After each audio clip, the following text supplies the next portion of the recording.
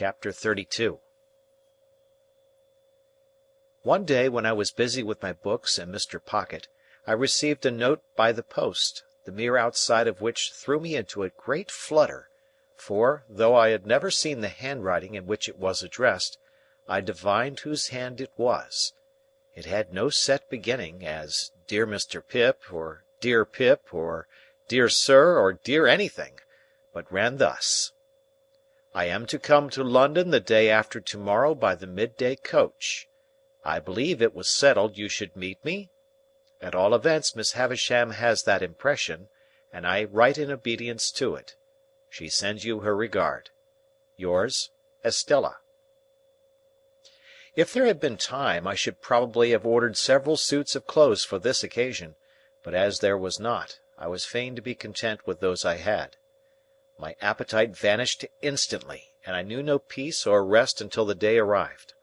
Not that its arrival brought me either, for then I was worse than ever, and began haunting the coach office in Wood Street, Cheapside, before the coach had left the Blue Boar in our town. For all that I knew this perfectly well, I still felt as if it were not safe to let the coach office be out of my sight longer than 5 minutes at a time, and in this condition of unreason I had performed the first half-hour of a watch of 4 or 5 hours, when Wemmick ran against me. "Hallo, Mr. Pip," said he. "How do you do? I should hardly have thought this was your beat." I explained that I was waiting to meet somebody who was coming up by coach, and I inquired after the Castle and the Aged. "Both flourishing, thank'ee," said Wemmick, "and particularly the Aged. He's in wonderful feather. He'll be 82 next birthday. I have a notion of firing 82 times, if the neighbourhood shouldn't complain, and that cannon of mine should prove equal to the pressure. However, this is not London talk. Where do you think I am going to?" "To the office?" said I, for he was tending in that direction. "Next thing to it," returned Wemmick. "I am going to Newgate. We are in a banker's parcel case just at present, and I have been down the road taking a squint at the scene of action, and therefore must have a word or two with our client." "Did your client commit the robbery?" I asked. "Bless your soul and body, no," answered Wemmick very dryly. "But he is accused of it. So might you or I be. Either of us might be accused of it, you know." "Only neither of us is," I remarked. "Yah!" said Wemmick, touching me on the breast with his forefinger. "You're a deep one, Mr. Pip. Would you like to have a look at Newgate? Have you time to spare?" I had so much time to spare that the proposal came as a relief, notwithstanding its irreconcilability with my latent desire to keep my eye on the coach office. Muttering that I would make the inquiry whether I had time to walk with him, I went into the office, and ascertained from the clerk with the nicest precision, and much to the trying of his temper, the earliest moment at which the coach could be expected, which I knew beforehand quite as well as he. I then rejoined Mr. Wemmick, and affecting to consult my watch, and to be surprised by the information I had received, accepted his offer. We were at Newgate in a few minutes, and we passed through the lodge where some fetters were hanging up on the bare walls among the prison rules, into the interior of the jail. At that time jails were much neglected, and the period of exaggerated reaction consequent on all public wrongdoing, and which is always its heaviest and longest punishment, was still far off. So felons were not lodged and fed better than soldiers, to say nothing of paupers, and seldom set fire to their prisons with the excusable object of improving the flavour of their soup. It was visiting time when Wemmick took me in, and a potman was going his rounds with beer, and the prisoners, behind bars in yards, were buying beer, and talking to friends, and a frowsy, ugly, disorderly, depressing scene it was. It struck me that Wemmick walked among the prisoners much as a gardener might walk among his plants. This was first put into my head by his seeing a shoot that had come up in the night, and saying, "What, Captain Tom? Are you there? Ah, indeed!" And also, "Is that Black Bill behind the cistern?" Why I didn't look for you these 2 months. How do you find yourself?" Equally in his stopping at the bars and attending to anxious whisperers, always singly, Wemmick with his post-office in an immovable state, looked at them while in conference, as if he were taking particular notice of the advance they had made, since last observed, towards coming out in full blow at their trial. He was highly popular, and I found that he took the familiar department of Mr. Jaggers's business, though something of the state of Mr. Jaggers hung about him too, forbidding approach beyond certain limits. His personal recognition of each successive client was comprised in a nod, and in his settling his hat a little easier on his head with both hands, and then tightening the post-office, and putting his hands in his pockets. In 1 or 2 instances there was a difficulty respecting the raising of fees, and then Mr. Wemmick, backing as far as possible from the insufficient money produced, said, "It's no use, my boy. I'm only a subordinate. I can't take it. Don't go on in that way with a subordinate. If you are unable to make up your quantum, my boy, you had better address yourself to a principal. There are plenty of principals in the profession, you know, and what is not worth the while of one may be worth the while of another. That's my recommendation to you, speaking as a subordinate. Don't try on useless measures. Why should you? Now, who's next?" Thus we walked through Wemmick's greenhouse until he turned to me and said, "Notice the man I shall shake hands with." I should have done so without the preparation, as he had shaken hands with no one yet. Almost as soon as he had spoken, a portly upright man, whom I can see now as I write, in a well-worn, olive-coloured frock-coat, with a peculiar pallor overspreading the red in his complexion, and eyes that went wandering about when he tried to fix them, came up to a corner of the bars and put his hand to his hat, which had a greasy and fatty surface like cold broth, with a half-serious and half-jocose military salute. "Colonel, to you," said Wemmick. "How are you, Colonel?" "All right, Mr. Wemmick." "Everything was done that could be done, but the evidence was too strong for us, Colonel." "Yes, it was too strong, sir, but I don't care." "No, no," said Wemmick coolly, "you don't care." Then turning to me, "Served His Majesty, this man. Was a soldier in the line, and bought his discharge." I said, "Indeed?" and the man's eyes looked at me, and then looked over my head, and then looked all around me, and then he drew his hand across his lips and laughed. "I think I shall be out of this on Monday, sir," he said to Wemmick. "Perhaps," returned my friend, "but there's no knowing." "I am glad to have the chance of bidding you good-bye, Mr. Wemmick," said the man, stretching out his hand between 2 bars. "Thank'ee," said Wemmick, shaking hands with him. "Same to you, Colonel." "If what I had upon me when taken had been real, Mr. Wemmick," said the man, unwilling to let his hand go, "I should have asked the favour of your wearing another ring, in acknowledgment of your attentions." "I'll accept the will for the deed," said Wemmick. "By the by, you are quite a pigeon fancier." The man looked up at the sky. "I am told you had a remarkable breed of tumblers.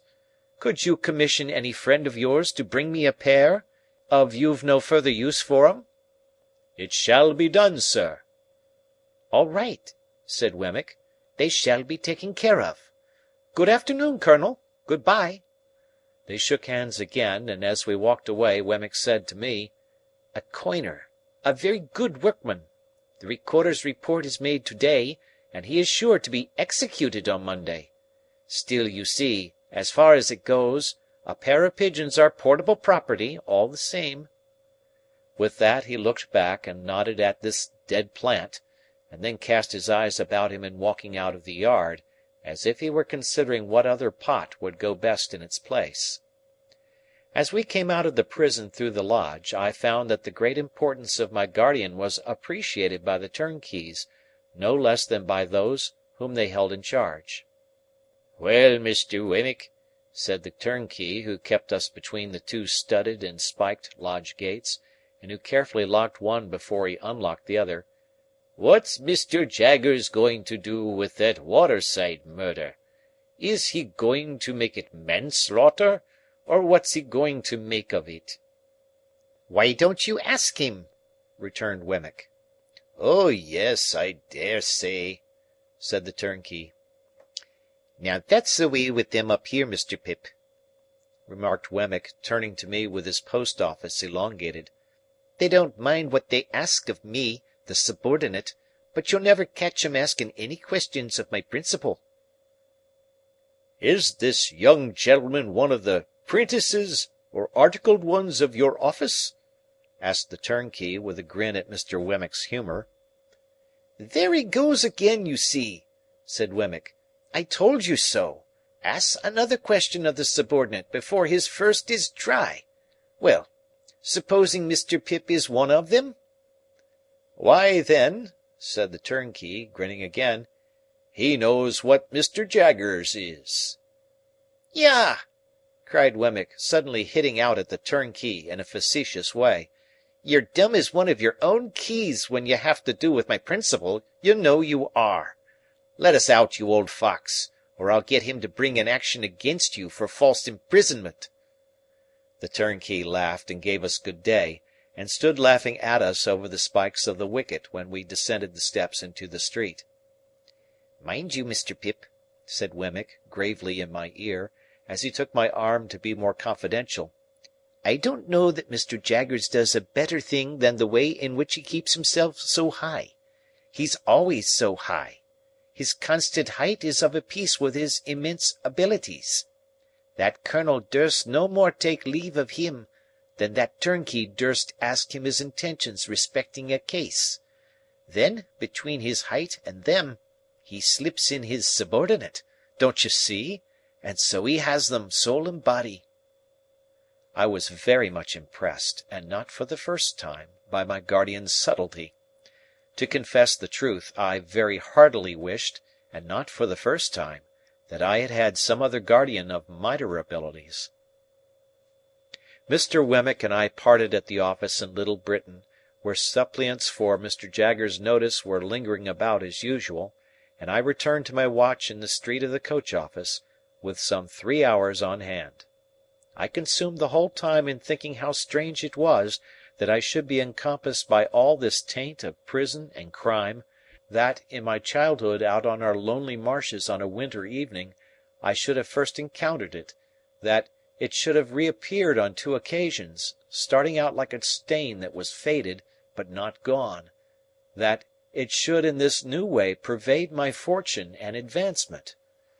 While my mind was thus engaged, I thought of the beautiful young Estella, proud and refined, coming towards me, and I thought with absolute abhorrence of the contrast between the jail and her. I wished that Wemmick had not met me, or that I had not yielded to him and gone with him, so that, of all days in the year, on this day, I might not have had Newgate in my breath and on my clothes. I beat the prison dust off my feet as I sauntered to and fro, and I shook it out of my dress, and I exhaled its air from my lungs. So contaminated did I feel, remembering who was coming, that the coach came quickly after all, and I was not yet free from the soiling consciousness of Mr. Wemmick's conservatory, when I saw her face at the coach window and her hand waving to me. What was the nameless shadow which again in that one instant had passed? End of chapter.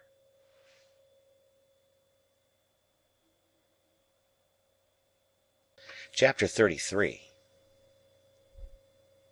In her furred travelling dress, Estella seemed more delicately beautiful than she had ever seemed yet, even in my eyes. Her manner was more winning than she had cared to let it be to me before, and I thought I saw Miss Havisham's influence in the change. We stood in the inn yard while she pointed out her luggage to me, and when it was all collected I remembered, having forgotten everything but herself in the meanwhile, that I knew nothing of her destination.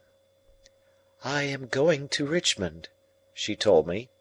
"Our lesson is, that there are 2 Richmonds, one in Surrey and one in Yorkshire, and that mine is the Surrey Richmond. The distance is 10 miles. I am to have a carriage, and you are to take me. This is my purse, and you are to pay my charges out of it. Oh, you must take the purse. We have no choice, you and I, but to obey our instructions. We are not free to follow our own devices, you and I." As she looked at me in giving me the purse, I hoped there was an inner meaning in her words. She said them slightingly, but not with displeasure. "A carriage will have to be sent for, Estella. Will you rest here a little?" "Yes, I am to rest here a little, and I am to drink some tea, and you are to take care of me the while." She drew her arm through mine, as if it must be done, and I requested a waiter who had been staring at the coach like a man who had never seen such a thing in his life, to show us a private sitting-room. Upon that he pulled out a napkin, as if it were a magic clue without which he couldn't find the way upstairs, and led us to the black hole of the establishment, fitted up with a diminishing mirror, quite a superfluous article considering the hole's proportions, an anchovy sauce cruet, and somebody's pattens. On my objecting to this retreat, he took us into another room with a dinner table for 30, and in the grate a scorched leaf of a copy-book under a bushel of coal dust. Having looked at this extinct conflagration and shaken his head, he took my order, which, proving to be merely "some tea for the lady," sent him out of the room in a very low state of mind. I was, and I am, sensible that the air of this chamber, in its strong combination of stable with soup stock, might have led one to infer that the coaching department was not doing well, and that the enterprising proprietor was boiling down the horses for the refreshment department. Yet the room was all in all to me, Estella being in it. I thought that with her I could have been happy there for life. I was not at all happy there at the time, observe, and I knew it well. "Where are you going to, at Richmond?" I asked Estella. "I am going to live," said she, "at a great expense, with a lady there, who has the power, or says she has, of taking me about, and introducing me, and showing people to me, and showing me to people." "I suppose you will be glad of variety and admiration?" "Yes, I suppose so." She answered so carelessly that I said, "You speak of yourself as if you were some one else." "Where did you learn how I speak of others?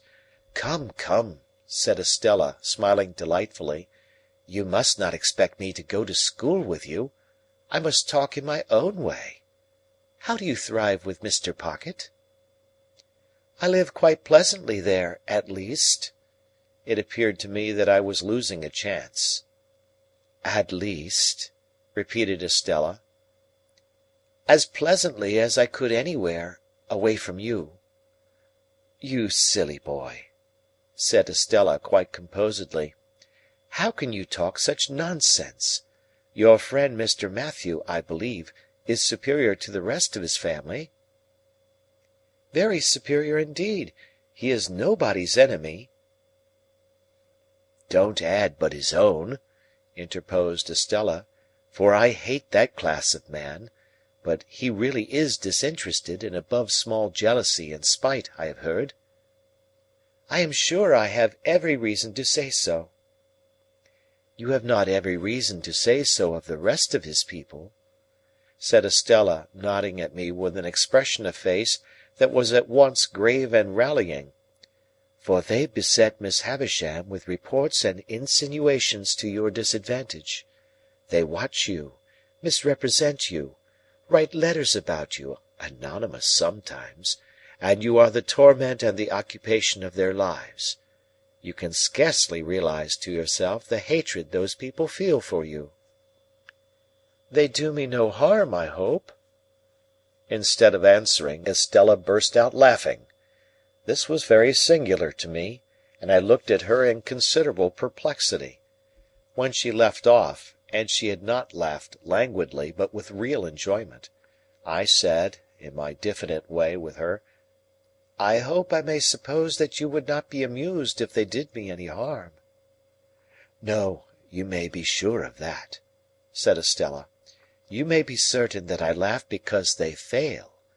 Oh, those people with Miss Havisham, and the tortures they undergo!" She laughed again, and even now, when she had told me why, her laughter was very singular to me, for I could not doubt its being genuine, and yet it seemed too much for the occasion. I thought there must really be something more here than I knew. She saw the thought in my mind, and answered it. "It is not easy for even you," said Estella, "to know what satisfaction it gives me to see these people thwarted, or what an enjoyable sense of the ridiculous I have when they are made ridiculous. For you were not brought up in that strange house from a mere baby. I was. You have not your little wits sharpened by their intriguing against you, suppressed and defenceless, under the mask of sympathy and pity and what not that is soft and soothing. I had. You did not gradually open your round childish eyes wider and wider to the discovery of that impostor of a woman who calculates her stores of peace of mind for when she wakes up in the night. I did." It was no laughing matter with Estella now, nor was she summoning these remembrances from any shallow place. I would not have been the cause of that look of hers for all my expectations in a heap. "Two things I can tell you," said Estella. "First, notwithstanding the proverb that constant dropping will wear away a stone, you may set your mind at rest that these people never will, never would, in 100 years, impair your ground with Miss Havisham, in any particular, great or small. Second, I am beholden to you as the cause of their being so busy and so mean in vain, and there is my hand upon it." As she gave it to me playfully, for her darker mood had been but momentary, I held it and put it to my lips. "You ridiculous boy!" said Estella. "Will you never take warning? Or do you kiss my hand in the same spirit in which I once let you kiss my cheek?" "What spirit was that?" said I. "I must think a moment. A spirit of contempt for the fawners and plotters." "If I say yes, may I kiss the cheek again?" "You should have asked before you touched the hand. But yes, if you like." I leaned down, and her calm face was like a statue's. "Now," said Estella, gliding away the instant I touched her cheek, "you are to take care that I have some tea, and you are to take me to Richmond." Her reverting to this tone as if our association were forced upon us, and we were mere puppets, gave me pain. But everything in our intercourse did give me pain. Whatever her tone with me happened to be, I could put no trust in it, and build no hope on it, and yet I went on against trust and against hope. Why repeat it 1,000 times? So it always was. I rang for the tea, and the waiter, reappearing with his magic clue, brought in by degrees some 50 adjuncts to that refreshment, but of tea not a glimpse. A tea-board, cups and saucers, plates, knives and forks, including carvers, spoons, various, salt-cellars, a meek little muffin confined with the utmost precaution under a strong iron cover, Moses in the bulrushes typified by a soft bit of butter and a quantity of parsley, a pale loaf with a powdered head, 2 proof impressions of the bars of the kitchen fireplace on triangular bits of bread, and ultimately a fat family urn, which the waiter staggered in with, expressing in his countenance burden and suffering. After a prolonged absence at this stage of the entertainment, he at length came back with a casket of precious appearance containing twigs. These I steeped in hot water, and so from the whole of these appliances extracted 1 cup of I don't know what for Estella. The bill paid, and the waiter remembered, and the ostler not forgotten, and the chambermaid taken into consideration, in a word, the whole house bribed into a state of contempt and animosity, and Estella's purse much lightened, we got into our post-coach and drove away. Turning into Cheapside and rattling up Newgate Street, We were soon under the walls of which I was so ashamed. "What place is that?" Estella asked me. I made a foolish pretence of not at first recognizing it, and then told her. As she looked at it and drew in her head again, murmuring, "Wretches!" I would not have confessed to my visit for any consideration. "Mr. Jaggers," said I, by way of putting it neatly on somebody else, "has the reputation of being more in the secrets of that dismal place than any man in London." "He is more in the secrets of every place, I think," said Estella in a low voice. "You have been accustomed to see him often, I suppose?" "I have been accustomed to see him at uncertain intervals ever since I can remember, but I know him no better now than I did before I could speak plainly. What is your own experience of him? Do you advance with him?" "Once habituated to his distrustful manner," said I have done very well." "Are you intimate?" "I have dined with him at his private house." "I fancy," said Estella, shrinking, "that must be a curious place." "It is a curious place." I should have been chary of discussing my guardian too freely even with her, but I should have gone on with the subject so far as to describe the dinner in Gerrard Street, if we had not then come into a sudden glare of gas. It seemed, while it lasted, to be all alight and alive with that inexplicable feeling I had had before, and when we were out of it, I was as much dazed for a few moments as if I had been in lightning. So we fell into other talk, and it was principally about the way by which we were travelling, and about what parts of London lay on this side of it, and what on that. The great city was almost new to her, she told me, for she had never left Miss Havisham's neighbourhood until she had gone to France, and she had merely passed through London then in going and returning. I asked her if my guardian had any charge of her while she remained here. To that she emphatically said, "God forbid," and no more. It was impossible for me to avoid seeing that she cared to attract me, that she made herself winning, and would have won me even if the task had needed pains. Yet this made me none the happier, for even if she had not taken that tone of our being disposed of by others, I should have felt that she held my heart in her hand because she wilfully chose to do it, and not because it would have wrung any tenderness in her to crush it and throw it away. When we passed through Hammersmith, I showed her where Mr. Matthew Pocket lived, and said it was no great way from Richmond, and that I hoped I should see her sometimes. "Oh, yes. You are to see me.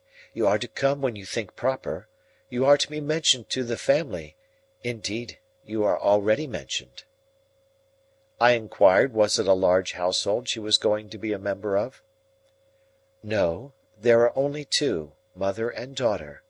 The mother is a lady of some station, though not averse to increasing her income." "I wonder Miss Havisham could part with you again so soon." "It is a part of Miss Havisham's plans for me, Pip," said Estella, with a sigh, as if she were tired. "I am to write to her constantly, and see her regularly and report how I go on, I and the jewels, for they are nearly all mine now." It was the first time she had ever called me by my name. Of course she did so purposely, and I knew that I should treasure it up. We came to Richmond all too soon, and our destination there was a house by the green, a staid old house, where hoops and powder in patches, embroidered coats, rolled stockings, ruffles and swords, had had their court days many a time.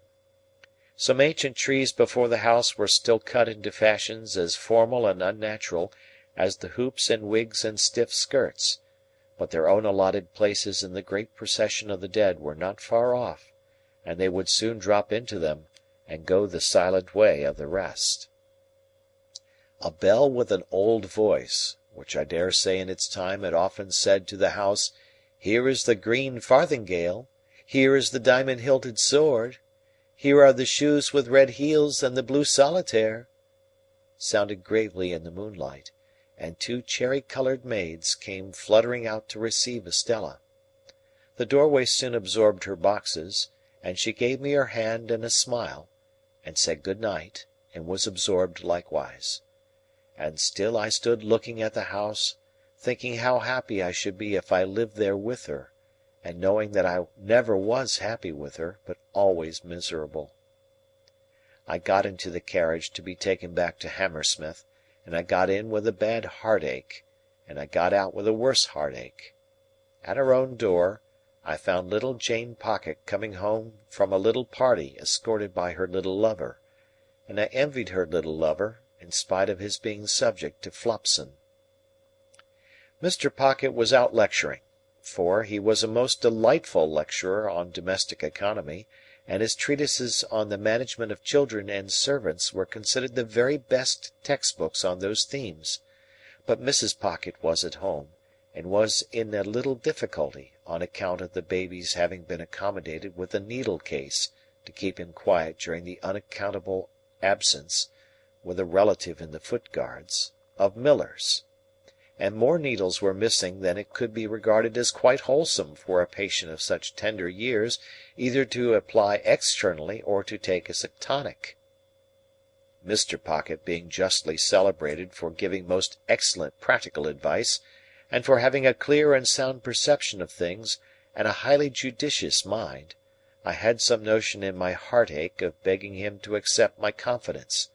But happening to look up at Mrs. Pocket as she sat reading her book of dignities, after prescribing bed as a sovereign remedy for baby, I thought, well, no, I wouldn't. End of chapter.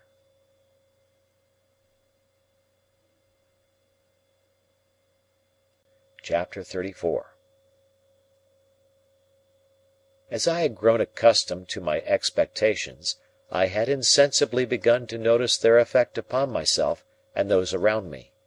Their influence on my own character I disguised from my recognition as much as possible, but I knew very well that it was not all good.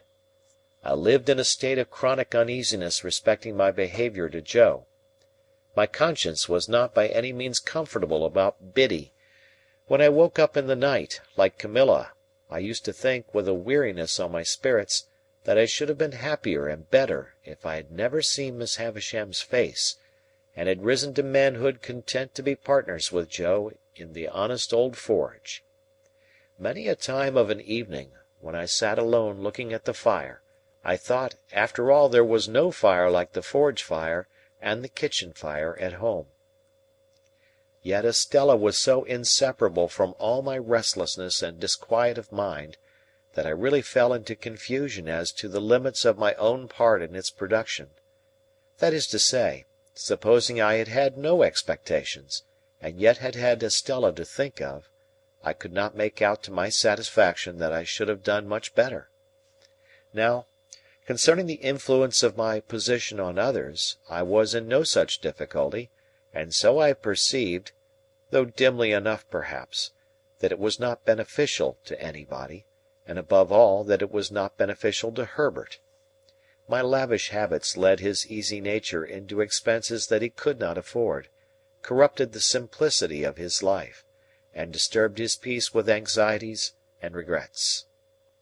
I was not at all remorseful for having unwittingly set those other branches of the Pocket family to the poor arts they practised, because such littlenesses were their natural bent, and would have been evoked by anybody else, if I had left them slumbering. But Herbert's was a very different case, and it often caused me a twinge to think that I had done him evil service in crowding his sparsely furnished chambers with incongruous upholstery work, and placing the canary-breasted Avenger at his disposal. So now, as an infallible way of making little ease great ease, I began to contract a quantity of debt. I could hardly begin but Herbert must begin too, so he soon followed. At Startop's suggestion we put ourselves down for election into a club called the Finches of the Grove, the object of which institution I have never divined, if it were not that the members should dine expensively once a fortnight, to quarrel among themselves as much as possible after dinner, and to cause 6 waiters to get drunk on the stairs. I know that these gratifying social ends were so invariably accomplished that Herbert and I understood nothing else to be referred to in the first standing toast of the society, which ran, "Gentlemen, may the present promotion of good feeling ever reign predominant among the Finches of the Grove." The Finches spent their money foolishly. The hotel we dined at was in Covent Garden, and the first Finch I saw when I had the honour of joining the Grove was Bentley Drummle, at that time floundering about town in a cab of his own, and doing a great deal of damage to the posts at the street corners. Occasionally he shot himself out of his equipage head foremost over the apron, and I saw him on one occasion deliver himself at the door of the Grove in this unintentional way, like coals. But here I anticipate a little, for I was not a Finch, and could not be, according to the sacred laws of the society, until I came of age. In my confidence in my own resources, I would willingly have taken Herbert's expenses on myself, but Herbert was proud, and I could make no such proposal to him. So he got into difficulties in every direction, and continued to look about him. When we gradually fell into keeping late hours and late company, I noticed that he looked about him with a desponding eye at breakfast time, that he began to look about him more hopefully about midday, that he drooped when he came into dinner, that he seemed to descry capital in the distance, rather clearly after dinner, that he all but realized capital towards midnight, and that at about 2 o'clock in the morning he became so deeply despondent again as to talk of buying a rifle and going to America, with the general purpose of compelling buffaloes to make his fortune. I was usually at Hammersmith about half the week, and when I was at Hammersmith I haunted Richmond, whereof separately by and by. Herbert would often come to Hammersmith when I was there, and I think at those seasons his father would occasionally have some passing perception that the opening he was looking for had not appeared yet. But in the general tumbling up of the family, his tumbling out in life somewhere was a thing to transact itself somehow. In the meantime Mr. Pocket grew greyer and tried oftener to lift himself out of his perplexities by the hair. While Mrs. Pocket tripped up the family with her footstool, read her book of dignities, lost her pocket-handkerchief, told us about her grandpapa, and taught the young idea how to shoot by shooting it into bed whenever it attracted her notice. As I am now generalizing a period of my life with the object of clearing my way before me, I can scarcely do so better than by at once completing the description of our usual manners and customs at Barnard's Inn. We spent as much money as we could, and got as little for it as people could make up their minds to give us. We were always more or less miserable, and most of our acquaintance were in the same condition.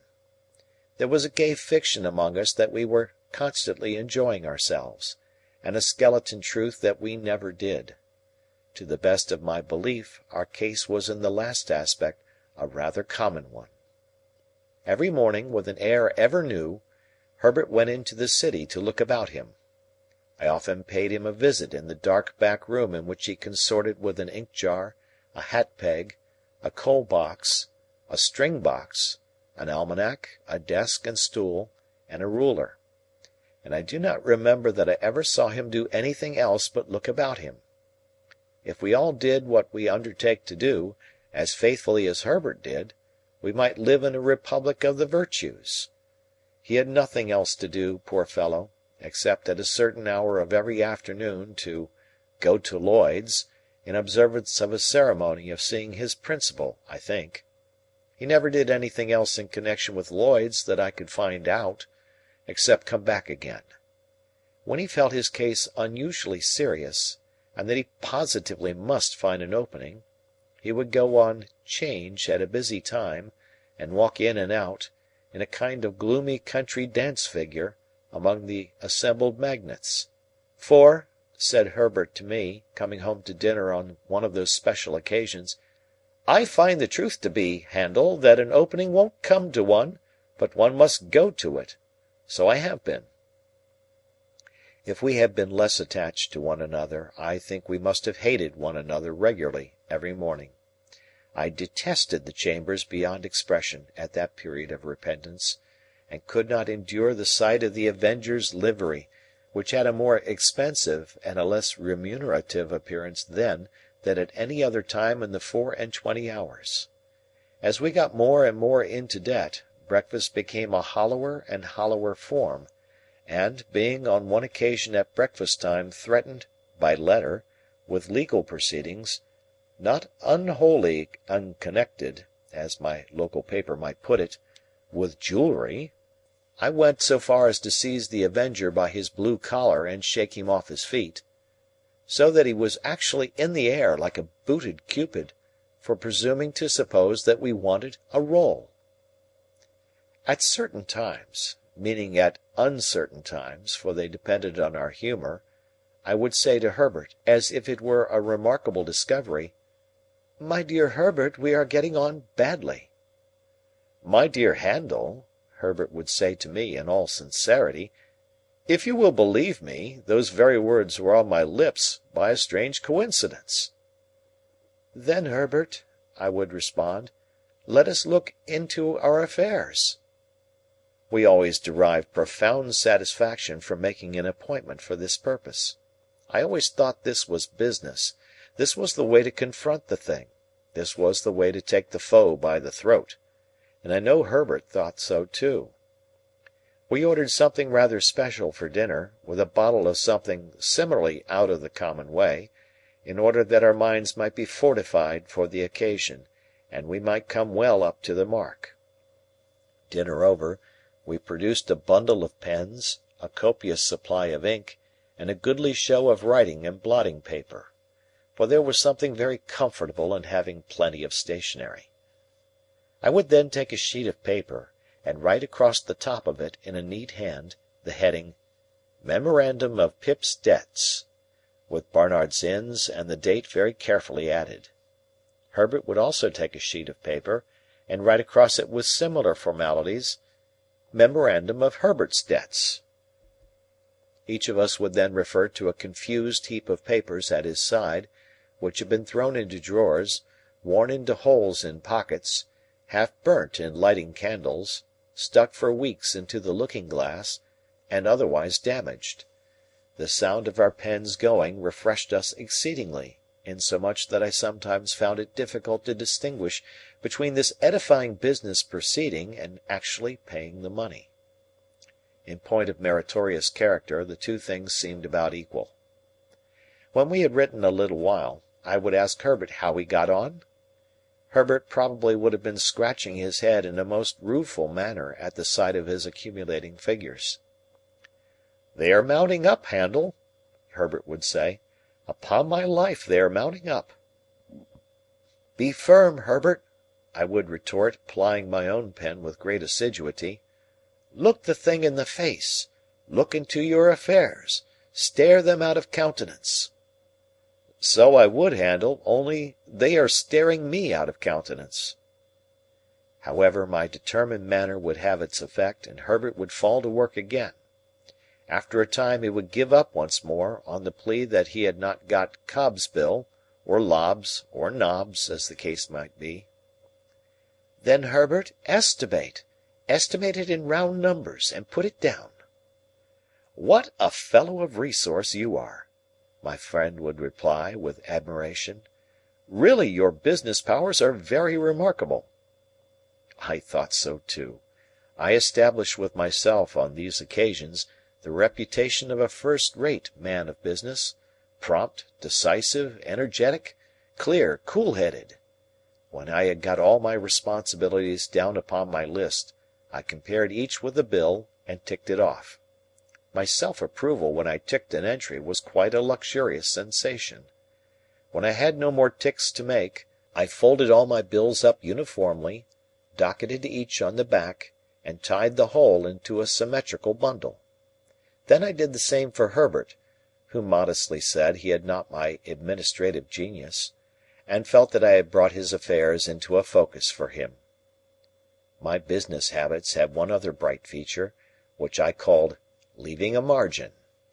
For example, supposing Herbert's debts to be £164 4 and twopence, I would say, "Leave a margin, and put them down at 200." Or supposing my own to be 4 times as much, I would leave a margin, and put them down at 700. I had the highest opinion of the wisdom of this same margin, but I am bound to acknowledge that on looking back, I deem it to have been an expensive device. For we always ran into new debt immediately, to the full extent of the margin, and sometimes, in the sense of freedom and solvency it imparted, got pretty far on into another margin. But there was a calm, a rest, a virtuous hush, consequent on these examinations of our affairs that gave me, for the time, an admirable opinion of myself. Soothed by my exertions, my method, and Herbert's compliments, I would sit with his symmetrical bundle and my own on the table before me among the stationery, and feel like a bank of some sort, rather than a private individual. We shut our outer door on these solemn occasions, in order that we might not be interrupted. I had fallen into my serene state one evening, when we heard a letter drop through the slit in the said door, and fall on the ground. "It's for you, Handel," said Herbert, going out and coming back with it, "and I hope there is nothing the matter." This was an allusion to its heavy black seal and border. The letter was signed Trabb and Company, and its contents were simply, that I was an honoured sir, and that they begged to inform me that Mrs. J. Gargery had departed this life on Monday last, at 20 minutes past 6 in the evening, and that my attendance was requested at the interment on Monday next, at 3 o'clock in the afternoon. End of Sister. End of chapter.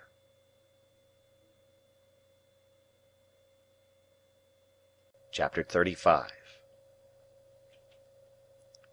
It was the first time that a grave had opened in my road of life, and the gap it made in the smooth ground was wonderful.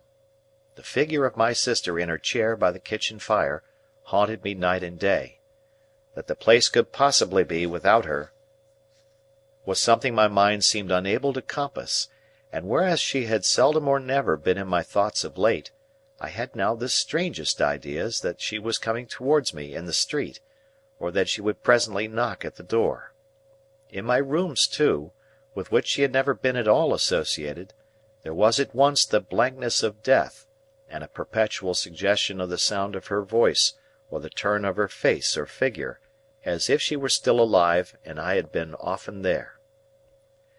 Whatever my fortunes might have been, I could scarcely have recalled my sister with much tenderness, but I suppose there is a shock of regret which may exist without much tenderness.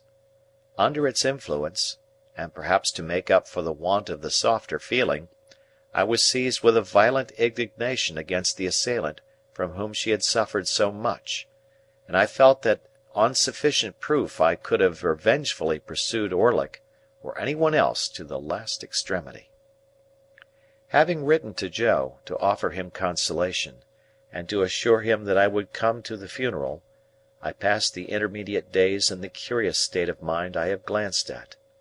I went down early in the morning, and alighted at the Blue Boar in good time to walk over to the forge. It was fine summer weather again, and, as I walked along, the times when I was a little helpless creature, and my sister did not spare me, vividly returned. But they returned with a gentle tone upon them that softened even the edge of Tickler. For now the very breath of the beans and clover whispered to my heart that the day must come when it would be well for my memory that others walking in the sunshine should be softened as they thought of me. At last I came within sight of the house, and saw that Trabb and Company had put in a funereal execution and taken possession.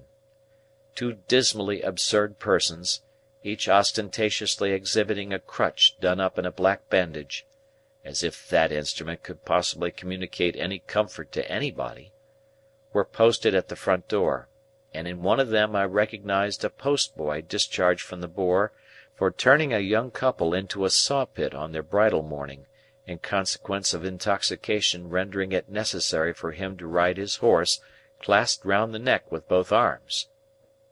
All the children of the village, and most of the women, were admiring these sable warders and the closed windows of the house and forge, and as I came up, one of the two warders, the postboy, knocked at the door, implying that I was far too much exhausted by grief to have strength remaining to knock for myself.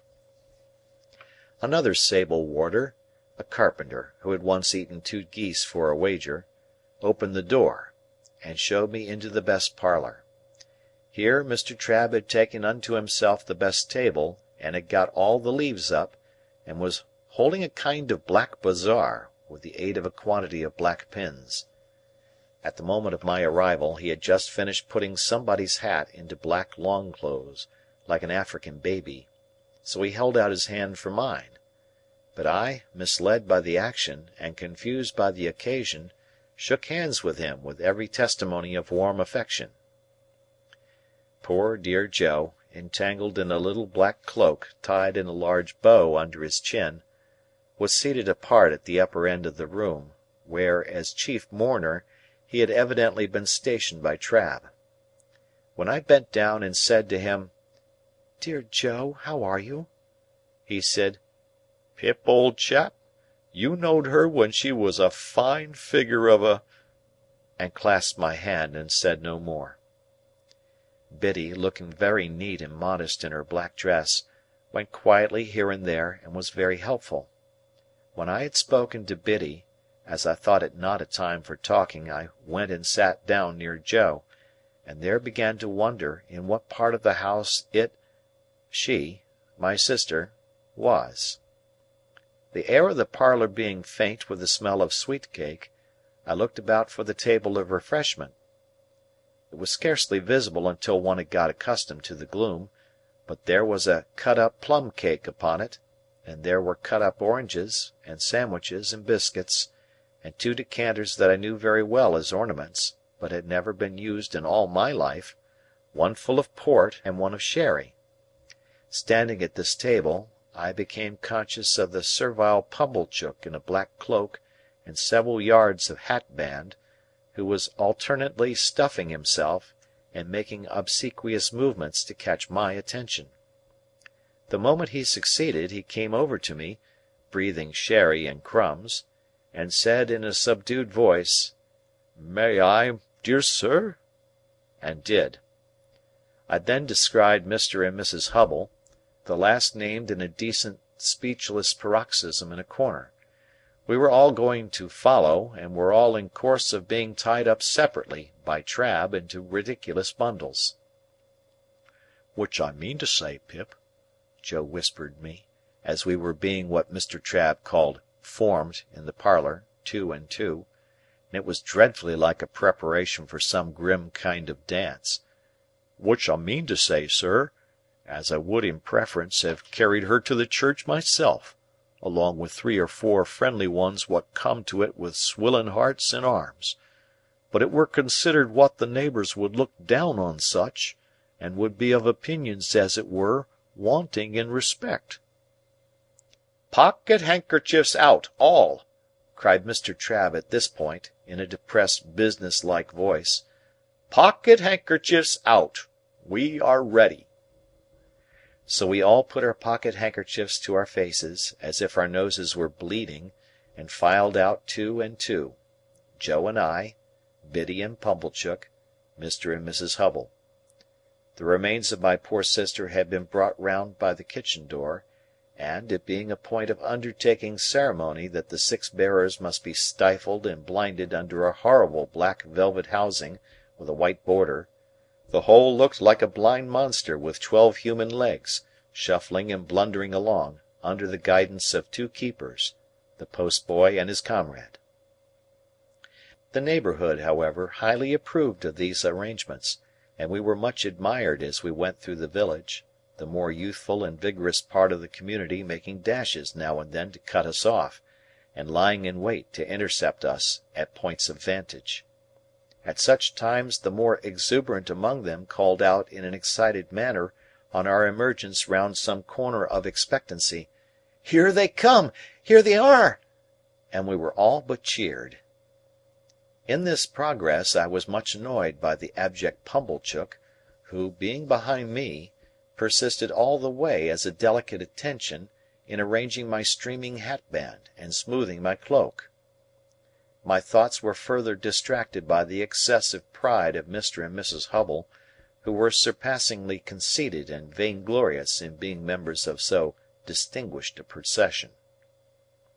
And now the range of marshes lay clear before us, with the sails of the ships on the river growing out of it, and we went into the churchyard, close to the graves of my unknown parents, Philip Pirrip, late of this parish, and also Georgiana, wife of the above.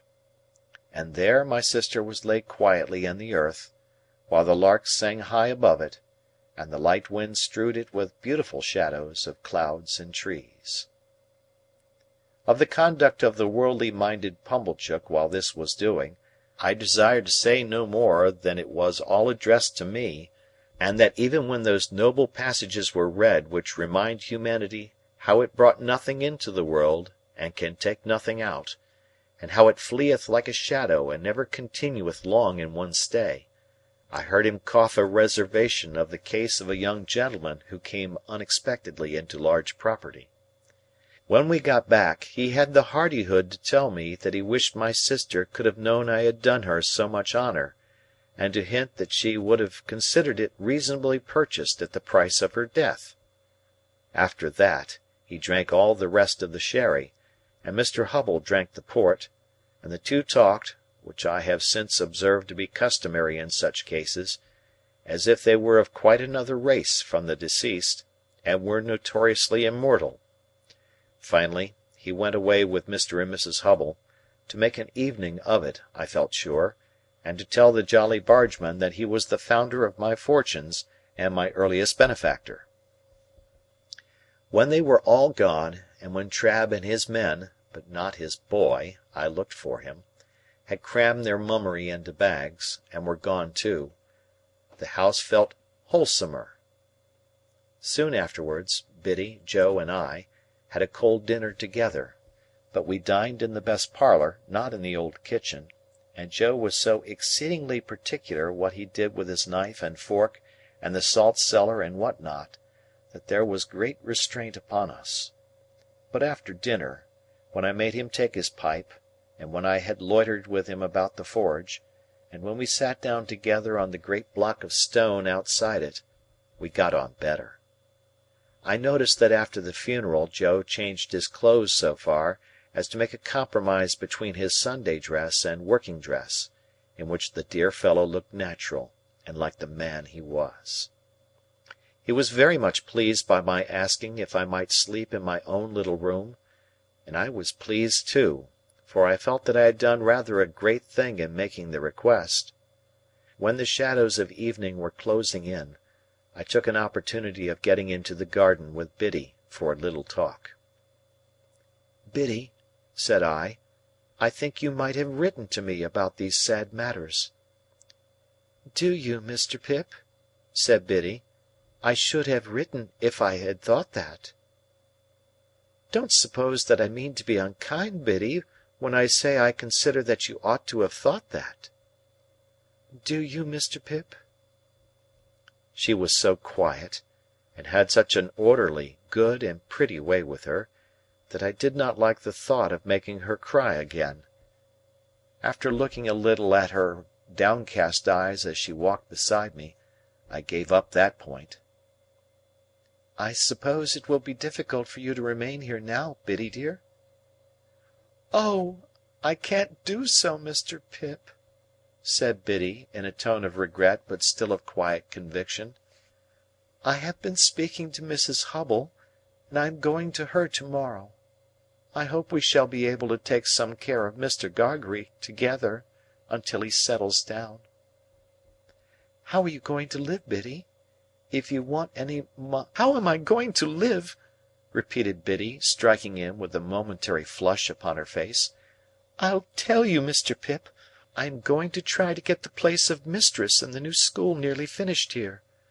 I can be well recommended by all the neighbours, and I hope I can be industrious and patient, and teach myself while I teach others. You know, Mr. Pip," pursued Biddy with a smile, as she raised her eyes to my face, "the new schools are not like the old, but I learnt a good deal from you after that time, and have had time since then to improve." "I think you would always improve, Biddy, under any circumstances." "Ah, except in my bad side of human nature," murmured Biddy. It was not so much a reproach as an irresistible thinking aloud. Well, I thought I would give up that point too. So, I walked a little further with Biddy, looking silently at her downcast eyes. "I have not heard the particulars of my sister's death, Biddy." "They are very slight, poor thing. She had been in one of her bad states, though they had got better of late, rather than worse, for 4 days, when she came out of it in the evening, just at tea-time, and said quite plainly, 'Joe.' As she had never said any word for a long while, I ran and fetched in Mr. Gargery from the forge. She made signs to me that she wanted him to sit down close to her, and wanted me to put her arms round his neck. So I put them round his neck, and she laid her head down on his shoulder, quite content and satisfied. And so she presently said, 'Joe,' again, and once 'Pardon,' and once 'Pip.' And so she never lifted her head up any more, and it was just an hour later when we laid it down on her own bed, because we found she was gone." Biddy cried. The darkening garden, and the lane and the stars that were coming out, were blurred in my own sight. "Nothing was ever discovered, Biddy?" "Nothing." "Do you know what has become of Orlick?" "I should think from the colour of his clothes that he is working in the quarries." "Of course you have seen him, then? Why are you looking at that dark tree in the lane?" "I saw him there on the night she died." "That was not the last time either, Biddy?" "No. I have seen him there, since we have been walking here. It is of no use," said Biddy, laying her hand upon my arm, as I was for running out. "You know I would not deceive you. He was not there a minute, and he is gone." It revived my utmost indignation to find she was still pursued by this fellow, and I felt inveterate against him. I told her so, and told her that I would spend any money or take any pains to drive him out of that country. By degrees she led me into more temperate talk, and she told me how Joe loved me, and how Joe never complained of anything. She didn't say, of me, she had no need, I knew what she meant, but ever did his duty in his way of life, with a strong hand, a quiet tongue, and a gentle heart. "Indeed it would be hard to say too much for him," said I. "And, Biddy, we must often speak of these things, for of course I shall be often down here now. I am not going to leave poor Joe alone." Biddy said never a single word. "Biddy, didn't you hear me?" "Yes, Mr. Pip." "Not to mention your calling me Mr. Pip, which appears to me to be in bad taste, Biddy. What do you mean?" "What do I mean?" asked Biddy timidly. "Biddy," said I in a virtuously self-asserting manner, "I must request to know what you mean by this." "By this?" said Biddy. "Now don't echo," I retorted. "You used not to echo, Biddy." "Used not?" said Biddy. "Oh, Mr. Pip, used!" Well, I rather thought I would give up that point too. After another silent turn in the garden, I fell back on the main position. "Biddy," said I made a remark respecting my coming down here often to see Joe, which you received with a marked silence. Have the goodness, Biddy, to tell me why." "Are you quite sure, then, that you will come to see him often?" asked Biddy, stopping in the narrow garden walk, and looking at me under the stars with a clear and honest eye. "Oh, dear me!" said I, as if I found myself compelled to give up Biddy in despair. "This really is a very bad side of human nature. Don't say any more, if you please, Biddy. This shocks me very much." For which cogent reason I kept Biddy at a distance during supper, and when I went up to my own old little room, took as stately a leave of her as I could, in my murmuring soul, deem reconcilable with the churchyard and the event of the day. As often as I was restless in the night, and that was every quarter of an hour, I reflected what an unkindness, what an injury, what an injustice Biddy had done me. Early in the morning I was to go. Early in the morning I was out, and looking in, unseen, at one of the wooden windows of the forge.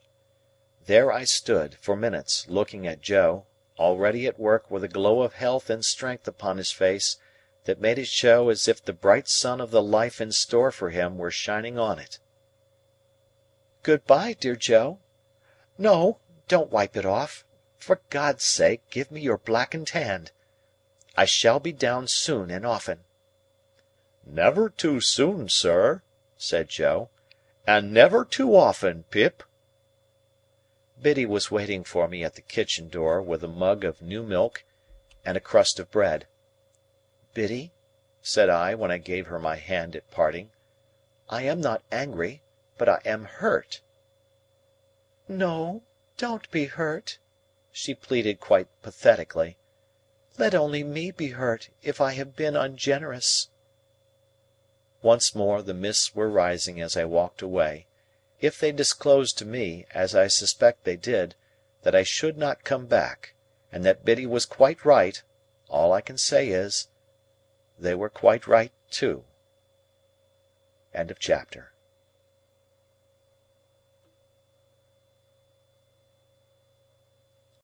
Chapter 36. Herbert and I went on from bad to worse, in the way of increasing our debts, looking into our affairs, leaving margins, and the like exemplary transactions, and time went on, whether or no, as he has a way of doing, and I came of age, in fulfilment of Herbert's prediction that I should do so before I knew where I was. Herbert himself had come of age 8 months before me.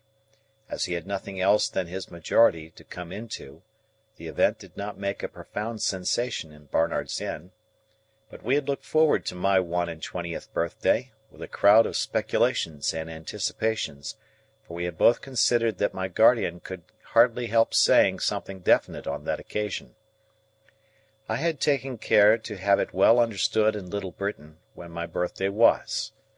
On the day before it, I received an official note from Wemmick, informing me that Mr. Jaggers would be glad if I would call upon him at 5 in the afternoon of the auspicious day. This convinced us that something great was to happen, and threw me into an unusual flutter when I repaired to my guardian's office, a model of punctuality. In the outer office Wemmick offered me his congratulations, and incidentally rubbed the side of his nose with a folding piece of tissue paper that I liked the look of. But he said nothing respecting it, and motioned me with a nod into my guardian's room.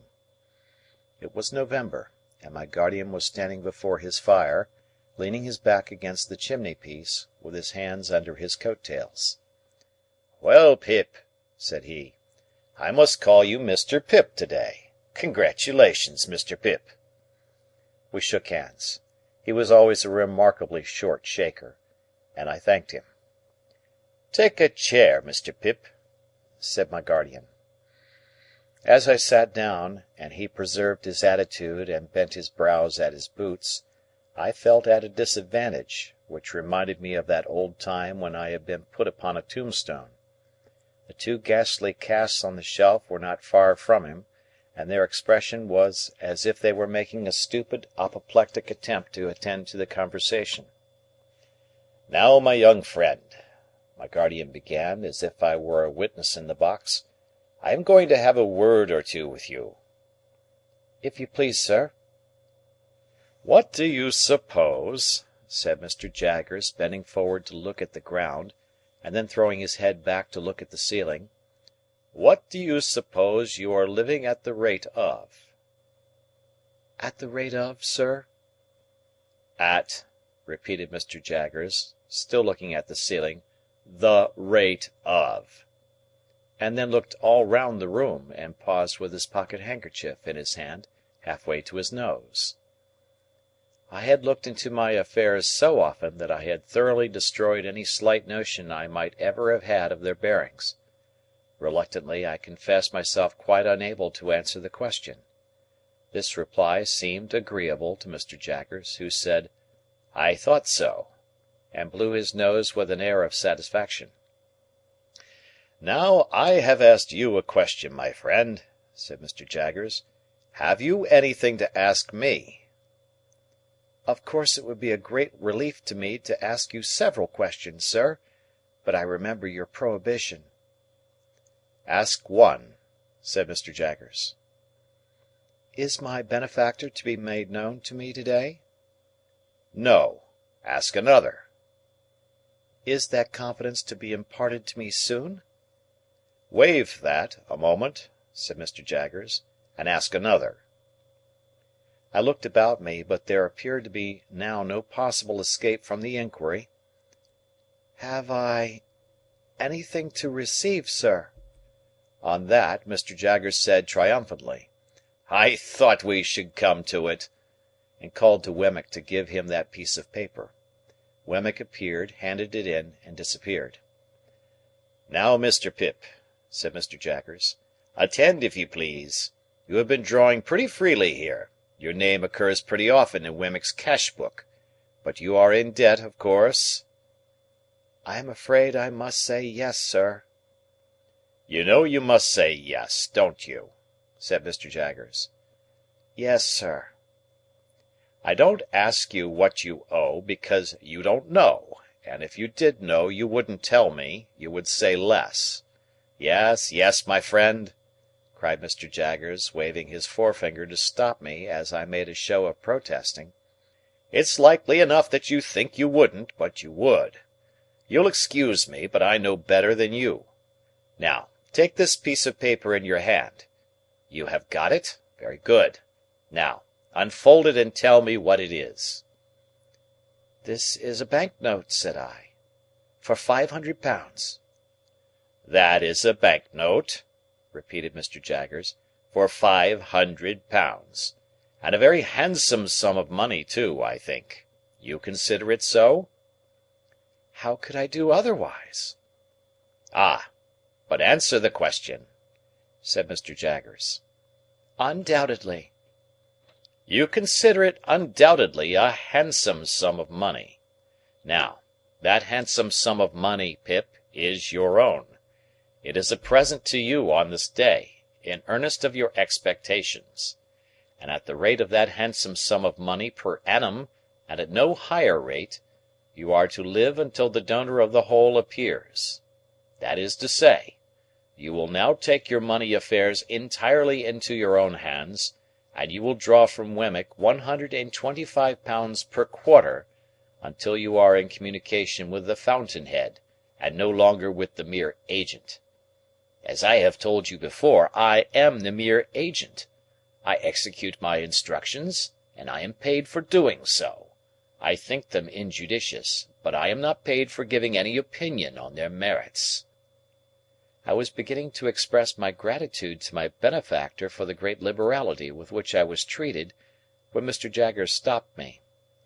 "I am not paid, Pip," said he, coolly, "to carry your words to any one," and then gathered up his coat-tails, as he had gathered up the subject, and stood frowning at his boots as if he suspected them of designs against him. After a pause, I hinted, "There was a question just now, Mr. Jaggers, which you desired me to waive for a moment. I hope I am doing nothing wrong in asking it again?" "What is it?" said he. I might have known that he would never help me out, but it took me aback to have to shape the question afresh, as if it were quite new. "Is it likely," I said, after hesitating, "that my patron, the fountain-head you have spoken of, Mr. Jaggers, Will soon—" There I delicately stopped. Will soon what? Asked Mr. Jaggers. That's no question as it stands, you know. "Will soon come to London," said I, after casting about for a precise form of words, "or summon me anywhere else?" Now here," replied Mr. Jaggers, fixing me for the first time with his dark, deep-set eyes, "we must revert to the evening when we first encountered one another in your village. What did I tell you then, Pip?" "You told me, Mr. Jaggers, that it might be years hence when that person appeared." "Just so," said Mr. Jaggers. "That's my answer." As we looked full at one another, I felt my breath come quicker in my strong desire to get something out of him; and as I felt that it came quicker, and as I felt that he saw that it came quicker, I felt that I had less chance than ever of getting anything out of him. "Do you suppose it will still be years hence, Mr. Jaggers?" Mr. Jaggers shook his head, not in negativing the question, but in altogether negativing the motion that he could anyhow be got to answer it; and the two horrible casts of the twitch faces looked, when my eyes strayed up to them, as if they had come to a crisis in their suspended attention, and were going to sneeze. "Come," said Mr. Jaggers, warming the backs of his legs with the backs of his warmed hands, "I'll be plain with you, my friend Pip. That's a question I must not be asked. You'll understand that better when I tell you it's a question that might compromise me. Come, I'll go a little further with you. I'll say something more." He bent down so low to frown at his boots, that he was able to rub the calves of his legs in the pause he made. "When that person discloses," said Mr. Jaggers, straightening himself, "you and that person will settle your own affairs. When that person discloses, my part in this business will cease and determine. When that person discloses, it will not be necessary for me to know anything about it. And that's all I have got to say." We looked at one another until I withdrew my eyes, and looked thoughtfully at the floor. From this last speech I derived the notion that Miss Havisham, for some reason or no reason, had not taken him into her confidence as to her designing me for Estella; that he resented this, and felt a jealousy about it; or that he really did object to that scheme and would have nothing to do with it. When I raised my eyes again, I found that he had been shrewdly looking at me all the time, and was doing so still. "If that is all you have to say, sir," I remarked, "there can be nothing left for me to say." He nodded assent, and pulled out his thief-dreaded watch, and asked me where I was going to dine. I replied, at my own chambers, with Herbert. As a necessary sequence, I asked him if he would favour us with his company, and he promptly accepted the invitation. But he insisted on walking home with me, in order that I might make no extra preparation for him; and first he had a letter or two to write, and, of course, had his hands to wash. So I said I would go into the outer office and talk to Wemmick. The fact was, that when the £500 had come into my pocket, a thought had come into my head which had been often there before, and it appeared to me that Wemmick was a good person to advise with concerning such thought. He had already locked up his safe, and made preparations for going home. He had left his desk, brought out his two greasy office candlesticks, and stood them in line with the snuffers on a slab near the door, ready to be extinguished. He had raked his fire low, put his hat and greatcoat ready, and was beating himself all over the chest with his safe-key, as an athletic exercise after business. "Mr. Wemmick," said I want to ask your opinion. I am very desirous to serve a friend." Wemmick tightened his post-office and shook his head, as if his opinion were dead against any fatal weakness of that sort.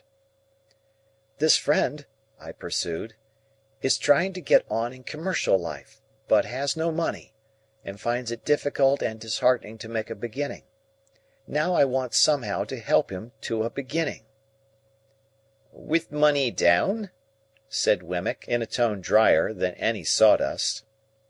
"With some money down," I replied, for an uneasy remembrance shot across me of that symmetrical bundle of papers at home.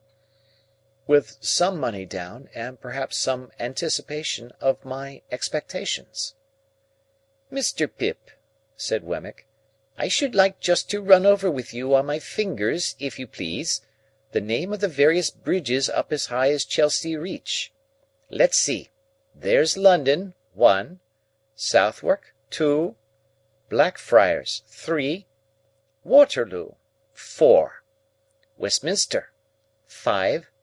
Vauxhall, 6. He had checked off each bridge in its turn with the handle of his safe key on the palm of his hand. "There's as many as 6, you see, to choose from." "I don't understand you," said I. "Choose your bridge, Mr. Pip," returned Wemmick, "and take a walk upon your bridge, and pitch your money into the Thames over the centre arch of your bridge, and you know the end of it. Serve a friend with it, and you may know the end of it too, but it's a less pleasant and profitable end." I could have posted a newspaper in his mouth, he made it so wide after saying this. "This is very discouraging," said I. "Meant to be so," said Wemmick. "Then it is your opinion," I inquired with some little indignation, "that a man should never—" "Invest portable property in a friend?" said Wemmick. "Certainly he should not, unless he wants to get rid of the friend, and then it becomes a question how much portable property it may be worth to get rid of him." "And that," said I, "is your deliberate opinion, Mr. Wemmick?" "That," he returned, "is my deliberate opinion in this office." "Ah!" said I, pressing him, for I thought I saw him near a loophole here. "But how would that be your opinion at Walworth?" "Mr. Pip," he replied, with gravity, "Walworth is one place, and this office is another. Much as the Aged is one person, and Mr. Jaggers is another. They must not be confounded together. My Walworth sentiments must be taken at Walworth. None but my official sentiments can be taken in this office." "Very well," said I, much relieved. "Then I shall look you up at Walworth, you may depend upon it." "Mr. Pip," he returned, "you will be welcome there, in a private and personal capacity."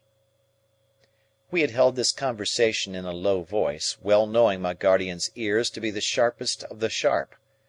As he now appeared in his doorway, towelling his hands, Wemmick got on his greatcoat and stood by to snuff out the candles. We all three went into the street together, and from the doorstep Wemmick turned his way, and Mr. Jaggers and I turned ours. I could not help wishing more than once that evening that Mr. Jaggers had an Aged in Gerrard Street, or a Stinger, or a something, or a somebody, to unbend his brows a little. It was an uncomfortable consideration on a 21st birthday, that coming of age at all seemed hardly worth while in such a guarded and suspicious world as he made of it. He was 1,000 times better informed and cleverer than Wemmick, and yet I would 1,000 times rather have had Wemmick to dinner. And Mr. Jaggers made not me alone intensely melancholy, because, after he was gone, Herbert said of himself, with his eyes fixed on the fire, that he thought he must have committed a felony and forgotten the details of it, he felt so dejected and guilty.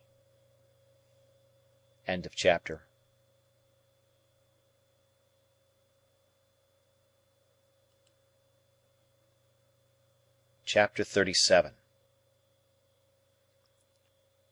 Deeming Sunday the best day for taking Mr. Wemmick's Walworth sentiments, I devoted the next ensuing Sunday afternoon to a pilgrimage to the Castle. On arriving before the battlements, I found the Union Jack flying and the drawbridge up, but undeterred by this show of defiance and resistance, I rang at the gate, and was admitted in a most specific manner by the Aged. "My son, sir," said the old man, after securing the drawbridge, "rather had it in his mind that you might happen to drop in. He left word that he would soon be home from his afternoon's walk. He is very regular in his walks, is my son. Very regular in everything, is my son." I nodded at the old gentleman as Wemmick himself might have nodded, and we went in and sat down by the fireside. "You made acquaintance with my son, sir," said the old man in his chirping way, while he warmed his hands at the blaze. "At his office, I expect?" I nodded. "Ha! I have heerd that my son is a wonderful hand at his business, sir?" I nodded hard. "Yes, so they tell me. His business is the law?" I nodded harder. "Which makes it more surprising in my son," said the old man, "for he was not brought up to the law, but to the wine coopering." Curious to know how the old gentleman stood informed concerning the reputation of Mr. Jaggers, I roared that name at him. He threw me into the greatest confusion by laughing heartily and replying in a very sprightly manner, "No, to be sure, you're right." And to this hour I have not the faintest notion what he meant, or what joke he thought I had made. As I could not sit there nodding at him perpetually, without making some other attempt to interest him, I shouted an inquiry whether his own calling in life had been the wine coopering. By dint of straining that term out of myself several times, and tapping the old gentleman on the chest to associate it with him, I at last succeeded in making my meaning understood. "No," said the old gentleman. "The warehousing, the warehousing. First, over yonder." He appeared to mean up the chimney, but I believe he intended to refer me to Liverpool. "And then in the city of London here. However, having an infirmity, for I am hard of hearing, sir." I expressed in pantomime the greatest astonishment. "Yes, hard of hearing. Having that infirmity coming upon me, my son he went into the law, and he took charge of me, and he by little and little made out this elegant and beautiful property. But returning to what you said, you know," pursued the old man, again laughing heartily, "what I say is, no, to be sure, you're right." I was modestly wondering whether my utmost ingenuity would have enabled me to say anything that would have amused him half as much as this imaginary pleasantry, when I was startled by a sudden click in the wall on one side of the chimney, and the ghostly tumbling open of a little wooden flap with "John" upon it. The old man, following my eyes, cried with great triumph, "My son's come home!" and we both went out to the drawbridge. It was worth any money to see Wemmick waving a salute to me from the other side of the moat, when we might have shaken hands across it with the greatest ease. The Aged was so delighted to work the drawbridge, that I made no offer to assist him, but stood quiet until Wemmick had come across, and had presented me to Miss Skiffins, a lady by whom he was acquainted. Miss Skiffins was of a wooden appearance, and was, like her escort, in the post office branch of the service. She might have been some 2 or 3 years younger than Wemmick, and I judged her to stand possessed of portable property. The cut of her dress from the waist upward, both before and behind, made her figure very like a boy's kite, and I might have pronounced her gown a little too decidedly orange, and her gloves a little too intensely green. But she seemed to be a good sort of fellow, and showed a high regard for the Aged. I was not long in discovering that she was a frequent visitor at the castle, for, on our going in, and my complimenting Wemmick on his ingenious contrivance for announcing himself to the Aged, he begged me to give my attention for a moment to the other side of the chimney, and disappeared. Presently another click came, and another little door tumbled open with Miss Skiffins on it. Then Miss Skiffins shut up and John tumbled open, then Miss Skiffins and John both tumbled open together, and finally shut up together. On Wemmick's return from working these mechanical appliances, I expressed the great admiration with which I regarded them, and he said, "Well, you know, they're both pleasant and useful to the Aged. And by George, sir, it's a thing worth mentioning, that of all the people who come to this gate, the secret of those pools is only known to the Aged, Miss Skiffins, and me." "And Mr. Wemmick made them," added Miss Skiffins, "with his own hands out of his own head." While Miss Skiffins was taking off her bonnet (she retained her green gloves during the evening as an outward and visible sign that there was company), Wemmick invited me to take a walk with him round the property, and see how the island looked in winter time. Thinking that he did this to give me an opportunity of taking his Walworth sentiments, I seized the opportunity as soon as we were out of the castle. Having thought of the matter with care, I approached my subject as if I had never hinted at it before. I informed Wemmick that I was anxious in behalf of Herbert Pocket, and I told him how we had first met, and how we had fought. I glanced at Herbert's home, and at his character, and at his having no means but such as he was dependent on his father for, those uncertain and unpunctual. I alluded to the advantages I had derived in my first rawness and ignorance from his society, and I confessed that I feared I had but ill repaid them, and that he might have done better without me and my expectations. Keeping Miss Havisham in the background at a great distance, I still hinted at the possibility of my having competed with him in his prospects, and at the certainty of his possessing a generous soul, and being far above any mean distrusts, retaliations, or designs. For all these reasons, I told Wemmick, and because he was my young companion and friend, and I had a great affection for him, I wished my own good fortune to reflect some rays upon him, and therefore I sought advice from Wemmick's experience and knowledge of men and affairs, how I could best try with my resources to help Herbert to some present income, say of 100 a year, to keep him in good hope and heart, and gradually to buy him on to some small partnership. I begged Wemmick, in conclusion, to understand that my help must always be rendered without Herbert's knowledge or suspicion, and that there was no one else in the world with whom I could advise. I wound up by laying my hand upon his shoulder and saying, "I can't help confiding in you, though I know it must be troublesome to you, but that is your fault in having ever brought me here." Wemmick was silent for a little while, and then said with a kind of start, "Well, you know, Mr. Pip, I must tell you one thing. This is devilish good of you." "Say you'll help me to be good, then," said I. "Ecod," replied Wemmick, shaking his head, "that's not my trade."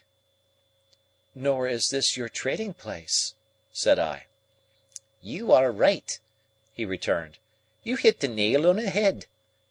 Mr. Pip, I'll put on my considering cap, and I think all you want to do may be done by degrees. Skiffins, that's her brother, is an accountant and agent. I'll look him up and go to work for you." "I thank you 10,000 times."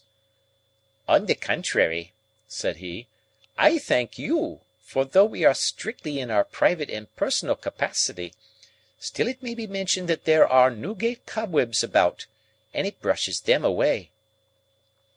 After a little further conversation to the same effect, we returned into the castle, where we found Miss Skiffins preparing tea.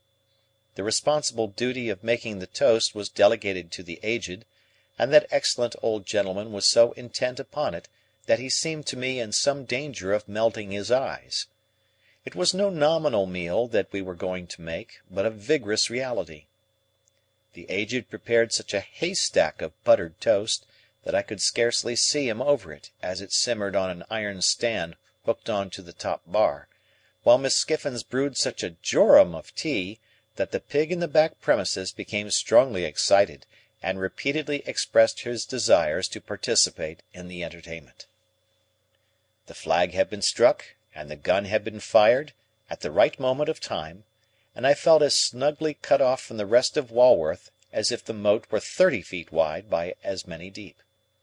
Nothing disturbed the tranquillity of the castle, but the occasional tumbling open of John and Miss Skiffins, which little doors were a prey to some spasmodic infirmity that made me sympathetically uncomfortable until I got used to it. I inferred from the methodical nature of Miss Skiffins's arrangements that she made tea there every Sunday night, and I rather suspected that a classic brooch she wore, representing the profile of an undesirable female with a very straight nose and a very new moon, was a piece of portable property that had been given her by Wemmick. We ate the whole of the toast, and drank tea in proportion, and it was delightful to see how warm and greasy we all got after it. The Aged especially might have passed for some clean old chief of a savage tribe just oiled. After a short pause of repose, Miss Skiffins, in the absence of the little servant who, it seemed, retired to the bosom of her family on Sunday afternoons, washed up the tea things, in a trifling ladylike amateur manner that compromised none of us. Then she put on her gloves again, and we drew round the fire, and Wemmick said, "Now, Aged Parrot, tip us the paper." Wemmick explained to me while the Aged got his spectacles out, that this was according to custom, and that it gave the old gentleman infinite satisfaction to read the news aloud. "I won't offer an apology," said Wemmick, "for he isn't capable of many pleasures. Are you, Aged P.?" "All right, John, all right," returned the old man, seeing himself spoken to. "Only tip him a nod every now and then when he looks off his paper," said Wemmick, "and he'll be as happy as a king. We are all attention, Aged One." "All right, John, all right," returned the cheerful old man, so busy and so pleased that it really was quite charming. The Aged's reading reminded me of the classes at Mr. Wopsle's great aunt's, with a pleasanter peculiarity that it seemed to come through a keyhole. As he wanted the candles close to him, and as he was always on the verge of putting either his head or the newspaper into them, he required as much watching as a powder mill. But Wemmick was equally untiring and gentle in his vigilance, and the Aged read on, quite unconscious of his many rescues. Whenever he looked at us, we all expressed the greatest interest and amazement, and nodded until he resumed again. As Wemmick and Miss Skiffins sat side by side, and as I sat in a shadowy corner, I observed a slow and gradual elongation of Mr. Wemmick's mouth, powerfully suggestive of his slowly and gradually stealing his arm round Miss Skiffins's waist. In course of time I saw his hand appear on the other side of Miss Skiffins, but at that moment Miss Skiffins neatly stopped him with the green glove, unwound his arm again as if it were an article of dress, and with the greatest deliberation laid it on the table before her. Miss Skiffins's composure while she did this was one of the most remarkable sights I have ever seen, and if I could have thought the act consistent with abstraction of mind, I should have deemed that Miss Skiffins performed it mechanically. By and by, I noticed Wemmick's arm beginning to disappear again, and gradually fading out of view. Shortly afterwards, his mouth began to widen again. After an interval of suspense on my part that was quite enthralling and almost painful, I saw his hand appear on the other side of Miss Skiffins. Instantly, Miss Skiffins stopped it with the neatness of a placid boxer, took off that girdle or cestus as before, and laid it on the table.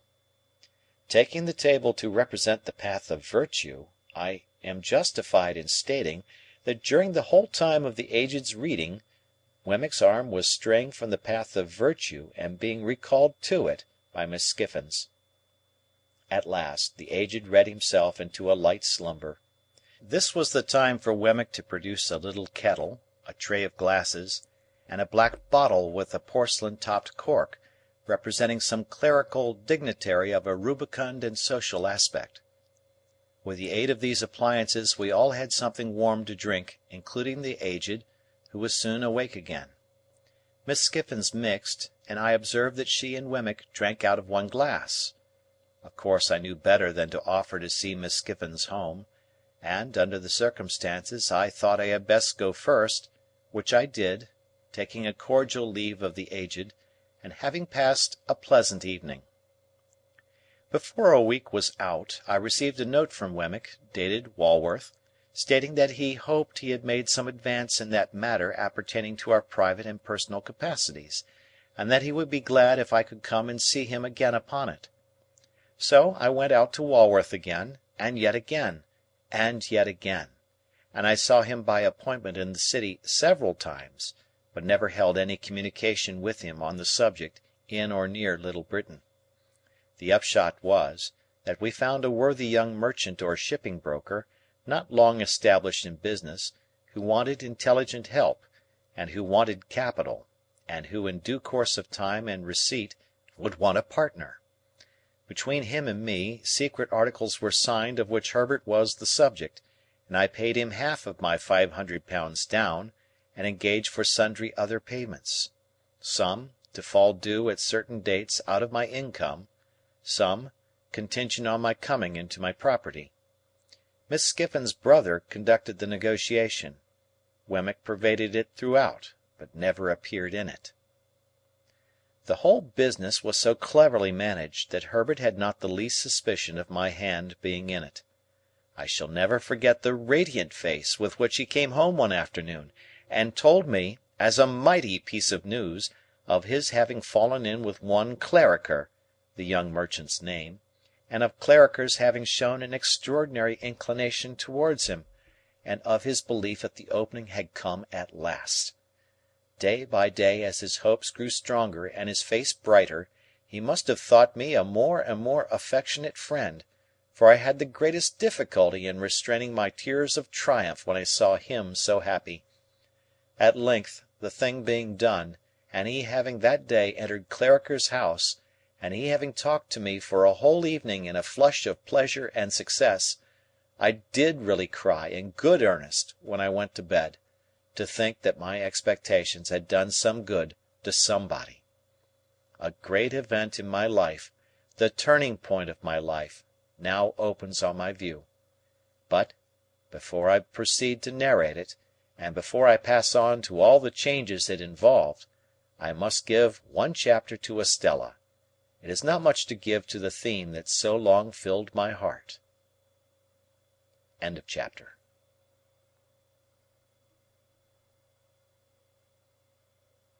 Chapter 38. If that staid old house near the Green at Richmond should ever come to be haunted when I am dead, it will be haunted surely by my ghost. Oh, the many, many nights and days through which the unquiet spirit within me haunted that house when Estella lived there! Let my body be where it would, my spirit was always wandering, wandering, wandering about that house. The lady with whom Estella was placed, Mrs. Brandley by name, was a widow, with one daughter several years older than Estella. The mother looked young, and the daughter looked old. The mother's complexion was pink, and the daughter's was yellow. The mother set up for frivolity, the daughter for theology. They were in what is called a good position, and visited, and were visited by, numbers of people. Little, if any, community of feeling subsisted between them and Estella, but the understanding was established that they were necessary to her, and that she was necessary to them. Mrs. Brandley had been a friend of Miss Havisham's before the time of her seclusion. In Mrs. Brandley's house, and out of Mrs. Brandley's house, I suffered every kind and degree of torture that Estella could cause me. The nature of my relations with her, which placed me on terms of familiarity without placing me on terms of favour, conduced to my distraction. She made use of me to tease other admirers, and she turned the very familiarity between herself and me to the account of putting a constant slight on my devotion to her. If I had been her secretary, steward, half-brother, poor relation, if I had been a younger brother of her appointed husband, I could not have seemed to myself further from my hopes when I was nearest to her. The privilege of calling her by her name, and hearing her call me by mine became, under the circumstances, an aggravation of my trials, and while I think it likely that it almost maddened her other lovers, I know too certainly that it almost maddened me. She had admirers without end. No doubt my jealousy made an admirer of every one who went near her, for there were more than enough of them without that. I saw her often at Richmond, I heard of her often in town, and I used often to take her and the Brandleys on the water. There were picnics, fête days, plays, operas, concerts, parties, all sorts of pleasures, through which I pursued her, and they were all miseries to me. I never had 1 hour's happiness in her society, and yet my mind all round the 24 hours was harping on the happiness of having her with me unto death. Throughout this part of our intercourse, and it lasted, as will presently be seen, for what I then thought a long time, she habitually reverted to that tone which expressed that our association was forced upon us. There were other times when she would come to a sudden check in this tone, and in all her many tones, and would seem to pity me. "Pip, Pip," she said one evening, coming to such a check, when we sat apart at a darkening window of the house in Richmond, "will you never take warning?" "Of what?" "Of me." "Warning not to be attracted by you, do you mean, Estella?" "Do I mean? If you don't know what I mean, you are blind." I should have replied that love was commonly reputed blind, but for the reason that I always was restrained, and this was not the least of my miseries, by a feeling that it was ungenerous to press myself upon her, when she knew that she could not choose but obey Miss Havisham. My dread always was, that this knowledge on her part laid me under a heavy disadvantage with her pride, and made me the subject of a rebellious struggle in her bosom. "At any rate," said I have no warning given me just now, for you wrote to me to come to you this time." "That's true," said Estella, with a cold careless smile that always chilled me. After looking at the twilight without, for a little while, she went on to say, "The time has come round when Miss Havisham wishes to have me for a day at Satis. You are to take me there, and bring me back, if you will. She would rather I did not travel alone, and objects to receiving my maid, for she has a sensitive horror of being talked of by such people. Can you take me?" "Can I take you, Estella?" "You can, then? The day after to-morrow, if you please. You are to pay all charges out of my purse. You hear the condition of your going?"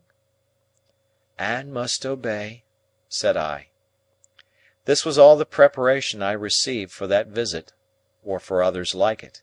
Miss Havisham never wrote to me, nor had I ever so much as seen her handwriting. She went down on the next day but one, and we found her in the room where I had first beheld her, and it is needless to add that there was no change in Satis House.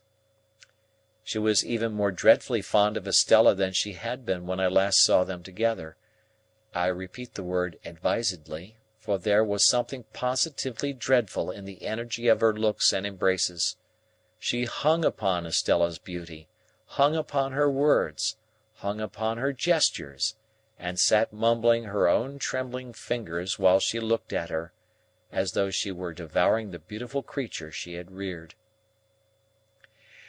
From Estella she looked at me, with a searching glance that seemed to pry into my heart and probe its wounds. "How does she use you, Pip? How does she use you?" she asked me again, with her witch-like eagerness, even in Estella's hearing. But when we sat by her flickering fire at night, she was most weird. For then, keeping Estella's hand drawn through her arm and clutched in her own hand, she extorted from her, by dint of referring back to what Estella had told her in her regular letters, the names and conditions of the men whom she had fascinated; and as Miss Havisham dwelt upon this role, with the intensity of a mind mortally hurt and diseased, she sat with her other hand on her crutch-stick, and her chin on that, and her wan bright eyes glaring at me, a very spectre. I saw in this, wretched though it made me, and bitter the sense of dependence and even of degradation that it awakened, I saw in this that Estella was set to wreak Miss Havisham's revenge on men, and that she was not to be given to me until she had gratified it for a term. I saw in this a reason for her being beforehand assigned to me. Sending her out to attract and torment and do mischief, Miss Havisham sent her with the malicious assurance that she was beyond the reach of all admirers, and that all who stalked upon that cast were secured to lose. I saw in this that I, too, was tormented by a perversion of ingenuity, even while the prize was reserved for me. I saw in this the reason for my being staved off so long, and the reason for my late guardian's declining to commit himself to the formal knowledge of such a scheme. In a word, I saw in this Miss Havisham as I had her then and there before my eyes, and always had her before my eyes, and I saw in this the distinct shadow of the darkened and unhealthy house in which her life was hidden from the sun. The candles that lighted that room of hers were placed in sconces on the wall. They were high from the ground, and they burnt with the steady dullness of artificial light in air that is seldom renewed. As I looked round at them, and at the pale gloom they made, and at the stopped clock, and at the withered articles of bridal dress upon the table and the ground, and at her own awful figure with its ghostly reflection thrown large by the fire upon the ceiling and the wall, I saw in everything the construction that my mind had come to, repeated and thrown back to me. My thoughts passed into the great room across the landing where the table was spread, and I saw it there, as it were, in the falls of the cobwebs from the centrepiece, in the crawlings of the spiders on the cloth, in the tracks of the mice as they betook their little quickened hearts behind the panels, and in the gropings and pausings of the beetles on the floor. It happened on the occasion of this visit that some sharp words arose between Estella and Miss Havisham. It was the first time I had ever seen them opposed. We were seated by the fire, as just now described, and Miss Havisham still had Estella's arm drawn through her own, and still clutched Estella's hand in hers, when Estella gradually began to detach herself. She had shown a proud impatience more than once before, and had rather endured that fierce affection than accepted or returned it. "What?" said Miss Havisham, flashing her eyes upon her. "Are you tired of me?" "Only a little tired of myself," replied Estella, disengaging her arm, and moving to the great chimney-piece where she stood looking down at the fire. "Speak the truth, you ingrate!" cried Miss Havisham, passionately striking her stick upon the floor. "You are tired of me!" Estella looked at her with perfect composure, and again looked down at the fire. Her graceful figure and her beautiful face expressed a self-possessed indifference to the wild heat of the other that was almost cruel. "You stock and stone!" exclaimed Miss Havisham. "You cold, cold heart!" "What?" said Estella, preserving her attitude of indifference as she leaned against the great chimney-piece and only moving her eyes. "Do you reproach me for being cold? You?" "Are you not?" was the fierce retort. "You should know," said Estella. "I am what you have made me. Take all the praise, take all the blame, take all the success, take all the failure. In short, take me." "Oh, look at her, look at her!" cried Miss Havisham bitterly. "Look at her so hard and thankless, on the hearth where she was reared, where I took her into this wretched breast when it was first bleeding from its stabs, and where I have lavished years of tenderness upon her." "At least I was no party to the compact," said Estella, "for if I could walk and speak when it was made, it was as much as I could do. But what would you have? You have been very good to me, and I owe everything to you. What would you have?" "Love," replied the other. "You have it." "I have not," said Miss Havisham. "Mother by adoption," retorted Estella, never departing from the easy grace of her attitude, never raising her voice as the other did, never yielding either to anger or tenderness.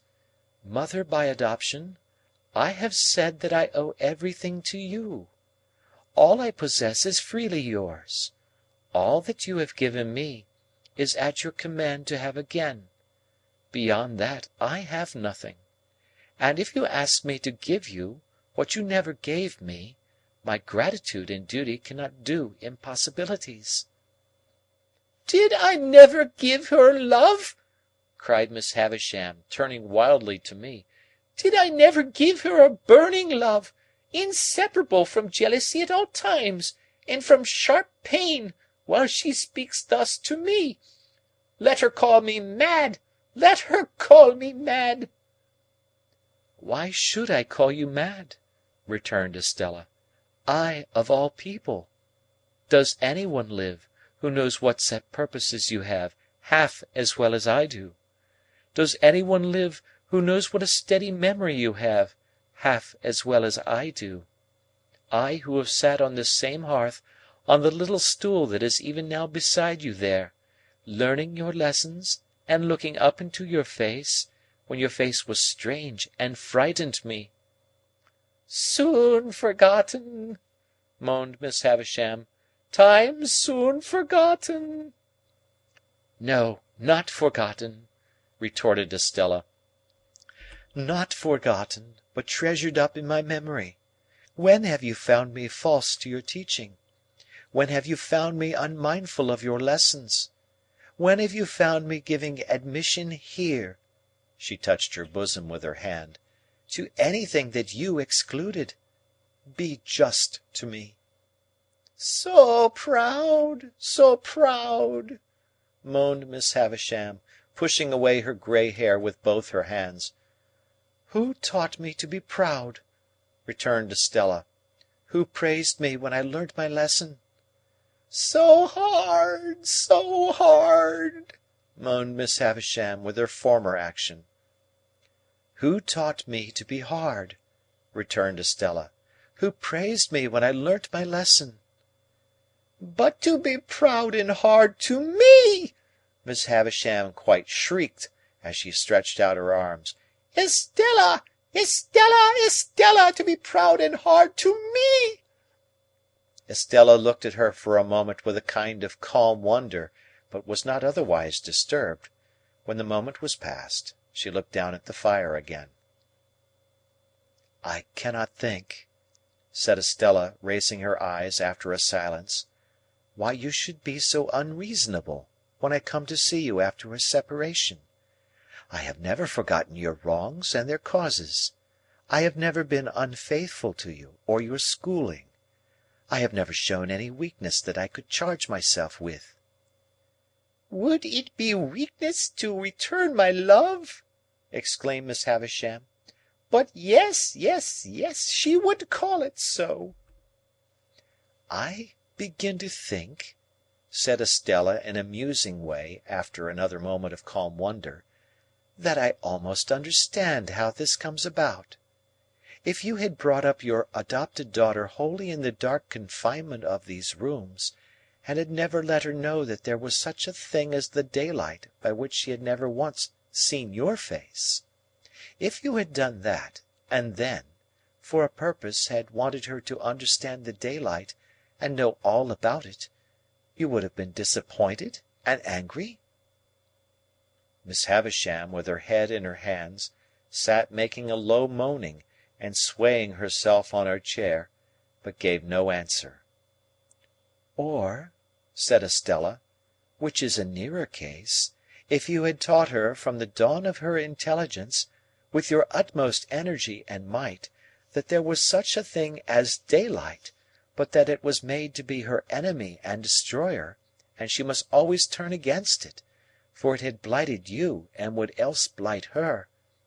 If you had done this, and then, for a purpose, had wanted to take her naturally to the daylight, and she could not do it, you would have been disappointed and angry?" Miss Havisham sat listening, or it seemed so, for I could not see her face, but still made no answer. "So?" said Estella. I must be taken as I have been made. The success is not mine. The failure is not mine. But the two together make me." Miss Havisham had settled down, I hardly knew how, upon the floor, among the faded bridal relics with which it was strewn.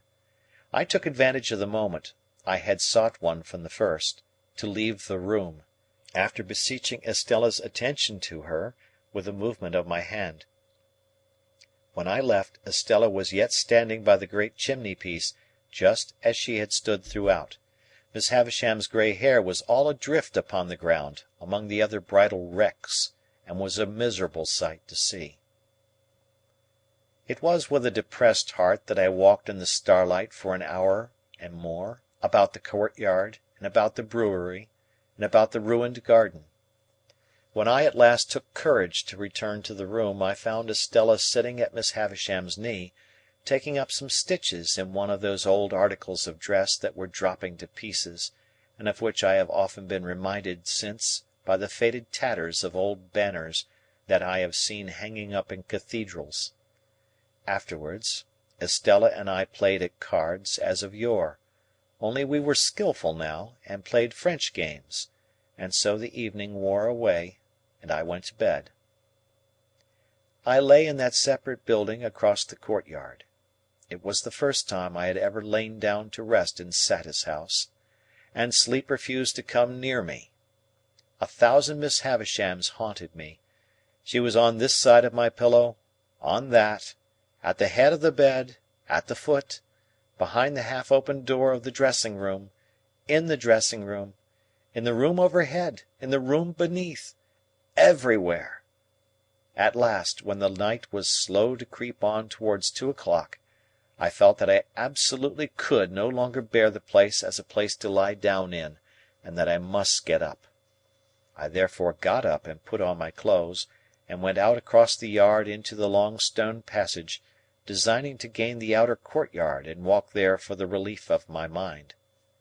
But I was no sooner in the passage than I extinguished my candle, for I saw Miss Havisham going along it in a ghostly manner, making a low cry.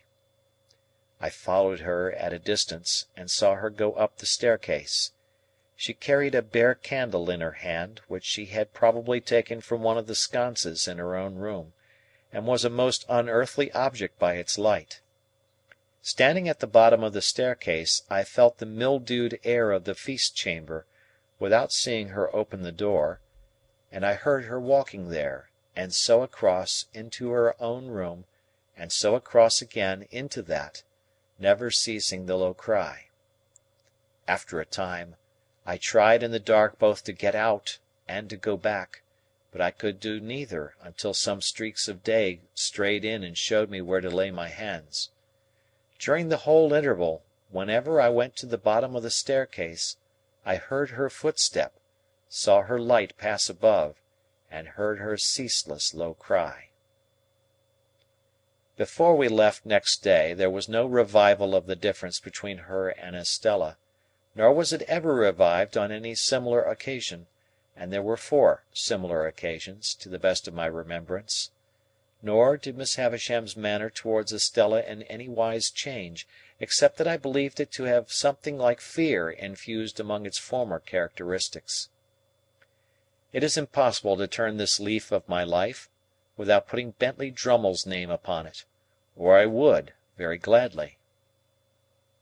On a certain occasion when the Finches were assembled in force, and when good feeling was being promoted in the usual manner, by nobody's agreeing with anybody else, the presiding Finch called the Grove to order, forasmuch as Mr. Drummle had not yet toasted a lady, which, according to the solemn constitution of the society, it was the brute's turn to do that day.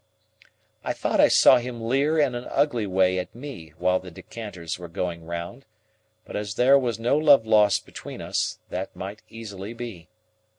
What was my indignant surprise when he called upon the company to pledge him to Estella! "Estella who?" said I. "Never you mind," retorted Drummle. "Estella of where?" said I. "You are bound to say of where." which he was, as a Finch. "Of Richmond, gentlemen," said Drummle, putting me out of the question, "and a peerless beauty." Much he knew about peerless beauties, a mean, miserable idiot! I whispered Herbert. "I know that lady," said Herbert across the table, when the toast had been honoured. "Do you?"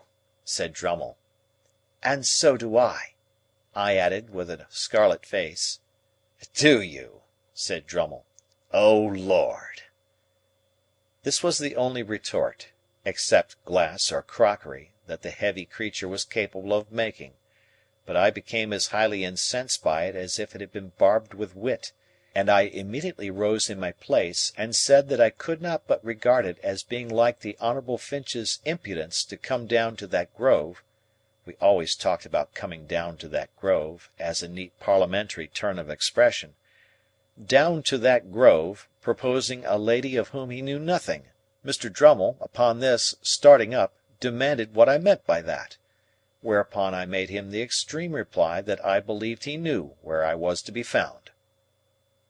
Whether it was possible in a Christian country to get on without blood, after this, was a question on which the Finches were divided. The debate upon it grew so lively indeed, that at least 6 more honourable members told 6 more, during the discussion, that they believed they knew where they were to be found. However, it was decided at last, the grove being a court of honour, that if Mr. Drummle would bring never so slight a certificate from the lady, importing that he had the honour of her acquaintance, Mr. Pip must express his regret, as a gentleman and a Finch, for having been betrayed into a warmth which. Next day was appointed for the production, lest our honour should take cold from delay, and next day Drummle appeared with a polite little avowal in Estella's hand that she had had the honour of dancing with him several times. This left me no course but to regret that I had been betrayed into a warmth which, and on the whole to repudiate, as untenable, the idea that I was to be found anywhere.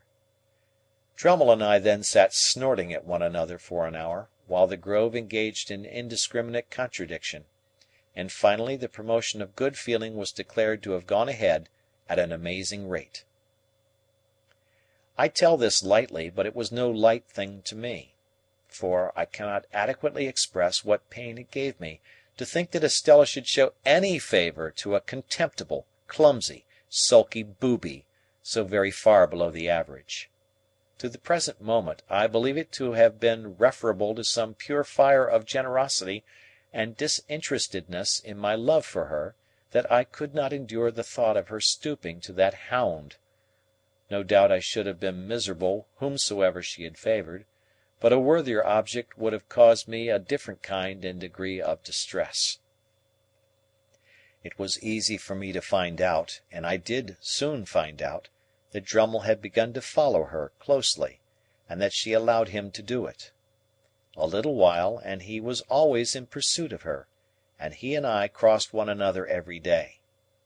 He held on, in a dull, persistent way, and Estella held him on, now with encouragement, now with discouragement, now almost flattering him, now openly despising him, now knowing him very well, now scarcely remembering who he was. The Spider, as Mr. Jaggers had called him, was used to lying in wait, however, and had the patience of his tribe. Added to that, he had a blockhead confidence in his money and in his family greatness, which sometimes did him good service, almost taking the place of concentration and determined purpose.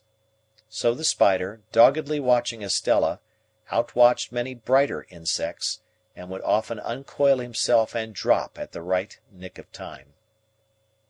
At a certain assembly ball at Richmond (there used to be assembly balls at most places then), where Estella had outshone all other beauties, this blundering Drummle so hung about her, and with so much toleration on her part, that I resolved to speak to her concerning him.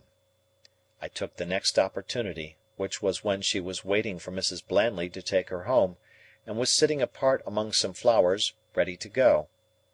I was with her, for I almost always accompanied them to and from such places. Are you tired, Estella?"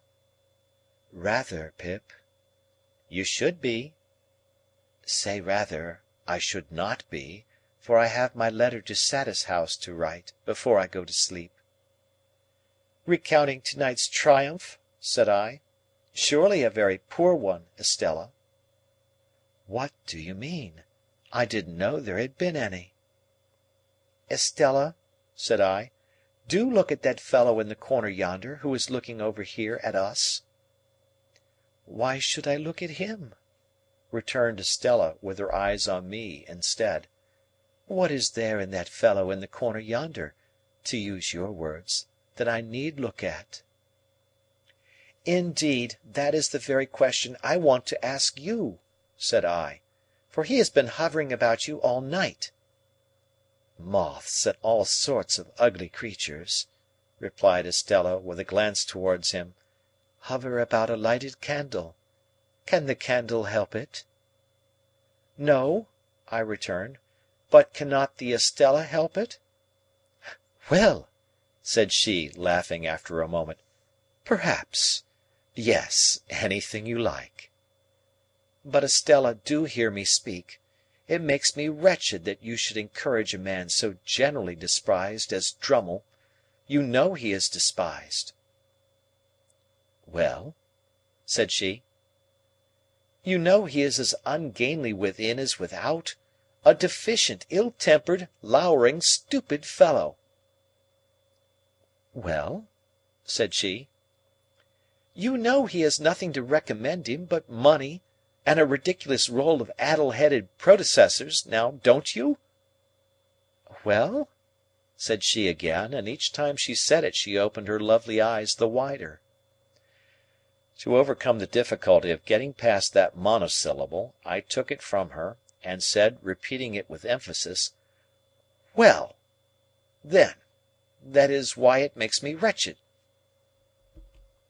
Now, if I could have believed that she favoured Drummle with any idea of making me, wretched, I would have been in better heart about it; but in that habitual way of hers, she put me so entirely out of the question that I could believe nothing of the kind. "Pip," said Estella, casting her glance over the room, "don't be foolish about its effect on you. It may have its effect on others, and may be meant to have. It's not worth discussing." "Yes, it is," said I, "because I cannot bear that people should say she throws away her graces and attractions on a mere boor, the lowest in the crowd." "I can bear it," said Estella. "Oh, don't be so proud, Estella, and so inflexible." "Calls me proud and inflexible in this breath," said Estella, opening her hands, "and in his last breath reproach me for stooping to a boor." "There is no doubt you do," said I, something hurriedly, "for I have seen you give him looks and smiles this very night, such as you never give to—me." "Do you want me, then," said Estella, turning suddenly with a fixed and serious, if not angry look, "to deceive and entrap you?"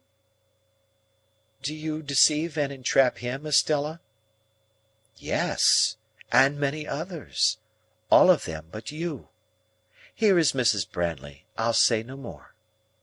And now that I have given the one chapter to the theme that so filled my heart, and so often made it ache and ache again, I pass on unhindered to the event that had impended over me longer yet, the event that had begun to be prepared for, before I knew that the world held Estella, and in the days when her baby intelligence was receiving its first distortions from Miss Havisham's wasting hands. In the Eastern story, the heavy slab that was to fall on the bed of state in the flush of conquest was slowly wrought out of the quarry; the tunnel for the rope to hold it in its place was slowly carried through the leagues of rock; the slab was slowly raised and fitted in the roof; the rope was rove to it, and slowly taken through the miles of hollow to the great iron ring. All being made ready with much labour, and the hour come, the Sultan was aroused in the dead of night, and the sharpened axe that was to sever the rope from the great iron ring was put into his hand, and he struck with it, and the rope parted and rushed away, and the ceiling fell. So, in my case, all the work, near and afar, that tended to the end, had been accomplished, and in an instant the blow was struck, and the roof of my stronghold dropped upon me. End of chapter.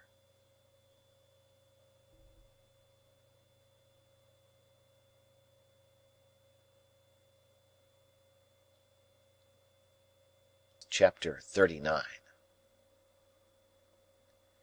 I was 23 years of age. Not another word had I heard to enlighten me on the subject of my expectations, and my 23rd birthday was a week gone. We had left Barnard's Inn more than a year, and lived in the Temple. Our chambers were in Garden Court, down by the river. Mr. Pocket and I had for some time parted company as to our original relations, though we continued on the best terms, notwithstanding my inability to settle to anything, which I hope arose out of the restless and incomplete tenure on which I held my means. I had a taste for reading, and read regularly so many hours a day. That matter of Herbert's was still progressing, and everything with me was as I have brought it down to the close of the last preceding chapter. Business had taken Herbert on a journey to Marseilles. I was alone, and had a dull sense of being alone. Dispirited and anxious, long hoping that tomorrow or next week would clear my way, and long disappointed, I sadly missed the cheerful face and ready response of my friend. It was wretched weather, stormy and wet, and mud, deep in all the streets. Day after day, a vast heavy veil had been driving over London from the east, and it drove still, as if in the east there were an eternity of cloud and wind. So furious had been the gusts, that high buildings in town had had the lead stripped off their roofs, and in the country trees had been torn up, and sails of windmills carried away, and gloomy accounts had come in from the coast of shipwreck and death. Violent blasts of rain had accompanied these rages of wind, and the day just closed as I sat down to read had been the worst of all. Alterations have been made in that part of the Temple since that time, and it has not now so lonely a character as it had then, nor is it so exposed to the river. We lived at the top of the last house, and the wind rushing up the river shook the house that night like discharges of cannon, or breakings of a sea.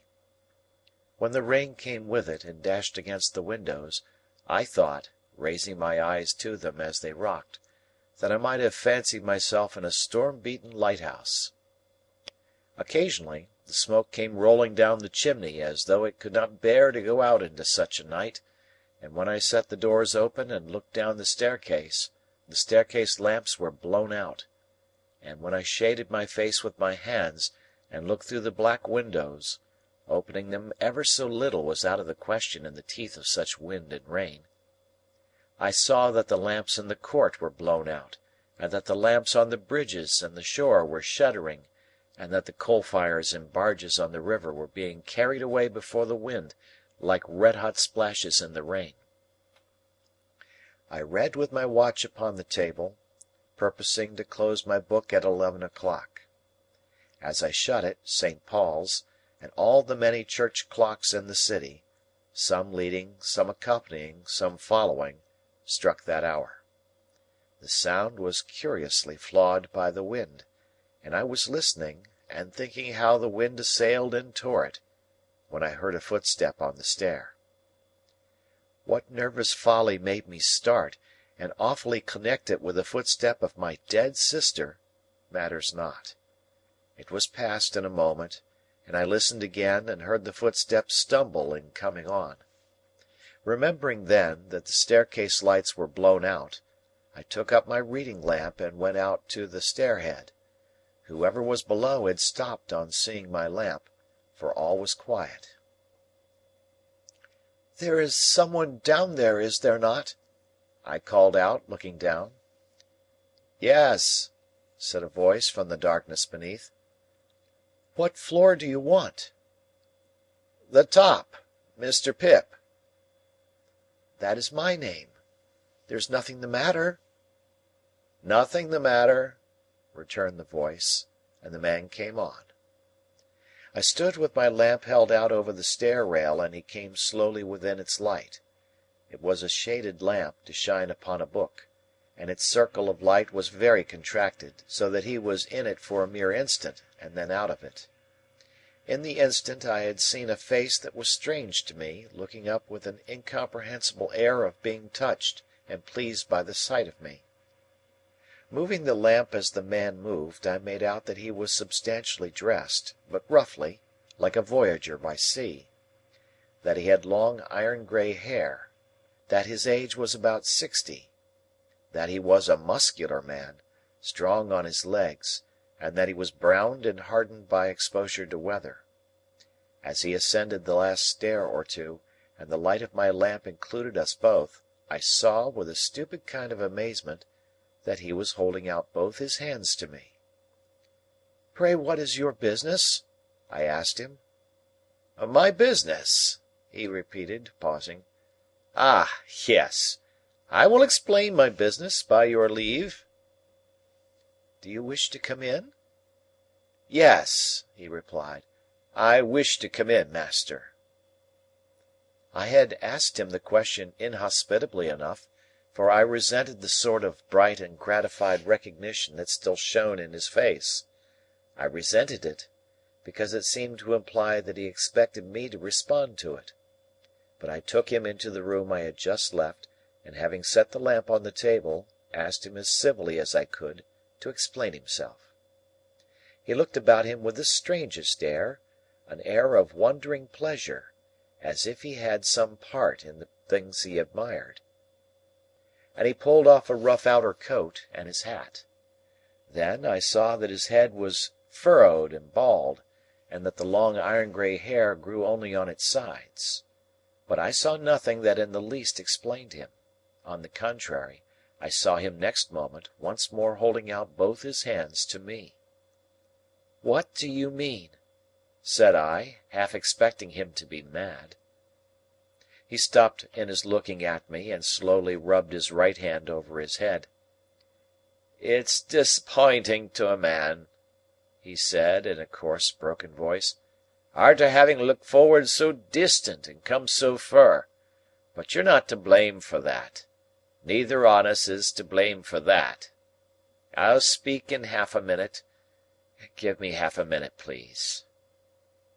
He sat down on a chair that stood before the fire, and covered his forehead with his large brown Venice hands.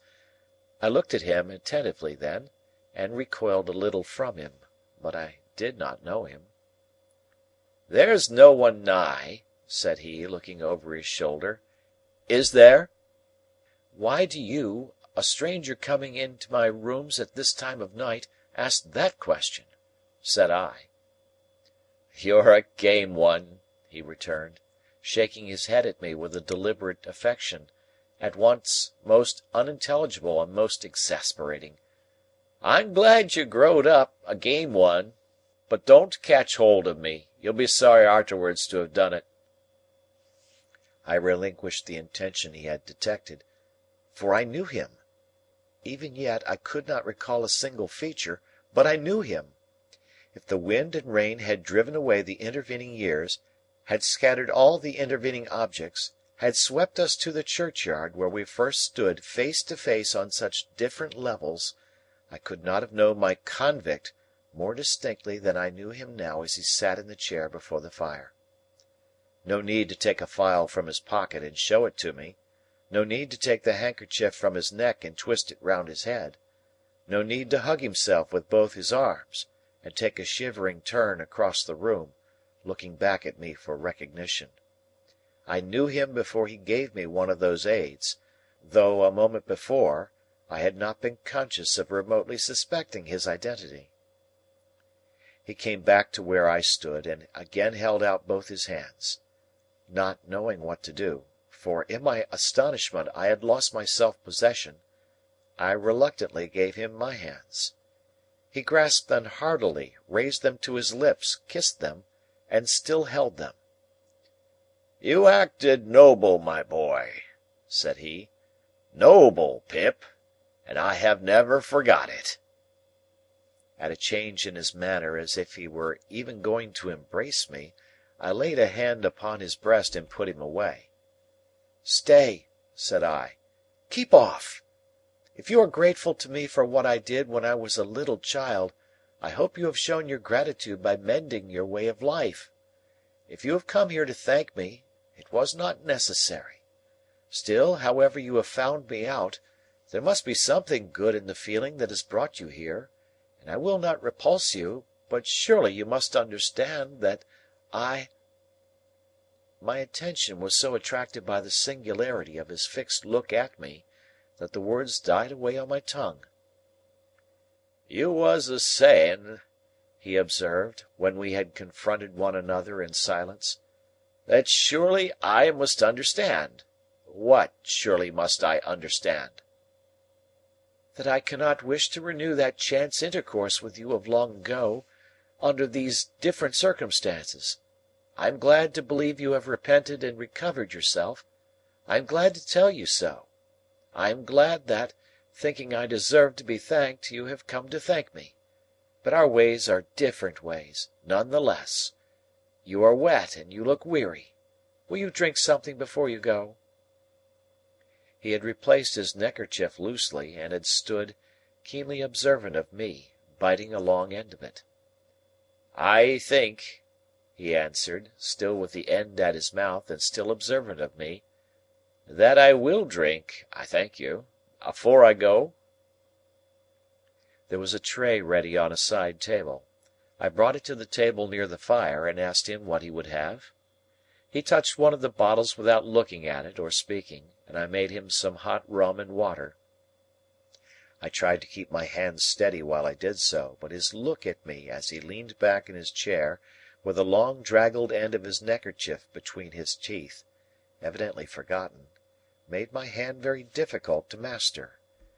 When at last I put the glass to him, I saw with amazement that his eyes were full of tears. Up to this time I had remained standing, not to disguise that I wished him gone. But I was softened by the softened aspect of the man, and felt a touch of reproach. "I hope," said I, hurriedly putting something into a glass for myself, and drawing a chair to the table, "that you would not think I spoke harshly to you just now. I had no intention of doing it, and I am sorry for it if I did. I wish you well and happy." As I put my glass to my lips, he glanced with surprise at the end of his neckerchief, dropping from his mouth when he opened it, and stretched out his hand. I gave him mine, and then he drank, and drew his sleeve across his eyes and forehead. "How are you living?" I asked him. "I have been a sheep farmer, stock breeder, other trades besides, away in the New World," said he. "Many a 1,000 mile of stormy water off from this." "I hope you have done well?" "I've done wonderfully well. There's others went out alonger me as has done well too, but no man has done nigh as well as me. I'm famous for it." "I am glad to hear it." "I hope to hear you say so, my dear boy." Without stopping to try to understand those words or the tone in which they were spoken, I turned off to a point that had just come into my mind. "Have you ever seen a messenger you once sent to me," I inquired, "since he undertook that trust?" "Never set eyes upon him. I warn't likely to it." "He came faithfully, and he brought me the 2 £1 notes. I was a poor boy then, as you know, and to a poor boy they were a little fortune. But, like you, I have done well since, and you must let me pay them back. You can put them to some other poor boy's use." I took out my purse. He watched me as I laid my purse upon the table and opened it, and he watched me as I separated 2 £1 notes from its contents. They were clean and new, and I spread them out and handed them over to him. Still watching me, he laid them one upon the other, folded them longwise, gave them a twist, set fire to them at the lamp, and dropped the ashes into the tray. "May I make so bold," he said then, with a smile that was like a frown, and with a frown that was like a smile, "as ask you how you have done well, since you and me was out on them lone shivering marshes?" "How?" "Ha!" He emptied his glass, got up, and stood at the side of the fire, with his heavy brown hand on the mantelshelf. He put a foot up to the bars to dry and warm it, and the wet boot began to steam. But he neither looked at it nor at the fire, but steadily looked at me. It was only now that I began to tremble. When my lips had parted and had shaped some words that were without sound, I forced myself to tell him, though I could not do it distinctly, that I had been chosen to succeed to some property. "Might a mere varmint ask what property?" said he. I faltered. "I don't know." "Might a mere varmint ask whose property?" said he. I faltered again. "I don't know." "Could I make a guess, I wonder," said the convict, "at your income since you come of age? As to the first figure now. 5?" With my heart beating like a heavy hammer of disordered action, I rose out of my chair and stood with my hand upon the back of it, looking wildly at him. "Concerning a guardian," he went on, "there ought to have been some guardian or such like whiles you was a minor. Some lawyer, maybe. As to the first letter of that lawyer's name now, would it be J?" All the truth of my position came flashing on me, and its disappointments, dangers, disgraces, consequences of all kinds, rushed in such a multitude that I was borne down by them, and had to struggle for every breath I drew. "Put it," he resumed, "as the employer of that lawyer whose name begun with a J, and might be Jaggers. Put it as he had come oversea to Portsmouth, and had landed there, and had wanted to come on to you. 'However you have found me out,' you says just now. Well, however did I find you out? Why, I wrote from Portsmouth to a person in London for particulars of your address. That person's name? Why, Wemmick." I could not have spoken one word, though it had been to save my life. I stood, with a hand on the chair back and a hand on my breast, where I seemed to be suffocating. I stood so, looking wildly at him, until I grasped at the chair, when the room began to surge and turn. He caught me, drew me to the sofa, put me up against the cushions, and bent on one knee before me, bringing the face that I now well remembered, and that I shuddered at, very near to mine. "Yes, Pip, dear boy, I've made a gentleman on you. It's me what has done it. I swore that time, sure as ever I earned a guinea, that guinea should go to you. I swore afterwards, sure as ever I speculated and got rich, you should get rich. I lived rough, that you should live smooth. I worked hard, that you should be above work. What odds, dear boy? Do I tell it for you to feel an obligation? Not a bit. I tell it for you to know as that there hunted dunghill dog what you kept life in, got his head so high that he could make a gentleman, and Pip, you're him." The abhorrence in which I held the man, the dread I had of him, the repugnance with which I shrank from him, could not have been exceeded if he had been some terrible beast. "Look'ee here, Pip, I'm your second father. You're my son, more to me nor any son. I put away money, only for you to spend. When I was a hired out shepherd in a solitary hut, not seeing no faces but faces of sheep till I half forgot what men's and women's faces was like, I seen yourn. I drops my knife many a time in that hut when I was a eating my dinner or my supper, and I says, 'Here's the boy again, looking at me whiles I eats and drinks.' I see you there a many times, as plain as ever I see you on them misty marshes. 'Lord strike me dead,' I says each time, and I goes out in the air to say it under the open heavens. But what, if I gets liberty and money, I'll make that boy a gentleman. And I done it. Why, look at you, dear boy. Look at these here lodgings o' yourn, fit for a lord.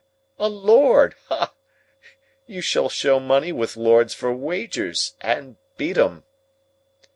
In his heat and triumph, and in his knowledge that I had been nearly fainting, he did not remark on my reception of all this.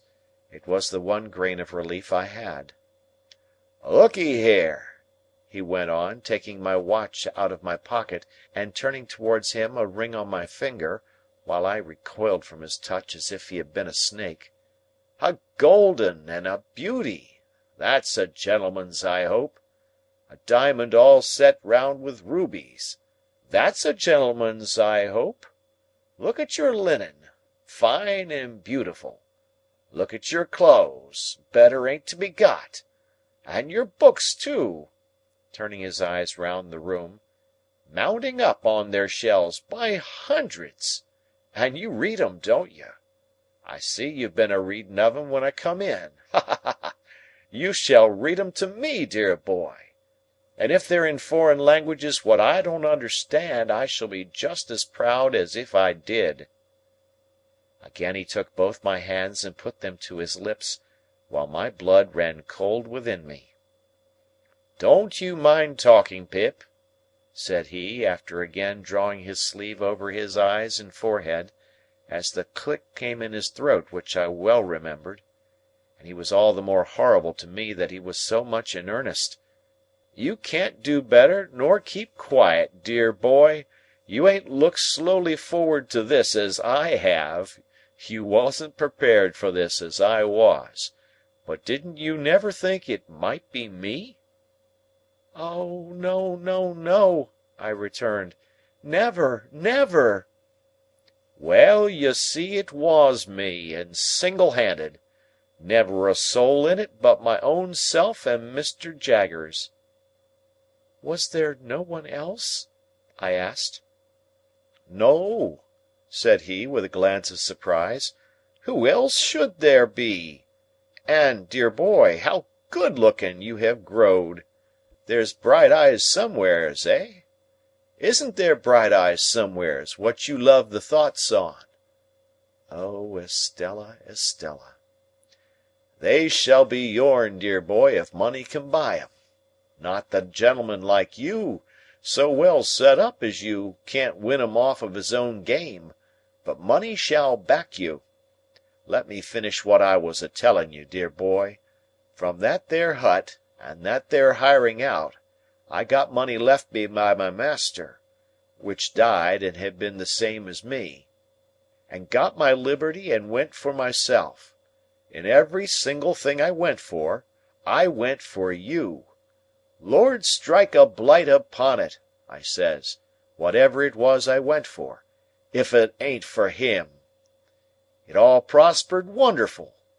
As I give you to understand just now, I'm famous for it. It was the money left me, and the gains of the first few year what I sent home to Mr. Jaggers, all for you, when he first come after you, agreeable to my letter. Oh, that he had never come, that he had left me at the forge, far from contented, yet, by comparison, happy. And then, dear boy, it was a recompense to me, look'ee here, to know in secret that I was making a gentleman. The blood horses of them colonists might fling up the dust over me as I was walking, what do I say? I says to myself, I'm making a better gentleman nor ever you'll be. When one of 'em says to another, he was a convict a few year ago, and is a ignorant common fellow now, for all he's lucky. What do I say?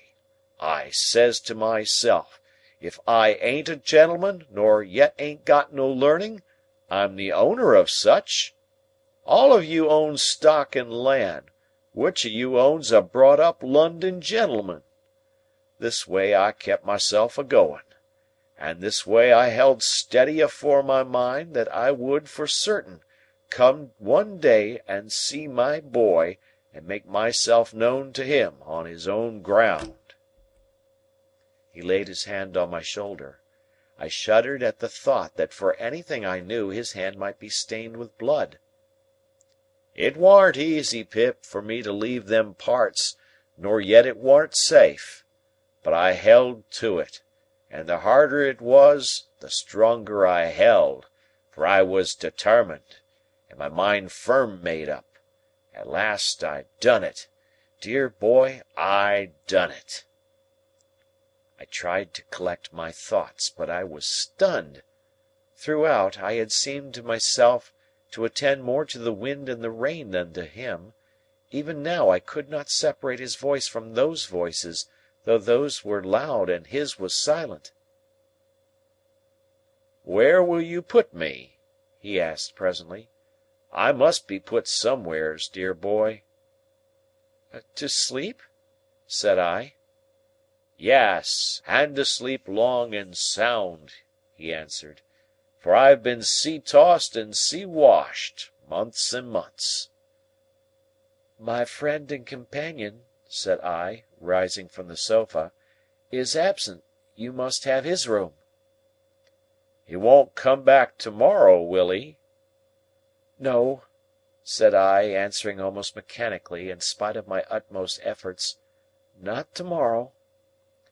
"Because, look'ee here, dear boy," he said, dropping his voice and laying a long finger on my breast in an impressive manner, "caution is necessary." "How do you mean, caution?" By God, it's death. "What's death?" "I was sent for life. It's death to come back. There's been overmuch coming back of late years, and I should of a certainty be hanged if took." Nothing was needed but this. The wretched man, after loading wretched me with his gold and silver chains for years, had risked his life to come to me, and I held it there in my keeping. If I had loved him instead of abhorring him, if I had been attracted to him by the strongest admiration and affection, instead of shrinking from him with the strongest repugnance, it could have been no worse. On the contrary, it would have been better, for his preservation would then have naturally and tenderly addressed my heart. My first care was to close the shutters, so that no light might be seen from without, and then to close and make fast the doors. While I did so, he stood at the table drinking rum and eating biscuit, and when I saw him thus engaged, I saw my convict on the marshes at his meal again. It almost seemed to me as if he must stoop down presently to file at his leg.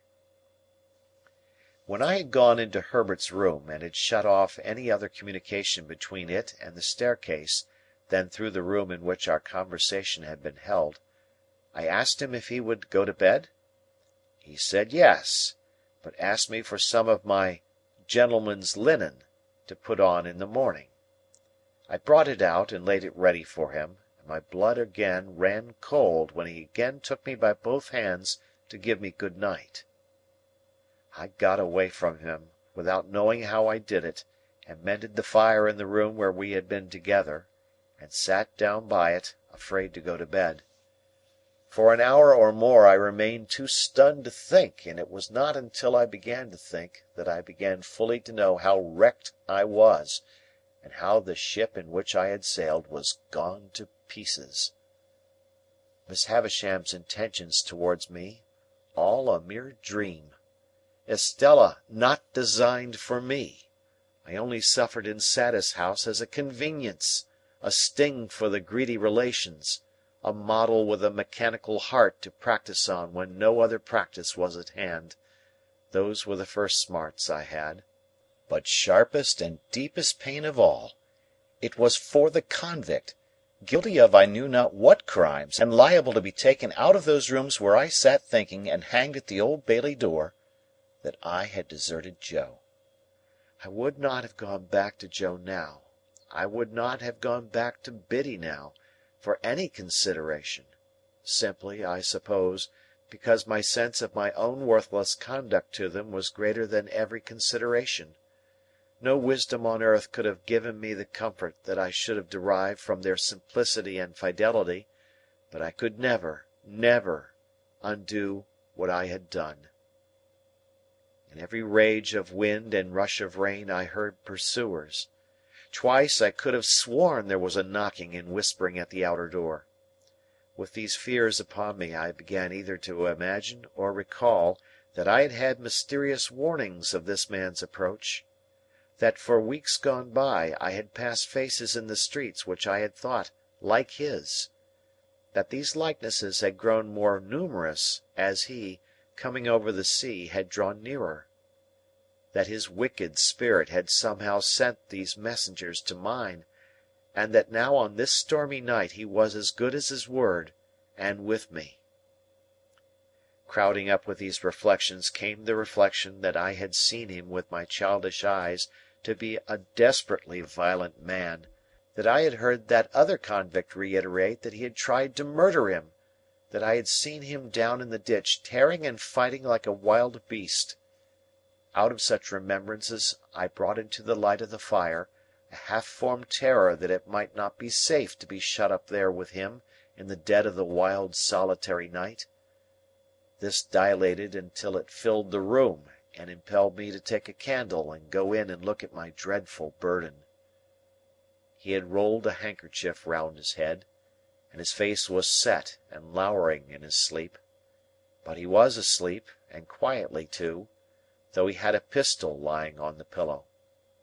Assured of this, I softly removed the key to the outside of his door, and turned it on him before I again sat down by the fire. Gradually I slipped from the chair, and lay on the floor. When I awoke without having parted in my sleep with the perception of my wretchedness, the clocks of the eastward churches were striking 5, the candles were wasted out, the fire was dead, and the wind and rain intensified the thick black darkness. This is the end of the second stage of Pip's expectations. End of chapter.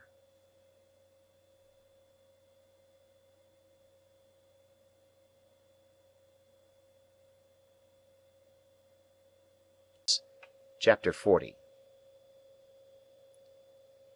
It was fortunate for me that I had to take precautions to ensure, so far as I could, the safety of my dreaded visitor, for, this thought pressing on me when I awoke, held other thoughts in a confused concourse at a distance.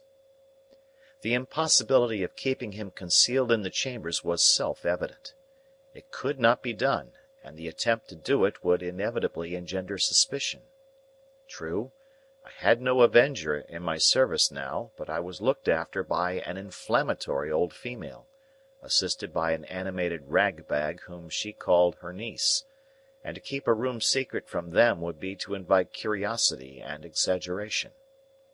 They both had weak eyes, which I had long attributed to their chronically looking in at keyholes, and they were always at hand when not wanted. Indeed, that was their only reliable quality besides larceny. Not to get up a mystery with these people, I resolved to announce in the morning that my uncle had unexpectedly come from the country. This course I decided on while I was yet groping about in the darkness for the means of getting a light. Not stumbling on the means after all, I was fain to go out to the adjacent lodge and get the watchman there to come with his lantern. Now, in groping my way down the black staircase, I fell over something, and that something was a man crouching in a corner. As the man made no answer when I asked him what he did there, but eluded my touch in silence, I ran to the lodge and urged the watchman to come quickly, telling him of the incident on the way back. The wind being as fierce as ever, we did not care to endanger the light in the lantern by rekindling the extinguished lamps in the staircase, but we examined the staircase from the bottom to the top, and found no one there.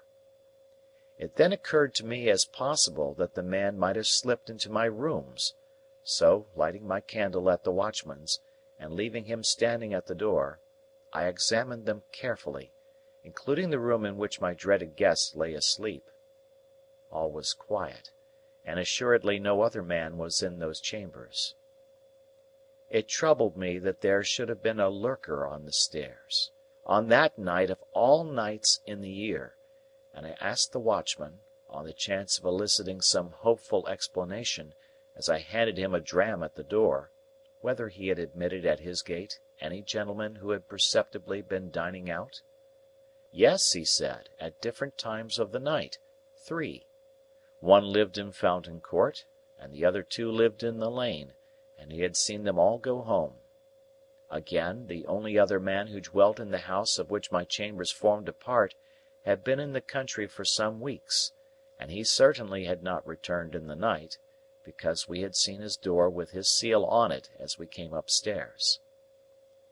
"The night being so bad, sir," said the watchman, as he gave me back my glass, "uncommon few have come in at my gate.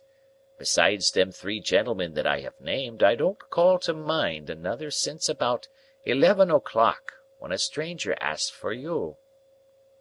"My uncle," I muttered. "Yes." "You saw him, sir?" "Yes, oh yes." "Likewise the person with him?" "Person with him," I replied.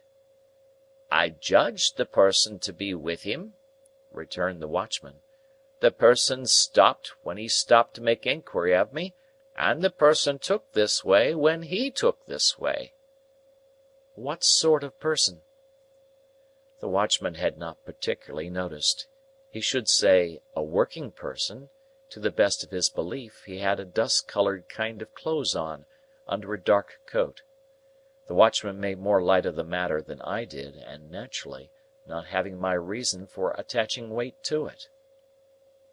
When I had got rid of him, which I thought it well to do without prolonging explanations, my mind was much troubled by these 2 circumstances taken together. Whereas they were easy of innocent solution apart, as, for instance, some diner out or diner at home, who had not gone near this watchman's gate, might have strayed to my staircase and dropped asleep there, and my nameless visitor might have brought some one with him to show him the way. Still, joined, they had an ugly look to one as prone to distrust and fear as the changes of a few hours had made me. I lighted my fire, which burnt with a raw pale flare at that time of the morning, and fell into a doze before it. I seemed to have been dozing a whole night when the clock struck 6.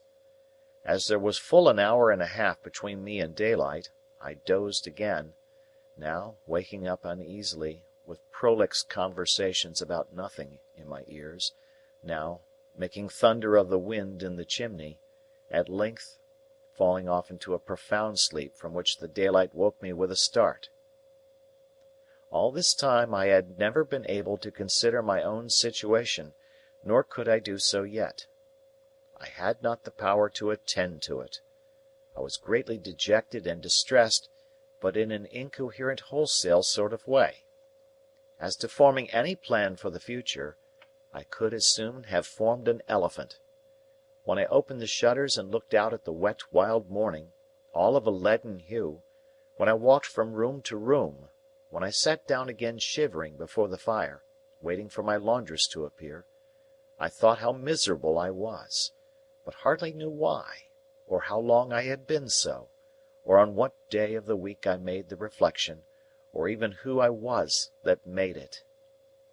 At last the old woman and the niece came in, the latter with a head not easily distinguishable from her dusty broom, and testified surprise at sight of me and the fire.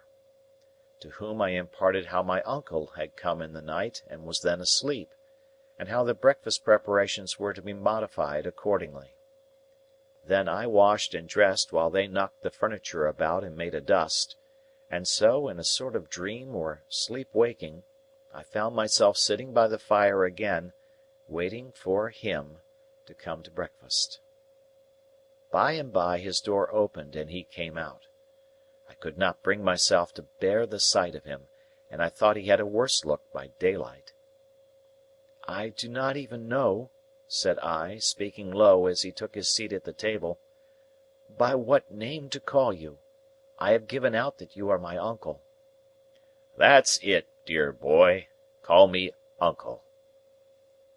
"You assumed some name, I suppose, on board ship?" "Yes, dear boy. I took the name of Provis." "Do you mean to keep that name?" "Why, yes, dear boy. It's as good as another, unless you'd like another." "What is your real name?" I asked him in a whisper.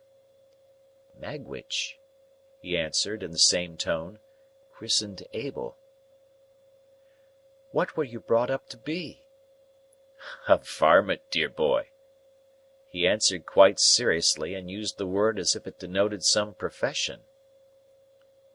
"When you came into the temple last night," said I, pausing to wonder whether that could really have been last night, which seemed so long ago. "Yes, dear boy." "When you came in at the gate and asked the watchman the way here, had you anyone with you?" "With me? No, dear boy." "But there was someone there?" "I didn't take particular notice," he said dubiously, "not knowing the ways of the place. But I think there was a person, too, come in alonger me." "Are you known in London?" "I hope not," said he, giving his neck a jerk with his forefinger that made me turn hot and sick.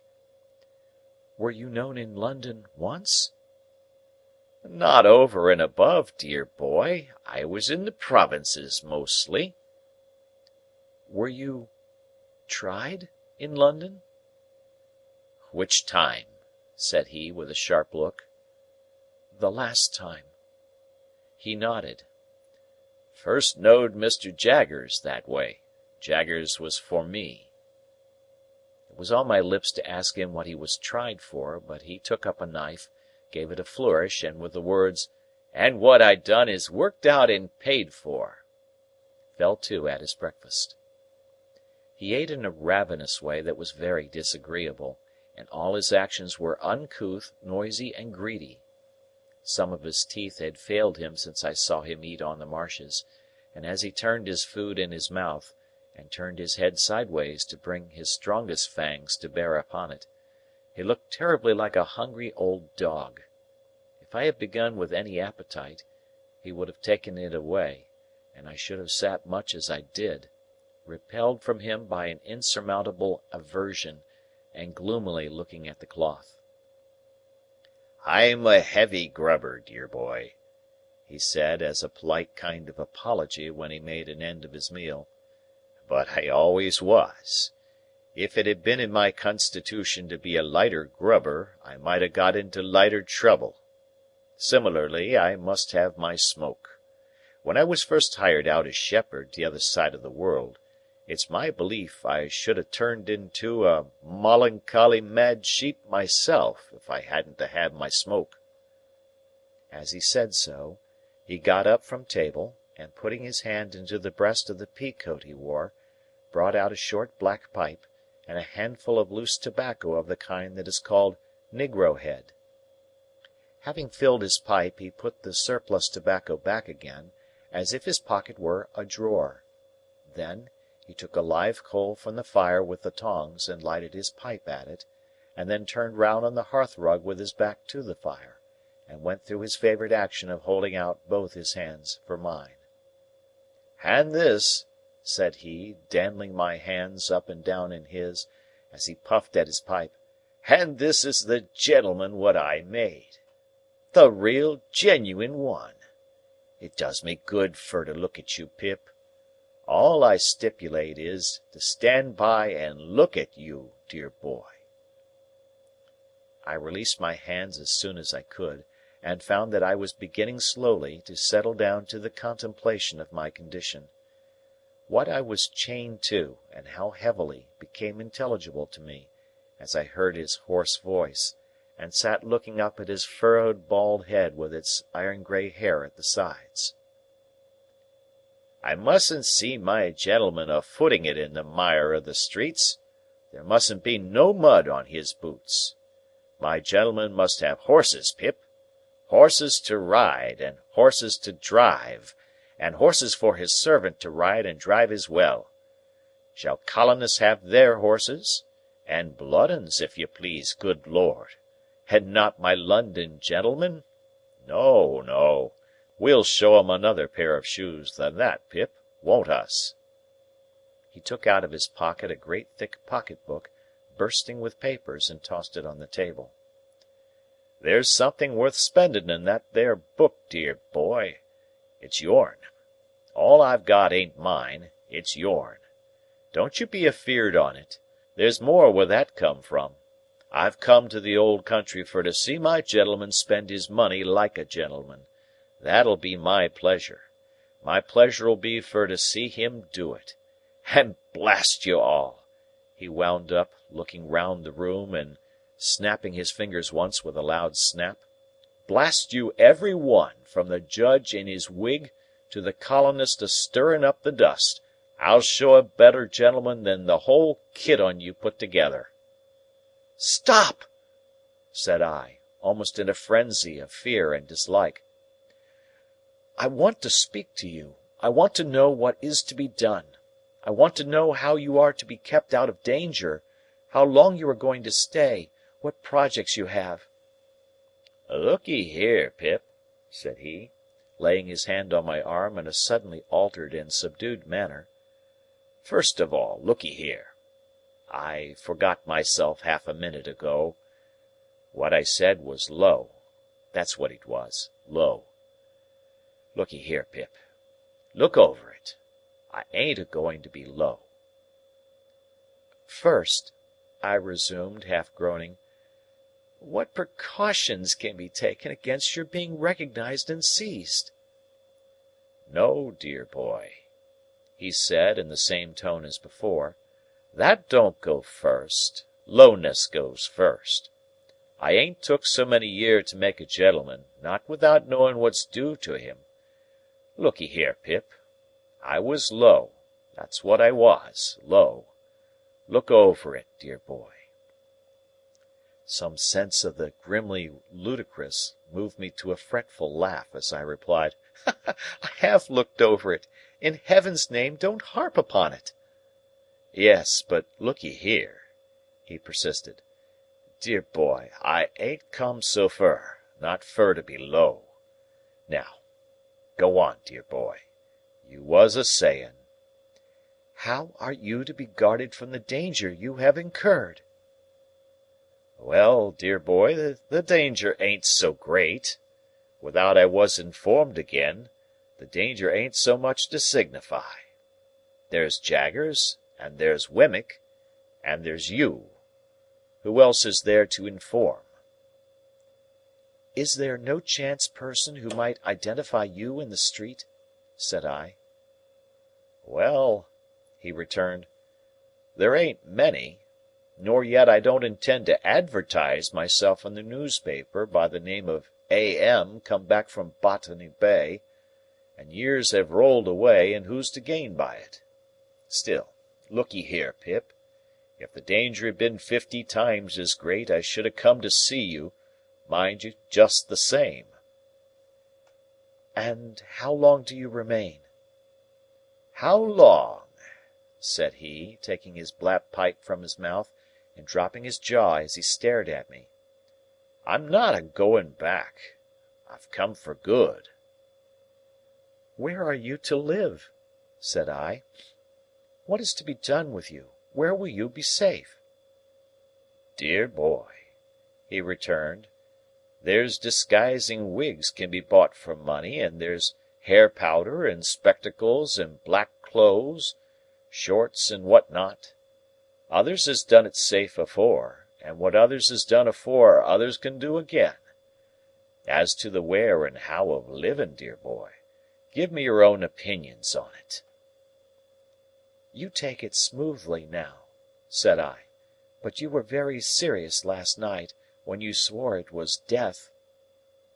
"And so I swore it is death," said he, putting his pipe back in his mouth, "and death by the rope, in the open street not fur from this, and it's serious that you should fully understand it to be so. What then, when that's once done? Here I am. To go back now would be as bad as to stand ground. Worse.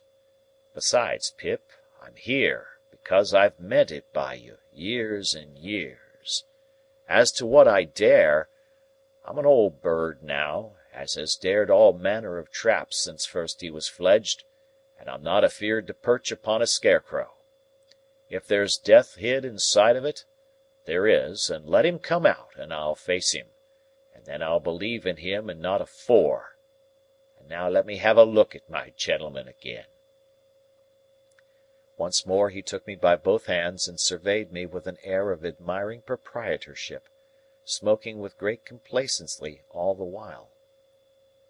It appeared to me that I could do no better than secure him some quiet lodging hard by, of which he might take possession when Herbert returned, whom I expected in 2 or 3 days.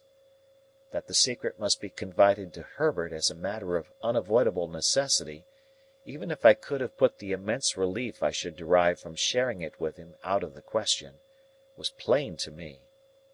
What it was by no means so plain to Mr. Provis, I resolved to call him by that name, who reserved his consent to Herbert's participation until he should have seen him and formed a favourable judgment of his physiognomy. "And even then, dear boy," said he, pulling a greasy little clasped black Testament out of his pocket, "we'll have him on his oath." To state that my terrible patron carried this little black book about the world solely to swear people on in cases of emergency would be to state what I have never quite established, but this I can say, that I never knew him put it to any other use. The book itself had the appearance of having been stolen from some court of justice, and perhaps his knowledge of its antecedents, combined with his own experience in that wise, gave him a reliance on its powers as a sort of legal spell or charm. On this first occasion of his producing it, I recalled how he had made me swear fidelity in the churchyard long ago, and how he had described himself last night as always swearing to his resolutions in his solitude. As he was at present dressed in a seafaring slop suit, in which he looked as if he had some parrots and cigars to dispose of, I next discussed with him what dress he should wear. He cherished an extraordinary belief in the virtue of shorts as a disguise, and had in his own mind sketched a dress for himself that would have made him something between a dean and a dentist. It was with considerable difficulty that I won him over to the assumption of a dress more like a prosperous farmer's, and we arranged that he should cut his hair close, and wear a little powder. Lastly, as he had not yet been seen by the laundress or her niece, he was to keep himself out of their view until his change of dress was made. It would seem a simple matter to decide on these precautions, but in my dazed, not to say distracted, state, it took so long that I did not get out to further them until 2 or 3 in the afternoon. He was to remain shut up in the chambers while I was gone, and was on no account to open the door. There being to my knowledge a respectable lodging-house in Essex Street, the back of which looked into the Temple, and was almost within hail of my windows, I first of all repaired to that house, and was so fortunate as to secure the second floor for my uncle, Mr. Provis. I then went from shop to shop, making such purchases as were necessary to the change in his appearance. This business transacted, I turned my face, on my own account, to Little Britain. Mr. Jaggers was at his desk, but, seeing me enter, got up immediately and stood before his fire. "Now, Pip," said he, "be careful." "I will, sir," I returned, for coming along I had thought well of what I was going to say.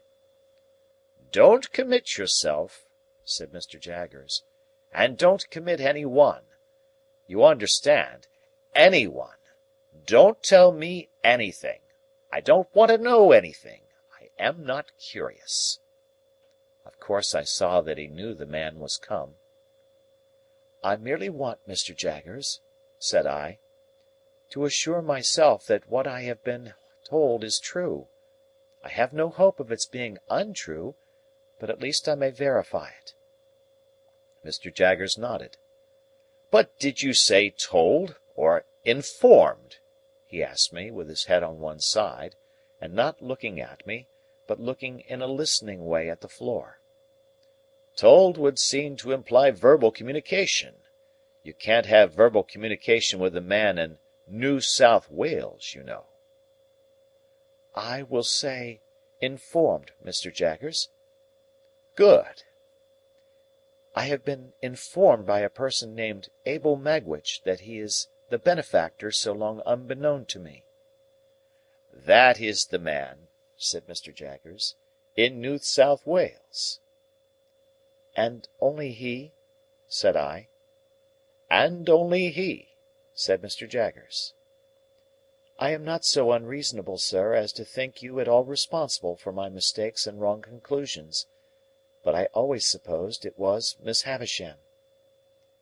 "As you say, Pip," returned Mr. Jaggers, turning his eyes upon me coolly, and taking a bite at his forefinger, "I am not at all responsible for that."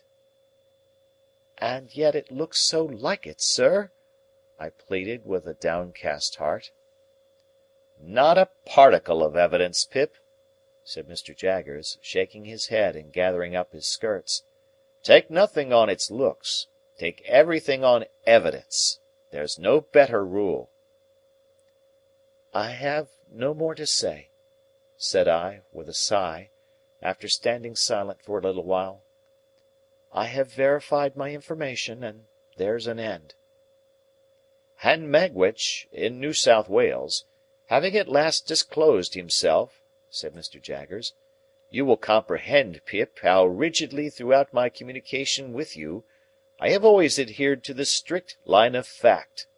There has never been the least departure from the strict line of fact. You are quite aware of that?" "Quite, sir." "I communicated to Magwitch, in New South Wales, when he first wrote to me from New South Wales, the caution that he must not expect me ever to deviate from the strict line of fact. I also communicated to him another caution. He appeared to me to have obscurely hinted in his letter at some distant idea he had of seeing you in England here. I cautioned him that I must hear no more of that he was not at all likely to obtain a pardon, that he was expatriated for the term of his natural life, and that his presenting himself in this country would be an act of felony, rendering him liable to the extreme penalty of the law. I gave Magwitch that caution," said Mr. Jaggers, looking hard at me. "I wrote it to New South Wales. He guided himself by it, no doubt." "No doubt," said I. "I have been informed by Wemmick," pursued Mr. Jaggers, still looking hard at me, "that he has received a letter, under date Portsmouth, from a colonist of the name of Purvis or—" "Or Provis," I suggested. "Or Provis. Thank you, Pip. Perhaps it is Provis. Perhaps you know it's Provis?" "Yes," said I. "You know it's Provis. A letter, under date Portsmouth, from a colonist of the name of Provis, asking for the particulars of your address on behalf of Magwitch. Wemmick sent him the particulars, I understand, by return of post. Probably it is through Provis that you have received the explanation of Magwitch, in New South Wales?" "It came through Provis," I replied. "Good day, Pip," said Mr. Jaggers, offering his hand. "Glad to have seen you. In writing by post to Magwitch, in New South Wales, or in communicating with him through Provis, have the goodness to mention that the particulars and vouchers of our long account shall be sent to you, together with the balance, for there is still a balance remaining. Good day, Pip." We shook hands, and he looked hard at me as long as he could see me. I turned at the door, and he was still looking hard at me, while the two vile casts on the shelf seemed to be trying to get their eyelids open, and to force out of their swollen throats, "Oh, what a man he is!" Wemmick was out, and though he had been at his desk, he could have done nothing for me. I went straight back to the Temple, where I found the terrible Provis, drinking rum and water and smoking negro head, in safety. Next day the clothes I had ordered all came home, and he put them on. Whatever he put on became him less, it dismally seemed to me, than what he had worn before. To my thinking, there was something in him that made it hopeless to attempt to disguise him. The more I dressed him and the better I dressed him, the more he looked like the slouching fugitive on the marshes. This effect on my anxious fancy was partly referable, no doubt, to his old face and manner growing more familiar to me. But I believe, too, that he dragged one of his legs as if there were still a weight of iron on it, and that from head to foot there was convict in the very grain of the man. The influences of his solitary hut life were upon him besides, and gave him a savage air that no dress could tame. Added to these were the influences of his subsequent branded life among men, and, crowning all, his consciousness that he was dodging and hiding now. In all his ways of sitting and standing, and eating and drinking, of brooding about in a high-shouldered reluctant style, of taking out his great horn-handled jack-knife and wiping it on his legs and cutting his food, of lifting light glasses and cups to his lips, as if they were clumsy pannikins, of chopping a wedge off his bread, and soaking up with it the last fragments of gravy round and round his plate, as if to make the most of an allowance, and then drying his finger ends on it, and then swallowing it. In these ways and a thousand other small nameless instances arising every minute in the day, there was prisoner, felon, bondsman, plain as plain could be. It had been his own idea to wear that touch of powder, and I had conceded the powder after overcoming the shorts. But I can compare the effect of it, when on, to nothing but the probable effect of rouge upon the dead, so awful was the manner in which everything in him, that it was most desirable to repress, started through that thin layer of pretence, and seemed to come blazing out of the crown of his head. It was abandoned as soon as tried, and he wore his grizzled hair cut short. Words cannot tell what a sense I had, at the same time, of the dreadful mystery that he was to me. When he fell asleep of an evening, with his knotted hands clenching the sides of the easy-chair, and his bald head tattooed with deep wrinkles falling forward on his breast, I would sit and look at him, wondering what he had done, and loading him with all the crimes in the calendar, until the impulse was powerful on me to start up and fly from him. Every hour so increased my abhorrence of him, that I even think I might have yielded to this impulse in the first agonies of being so haunted, notwithstanding all he had done for me and the risk he ran, but for the knowledge of that Herbert must soon come back. Once, I actually did start out of bed in the night, and began to dress myself in my worst clothes, hurriedly intending to leave him there with everything else I possessed, and enlist for India as a private soldier. I doubt if a ghost could have been more terrible to me, up in those lonely rooms in the long evenings and long nights, with the wind and the rain always rushing by. A ghost could not have been taken and hanged on my account, and the consideration that he could be, and the dread that he would be, were no small addition to my horrors. When he was not asleep, or playing a complicated kind of patience with a ragged pack of cards of his own, a game that I never saw before or since, and in which he recorded his winnings by sticking his jack-knife into the table, when he was not engaged in either of these pursuits, he would ask me to read to him. "Foreign language, dear boy."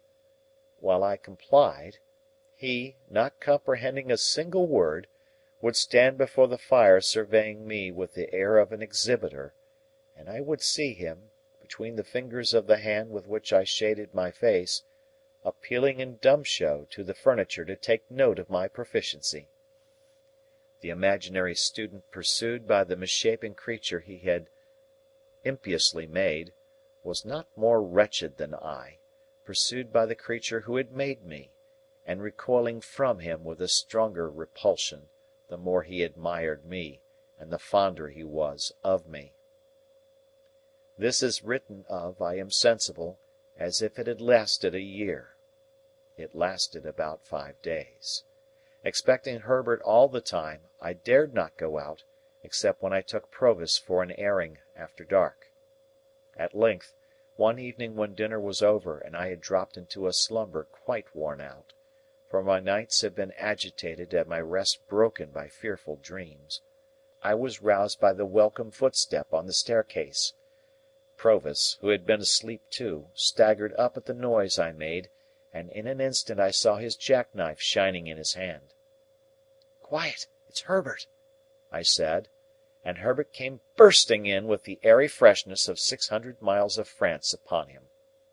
"Handel, my dear fellow, how are you? And again how are you? And again how are you? I seem to have been gone a twelvemonth. Why, so I must have been, for you have grown quite thin and pale. Handel, my... Hallo!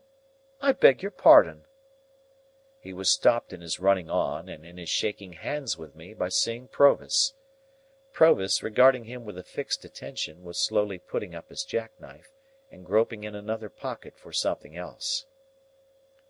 "Herbert, my dear friend," said I, shutting the double doors, while Herbert stood staring and wondering, "something very strange has happened. This is a visitor of mine." "It's all right, dear boy," said Provis, coming forward, with his little clasped black book, and then addressing himself to Herbert. "Take it in your right hand. Lord strike you dead on the spot, if ever you split in any way somever. Kiss it." "Do so, as he wishes it," I said to Herbert. So Herbert, looking at me with a friendly uneasiness and amazement, complied, and Provis immediately shaking hands with him, said, "Now you're on your oath, you know, and never believe me on mine, if Pip shan't make a gentleman on you." End of chapter.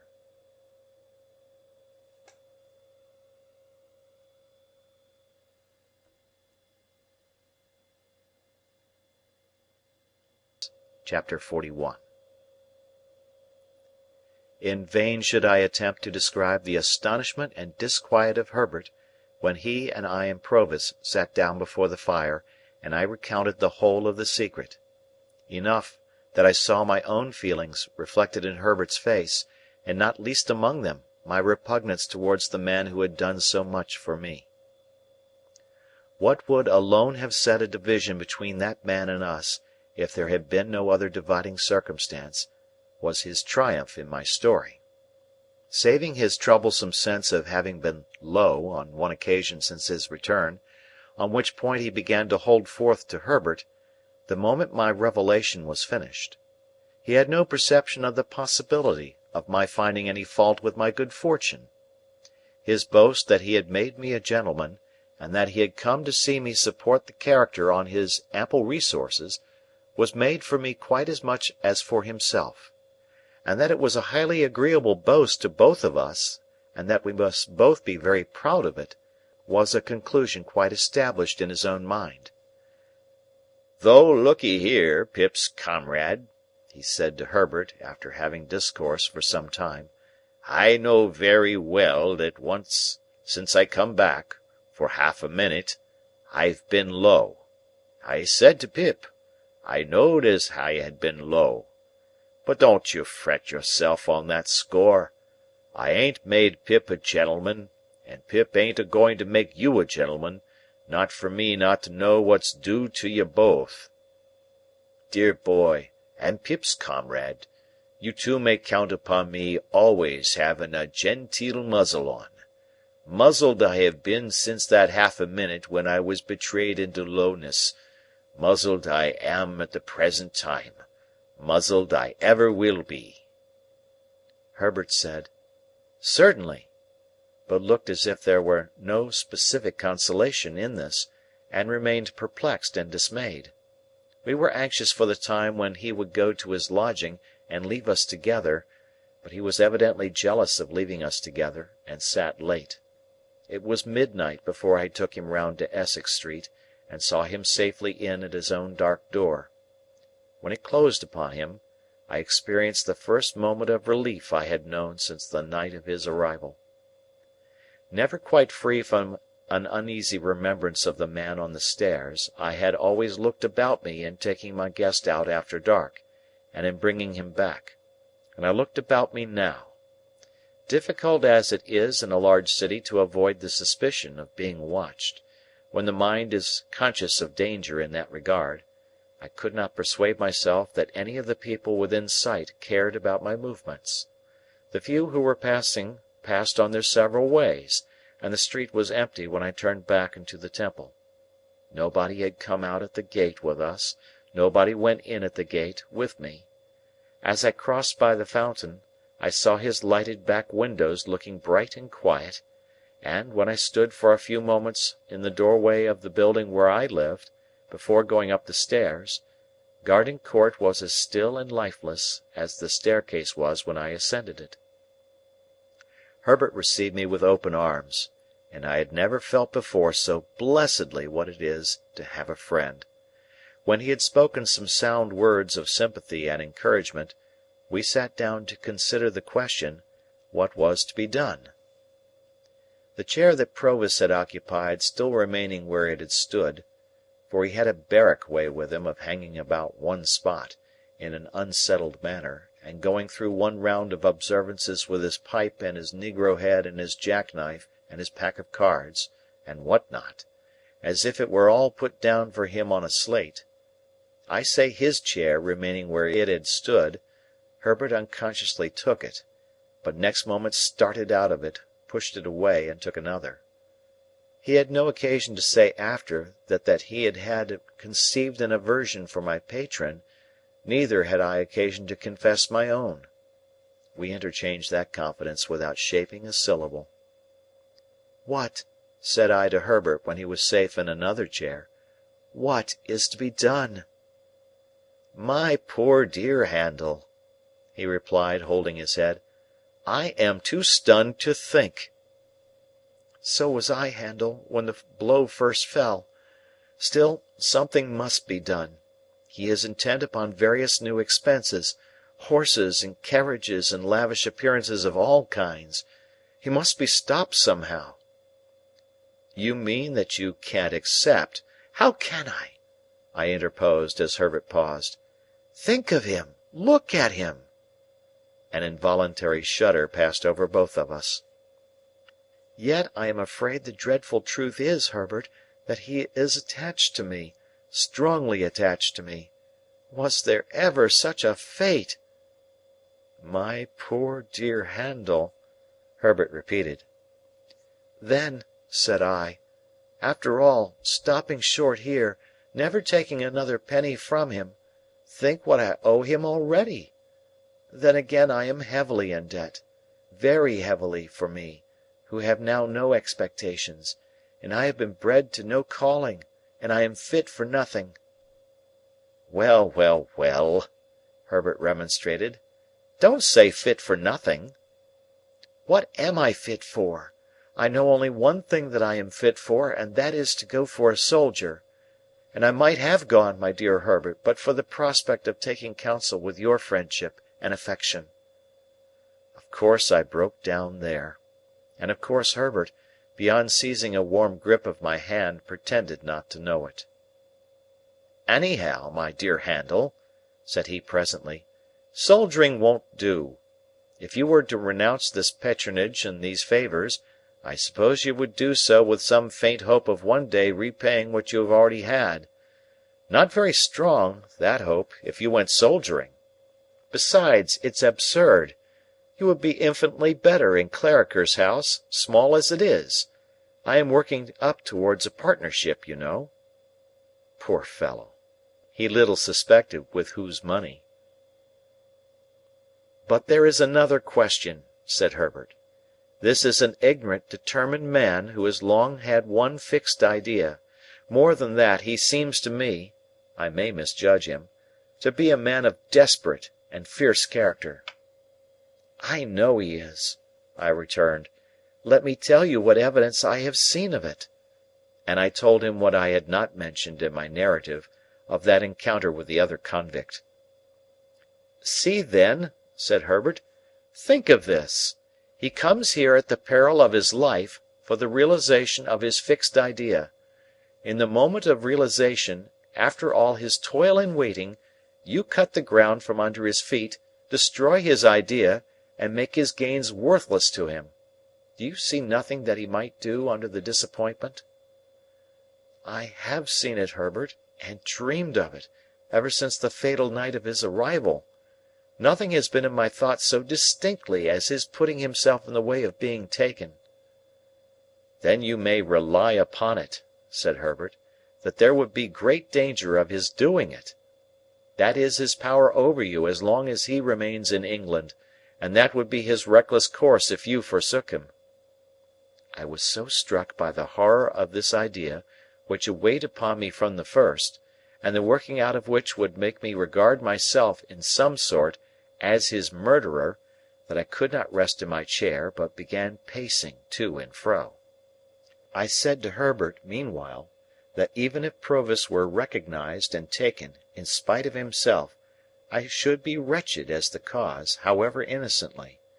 Yes, even though I was so wretched in having him at large and near me, and even though I would far rather have worked at the forge all the days of my life than I would ever have come to this. But there was no staving off the question, what was to be done? "The first and the main thing to be done," said Herbert, "is to get him out of England. You will have to go with him, and then he might be induced to go." "But get him where I will, could I prevent his coming back?" "My good Handel, is it not obvious that with Newgate in the next street, there must be far greater hazard in your breaking your mind to him, and making him reckless here, than elsewhere?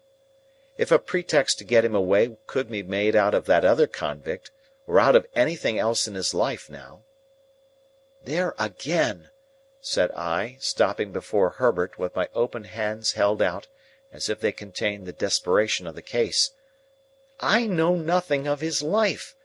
It has almost made me mad to sit here of a night, and see him before me, so bound up with my fortunes and misfortunes, and yet so unknown to me, except as the miserable wretch who terrified me 2 days in my childhood." Herbert got up, and linked his arm in mine, and we slowly walked to and fro together, studying the carpet. "Handel," said Herbert, stopping, "you feel convinced that you can take no further benefits from him, do you?" "Fully. Surely you would too, if you were in my place?" "And you feel convinced that you must break with him?" "Herbert, can you ask me?" "And you have, and are bound to have, that tenderness for the life he has risked on your account, that you must save him, if possible, from throwing it away. Then you must get him out of England before you stir a finger to extricate yourself. That done, extricate yourself, in Heaven's name, and we'll see it out together, dear old boy." It was a comfort to shake hands upon it, and walk up and down again with only that done. "Now, Herbert," said I, "with reference to gaining some knowledge of his history, there is but one way that I know of. I must ask him point blank." "Yes, ask him," said Herbert, "when we sit at breakfast in the morning." For he had said, on taking leave of Herbert, that he would come to breakfast with us. With this project formed, we went to bed. I had the wildest dreams concerning him, and woke unrefreshed. I woke, too, to recover the fear which I had lost in the night, of his being found out as a returned transport. Waking, I never lost that fear. He came round at the appointed time, took out his jack-knife, and sat down to his meal. He was full of plans for his gentleman's coming out strong and like a gentleman. and urged me to begin speedily upon the pocket-book which he had left in my possession. He considered the chambers and his own lodging as temporary residences, and advised me to look out at once for a fashionable crib near Hyde Park, in which he could have a shake-down. When he had made an end of his breakfast, and was wiping his knife on his leg, I said to him, without a word of preface, "After you were gone last night, I told my friend of the struggle that the soldiers found you engaged in on the marshes when we came up. You remember?" "Remember?" said he. "I think so." "We want to know something about that man, and about you. It is strange to know no more about either, and particularly you, than I was able to tell last night. Is not this as good a time as another for our knowing more?" "Well," he said, after consideration, "you're on your oath, you know, Pip's comrade." "Assuredly," replied Herbert. "As to anything I say, you know," he insisted, "the oath applies to all." "I understand it to do so." "And look'ee here, whatever I done is worked out and paid for," he insisted again. "So be it." He took out his black pipe, and was going to fill it with negro head, when, looking at the tangle of tobacco in his hand, he seemed to think it might perplex the thread of his narrative. He put it back again, stuck his pipe in a buttonhole of his coat, spread a hand on each knee, and after turning an angry eye on the fire for a few silent moments, looked round at us, and said what follows.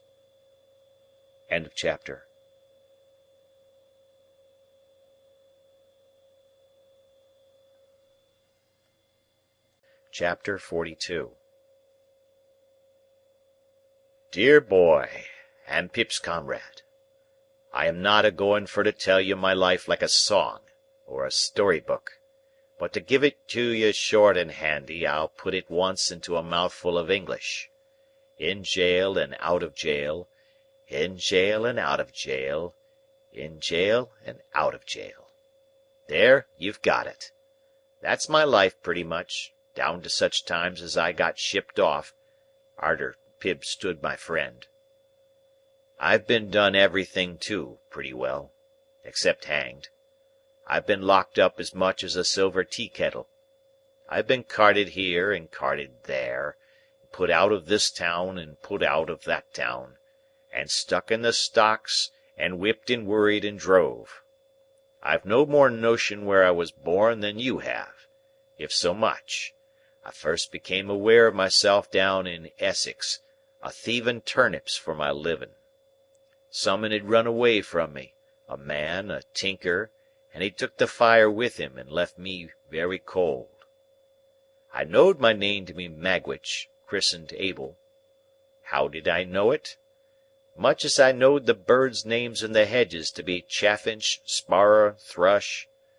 I might have thought it was all lies together, only as the birds' names come out true, I supposed mine did.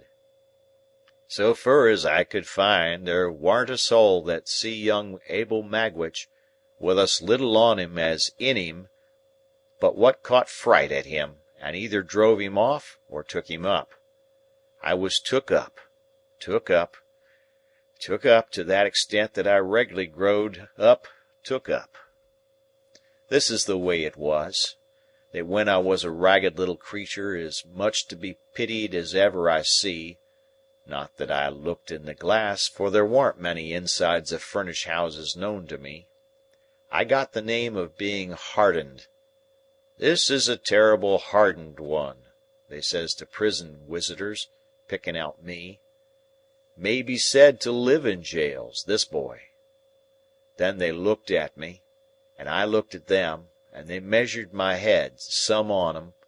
They had better a measured my stomach. And others on 'em give me tracts what I couldn't read, and made me speeches what I couldn't understand. They always went on agin me about the devil. But what the devil was I to do? I must put something into my stomach, mustn't I? Howsomever, I'm a getting low, and I know what's due. Dear boy and Pip's comrade, don't you be afeard of me being low. Tramping, begging, thieving, working sometimes when I could, though that warn't as often as you may think, till you put the question whether you would have been over ready to give me work yourselves.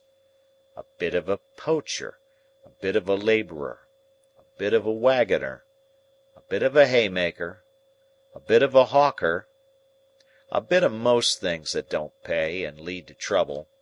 I got to be a man. A deserting soldier in a traveller's rest, what lay hid up to the chin under a load of taters, learnt me to read, and a travelling giant what signed his name at a penny a time, learnt me to write. I warn't locked up as often now as formerly, but I wore out my good share of key metal still. At Epsom races, a matter of over 20 years ago, I got acquainted with a man whose skull I'd crack with this poker like the claw of a lobster if I got it on this hob. His right name was Compeyson, and that's the man, dear boy, what you see me a pounding in the ditch, according to what you truly told your comrade arter I was gone last night. He set up for a gentleman, this Compeyson, and he'd been to a public boarding school and had learning. He was a smooth one to talk, and was a dab at the way of gentlefolks. He was good-looking, too. It was the night afore the great race, when I found him on the heath, in a booth that I'd knowed on. Him and some more was a-sitting among the tables when I went in, and the landlord, which had a knowledge of me and was a sporting one, called him out and said, "I think this is a man that might suit you," meaning I was. Compeyson, he looks at me very noticing, and I look at him. He has a watch and a chain and a ring and a breastpin and a handsome suit of clothes. "To judge from appearances, you're out of luck," says Compeyson to me. "Yes, master, and I've never been in it much." I had come out of Kingston jail last on a vagrancy committal, not but what it might have been for something else, but it warn't. "Luck changes," says Compeyson. "Perhaps yours is going to change." I says, "I hope it may be so, there's room." "What can you do?" says Compeyson. "Eat and drink," I says, "if you'll find the materials." Compeyson laughed, looked at me again very noticing, give me 5 shillings, and appointed me for next night, same place. I went to Compeyson next night, same place, and Compeyson took me on to be his man and pardner. And what was Compeyson's business in which we was to go pardners?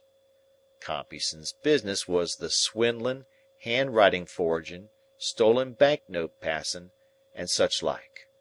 All sorts of traps as Compeyson could set with his head, and keep his own legs out of and get the profits from, and let another man in for, was Compeyson's business. He'd no more heart than an iron file.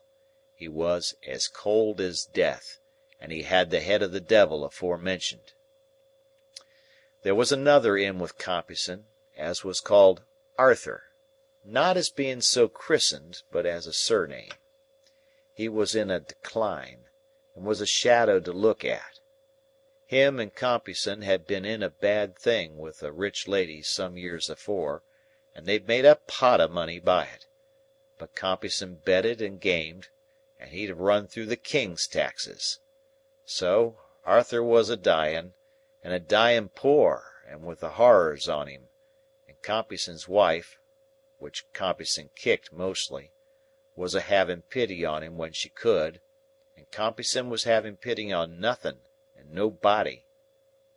I might have took warning by Arthur, but I didn't, and I won't pretend I was partickler, for where'd be the good on it, dear boy and comrade?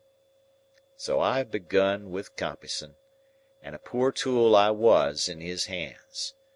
Arthur lived at the top of Compeyson's house, over nigh Brentford it was, and Compeyson kept a careful account agin him for board and lodging, in case he should ever get better to work it out. but Arthur soon settled the account.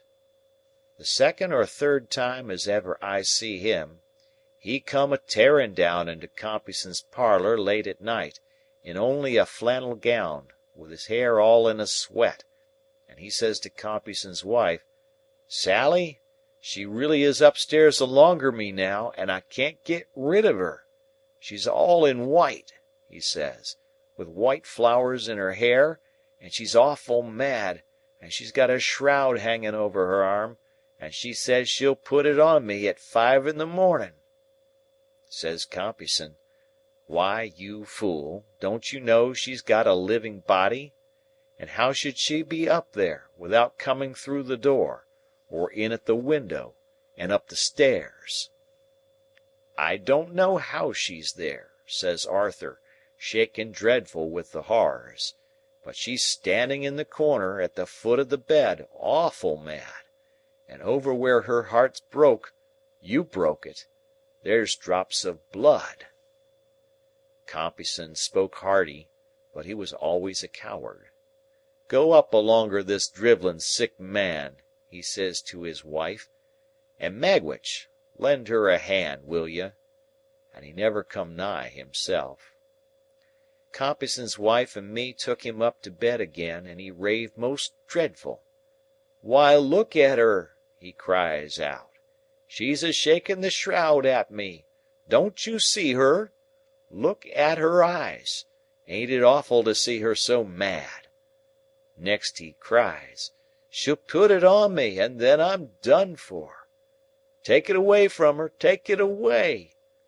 And then he catched hold of us, and kep on a talking to her, and answering of her, till I half believed I see her myself.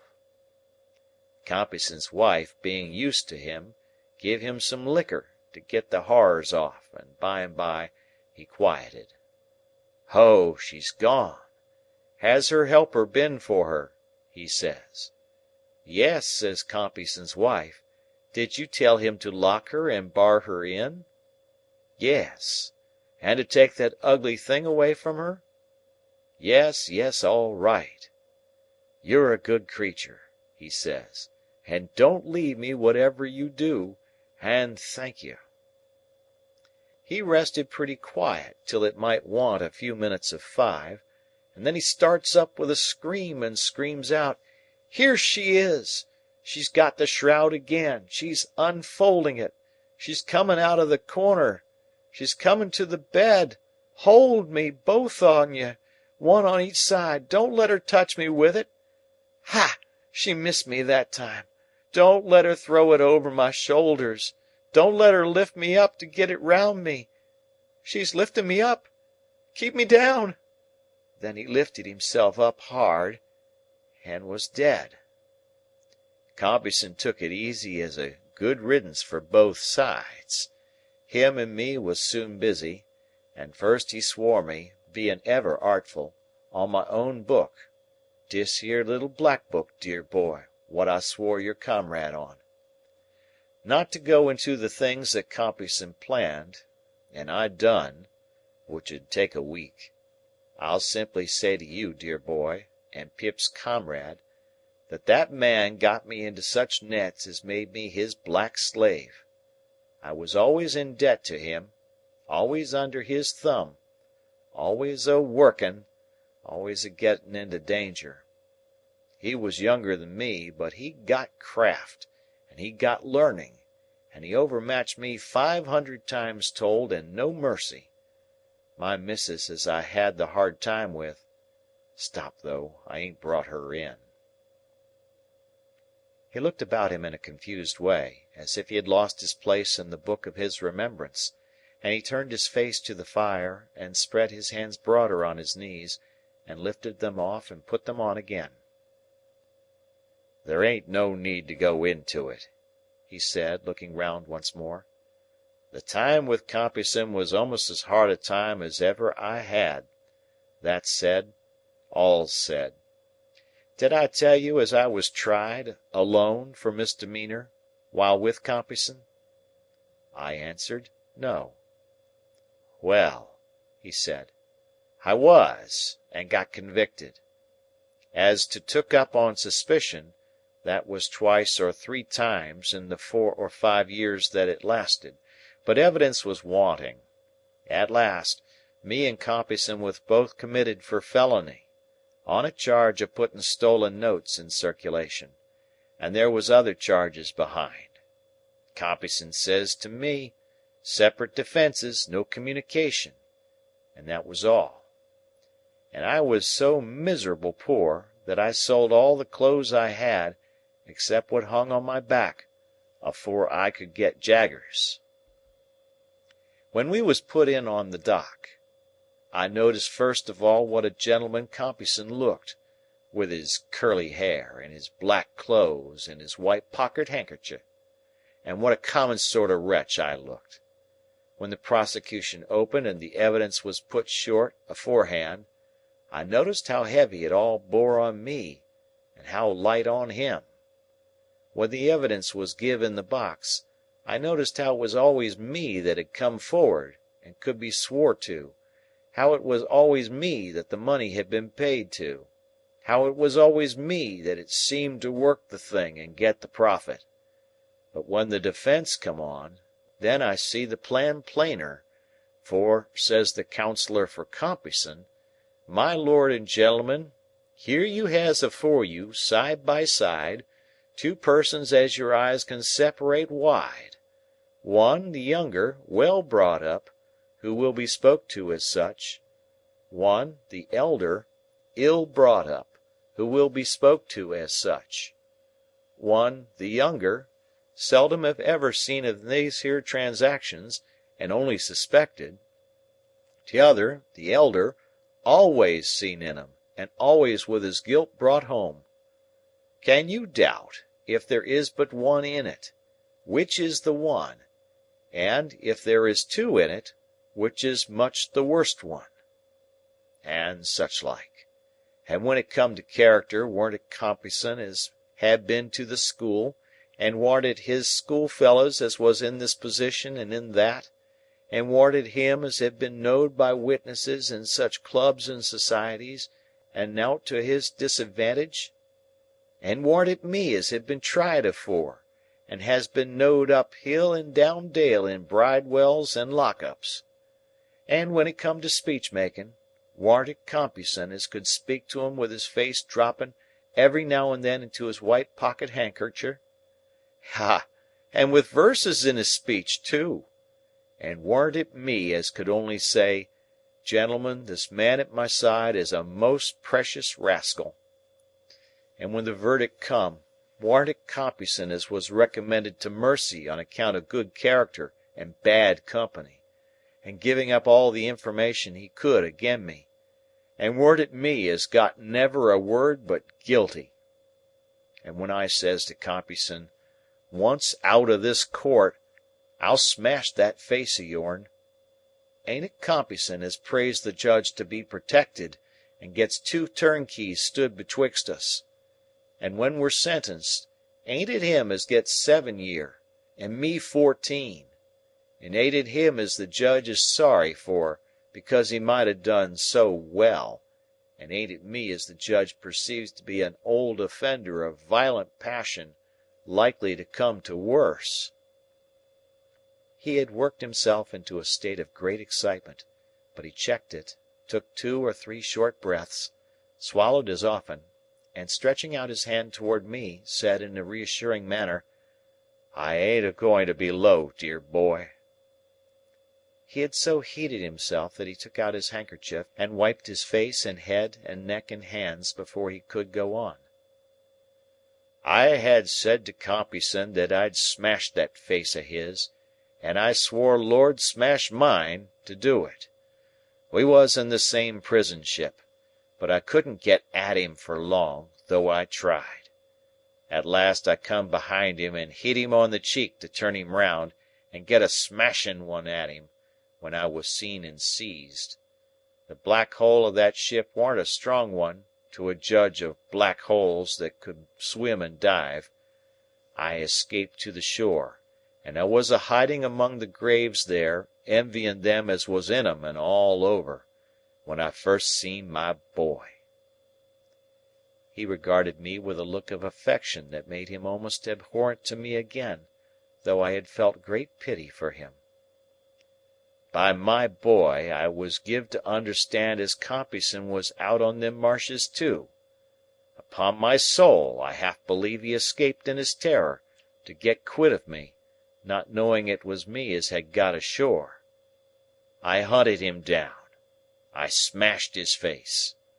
And now, says I, as the worst thing I can do, caring nothing for myself, I'll drag you back.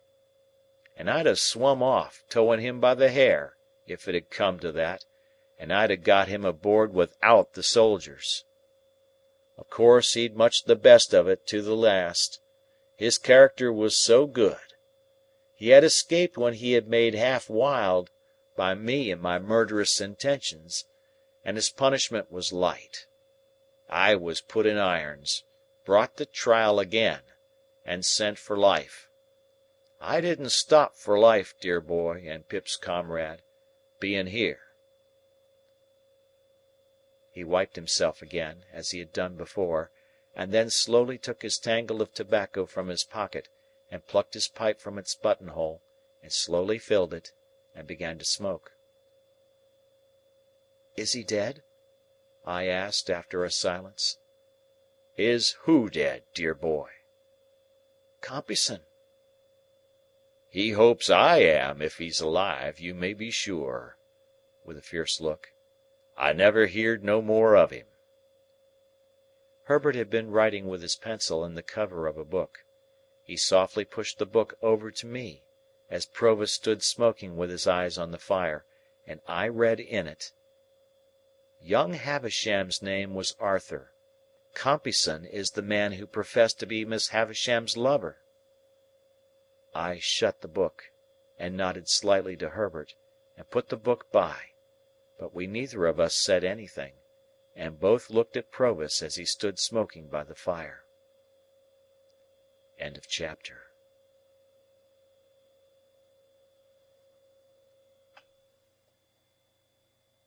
Chapter 31. On our arrival in Denmark, we found the king and queen of that country elevated in 2 armchairs on a kitchen table, holding a court. The whole of the Danish nobility were in attendance, consisting of a noble boy in the wash-leather boots of a gigantic ancestor, a venerable peer with a dirty face, who seemed to have risen from the people late in life, and the Danish chivalry with a comb in its hair and a pair of white silk legs, and presenting on the whole a feminine appearance. My gifted townsman stood gloomily apart, with folded arms, and I could have wished that his curls and forehead had been more probable. Several curious little circumstances transpired as the action proceeded. The late king of the country not only appeared to have been troubled with a cough at the time of his decease, but to have taken it with him to the tomb, and to have brought it back. The royal phantom also carried a ghostly manuscript round its truncheon, to which it had the appearance of occasionally referring, and that too, with an air of anxiety and a tendency to lose the place of reference, which were suggestive of a state of mortality. It was this, I conceive, which led to the Shade's being advised by the gallery to "turn over," a recommendation which it took extremely ill. It was likewise to be noted of this majestic spirit, that whereas it always appeared with an air of having been out a long time and walked an immense distance, it perceptibly came from a closely contiguous wall. This occasioned its terrors to be received derisively.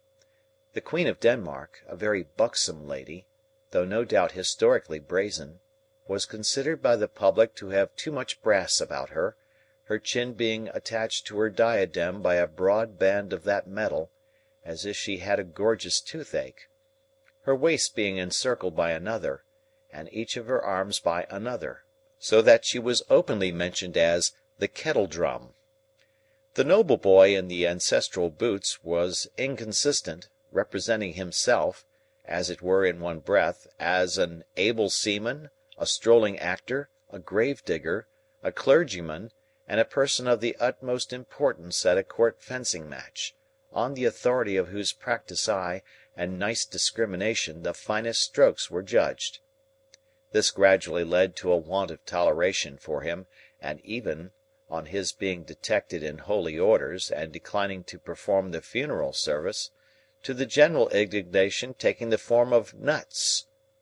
Lastly, Ophelia was a prey to such slow musical madness that when, in course of time, she had taken off her white muslin scarf, folded it up, and buried it, a sulky man who had been long cooling his impatient nose against an iron bar in the front row of the gallery growled, "Now the baby's put to bed, let's have supper," which, to say the least of it, was out of keeping.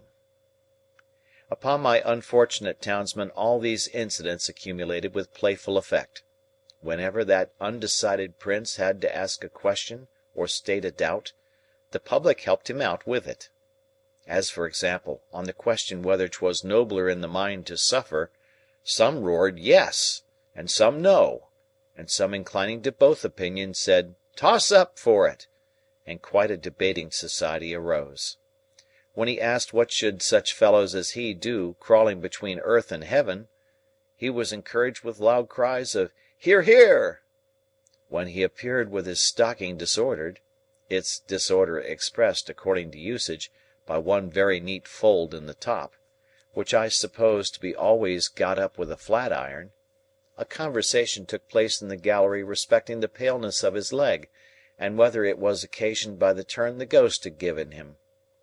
On his taking the recorders, very like a little black flute that had just been played in the orchestra and handed out at the door, he was called upon unanimously for Rule Britannia. When he recommended the player not to saw the air thus, the sulky man said, "And don't you do it neither, you're a deal worse than him." And I grieve to add that peals of laughter greeted Mr. Wopsle on every one of these occasions. But his greatest trials were in the churchyard, which had the appearance of a primeval forest, with a kind of small ecclesiastical wash-house on one side, and a turnpike gate on the other. Mr. Wopsle, in a comprehensive black cloak, being descried entering at the turnpike, the grave-digger was admonished in a friendly way, "Look out, here's the undertaker a-comin' to see how you're a-getting on with your work." I believe it is well known in a constitutional country that Mr. Wopsle could not possibly have returned the skull, after moralizing over it, without dusting his fingers on a white napkin taken from his breast. But even that innocent and indispensable action did not pass without the comment, "Waiter!" The arrival at the body for interment, in an empty black box with the lid tumbling open, was the signal for a general joy, which was much enhanced by the discovery, among the bearers, of an individual obnoxious to identification. The joy attended Mr. Wopsle through his struggles with Laertes on the brink of the orchestra and the grave, and slackened no more until he had tumbled the king off the kitchen table, and had died by inches from the ankles upward. We had made some pale efforts in the beginning to applaud Mr. Wopsle, but they were too hopeless to be persisted in. Therefore we had sat, feeling keenly for him, but laughing nevertheless from ear to ear.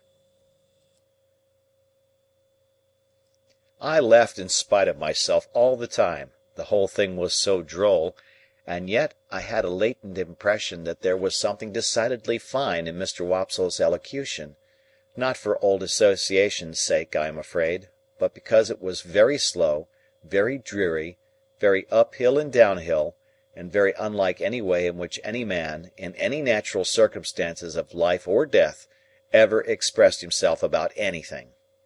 When the tragedy was over, and he had been called for and hooted, I said to Herbert, "Let us go at once, or perhaps we shall meet him." We made all the haste we could downstairs, but we were not quick enough either. Standing at the door was a Jewish man with an unnatural heavy smear of eyebrow, who caught my eyes as we advanced, and said, when we came up with him, "Mr. Pip and friend?" Identity of Mr. Pip and friend confessed. "Mr. Waldengarver," said the man, "would be glad to have the honour." "Waldengarver?" I repeated, when Herbert murmured in my ear, "Probably Wopsle." "Oh!" said I. "Yes," Shall we follow you?" "A few steps, please." When we were in a side alley, he turned and asked, "How did you think he looked? I dressed him." I don't know what he had looked like, except a funeral, with the addition of a large Danish sun or star hanging round his neck by a blue ribbon that had given him the appearance of being insured in some extraordinary fire office; but I said he had looked very nice. "When he come to the grave," said our conductor, "he showed his cloak beautiful, but, judging from the wing, it looked to me that when he see the ghost in the Queen's apartment he might have made more of his stockings."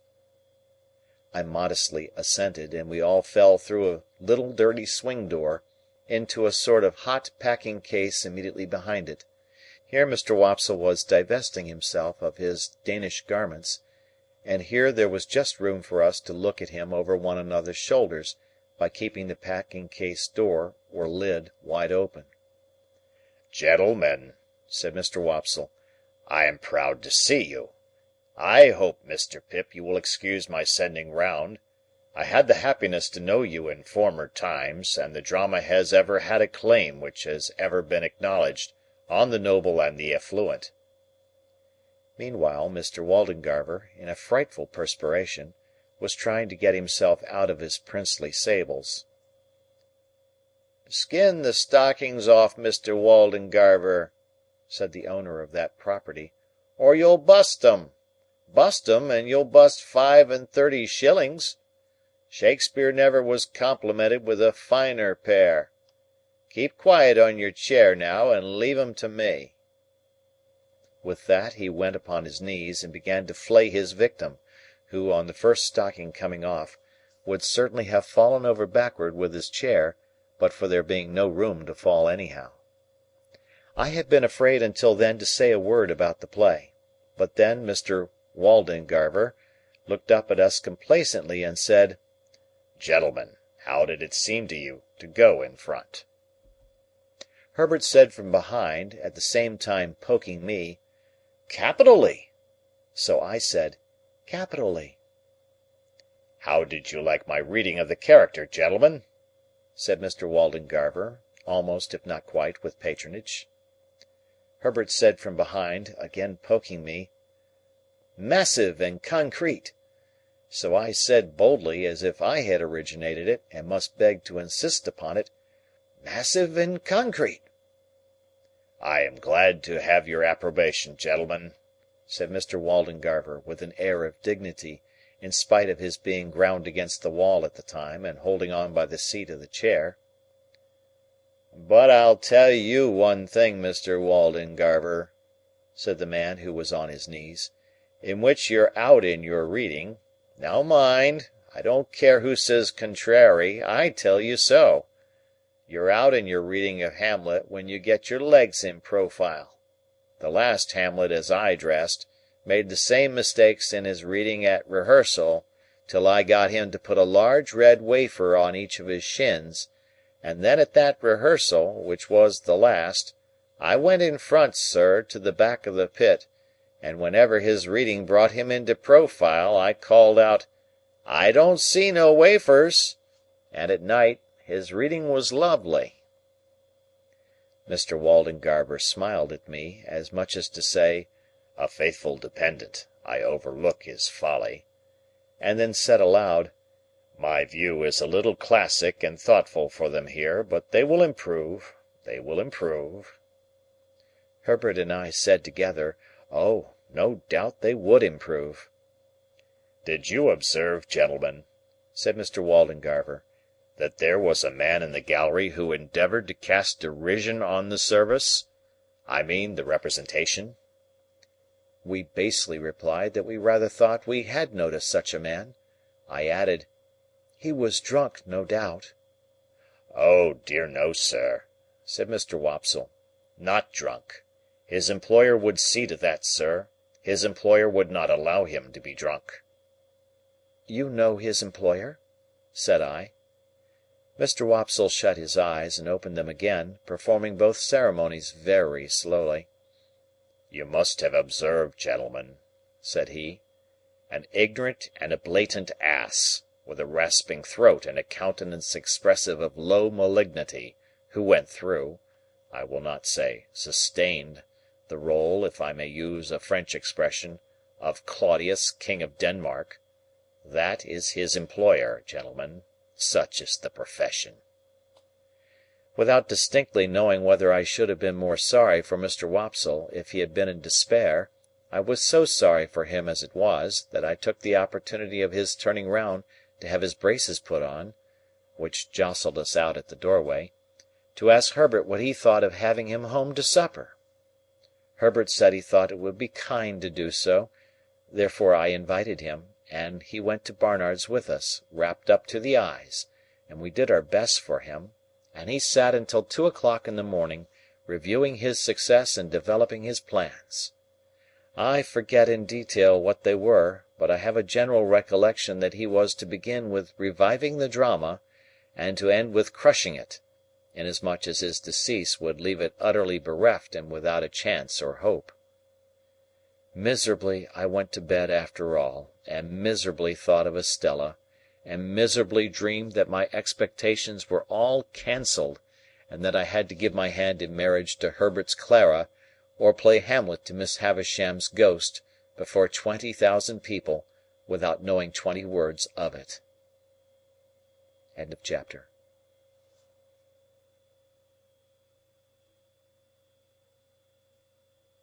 Chapter 43. Why should I pause to ask how much of my shrinking from Provis might be traced to Estella? Why should I loiter on my road, to compare the state of mind in which I had tried to rid myself of the stain of the prison before meeting her at the coach office, with the state of mind in which I now reflected on the abyss between Estella in her pride and beauty and the returned transport whom I harboured? The road would be none the smoother for it, the end would be none the better for it. He would not be helped, nor I extenuated.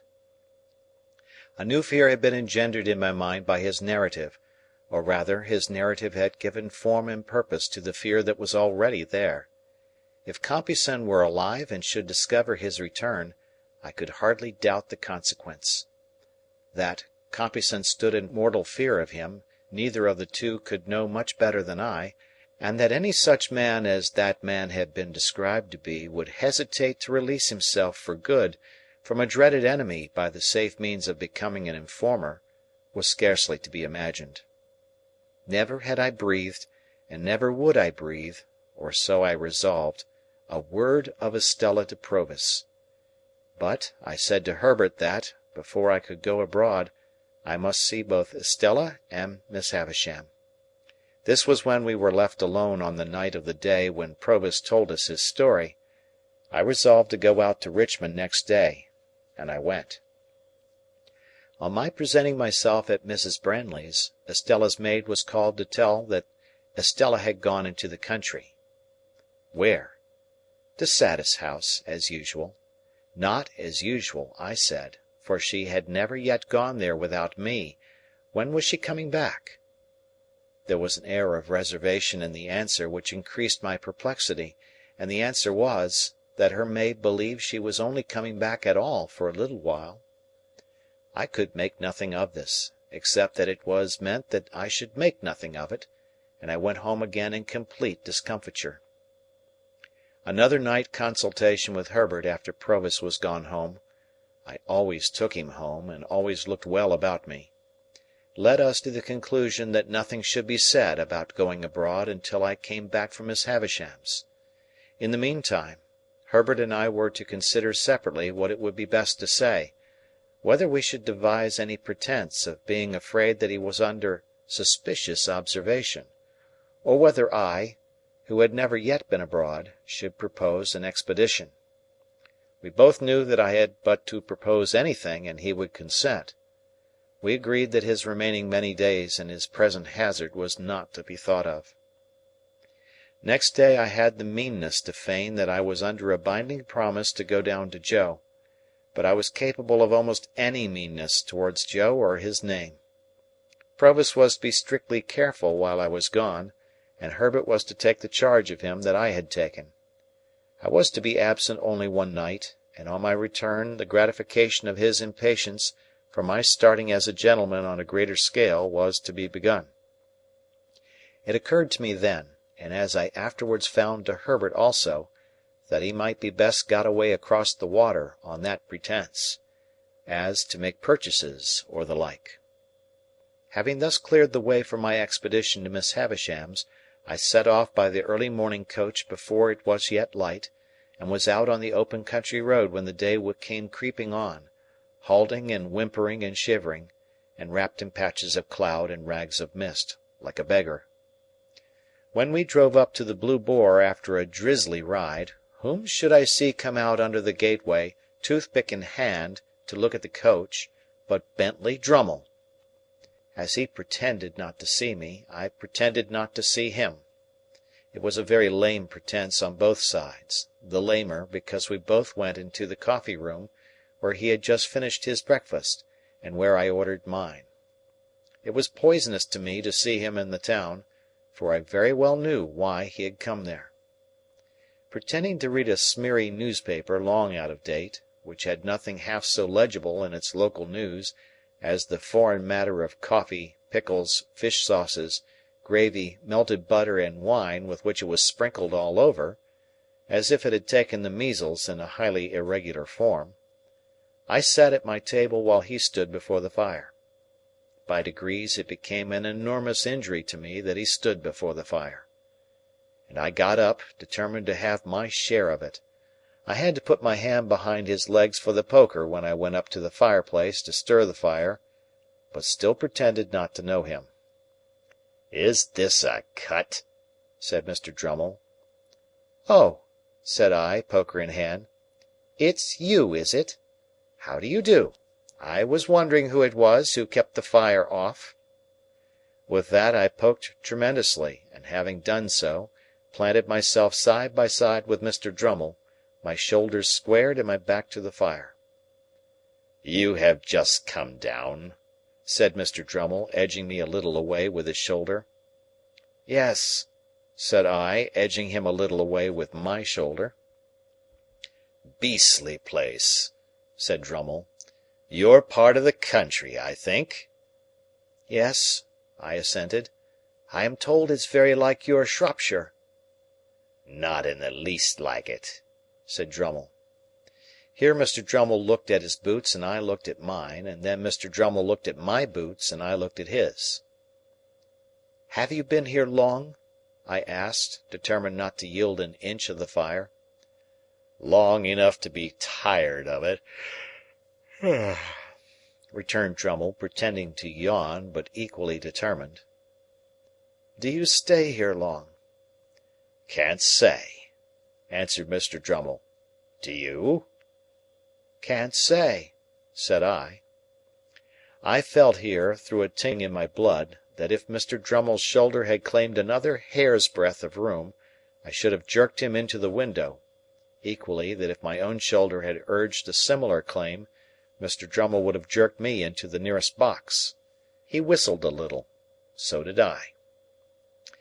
"Large tract of marshes about here, I believe?" said Drummle. "Yes. What of that?" said I. Mr. Drummle looked at me and then at my boots, and said, "Ho! Ha ha!" and laughed. "Are you amused, Mr. Drummle?" "No," said he, "not particularly. I'm going out for a ride in the saddle. I mean to explore those marshes for amusement. Out-of-the-way villages there, they tell me. Curious little public-houses, and smithies, and that. Waiter!" "Yes, sir." "Is that horse of mine ready?" "Brought round to the door, sir." "I say. Look here, you sir.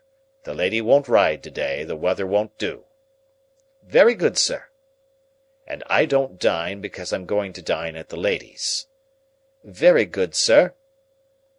Then Drummle glanced at me, with an insolent triumph on his great jowled face that cut me to the heart, dull as he was, and so exasperated me that I felt inclined to take him in my arms, as the robber in the story book is said to have taken the old lady, and seat him on the fire.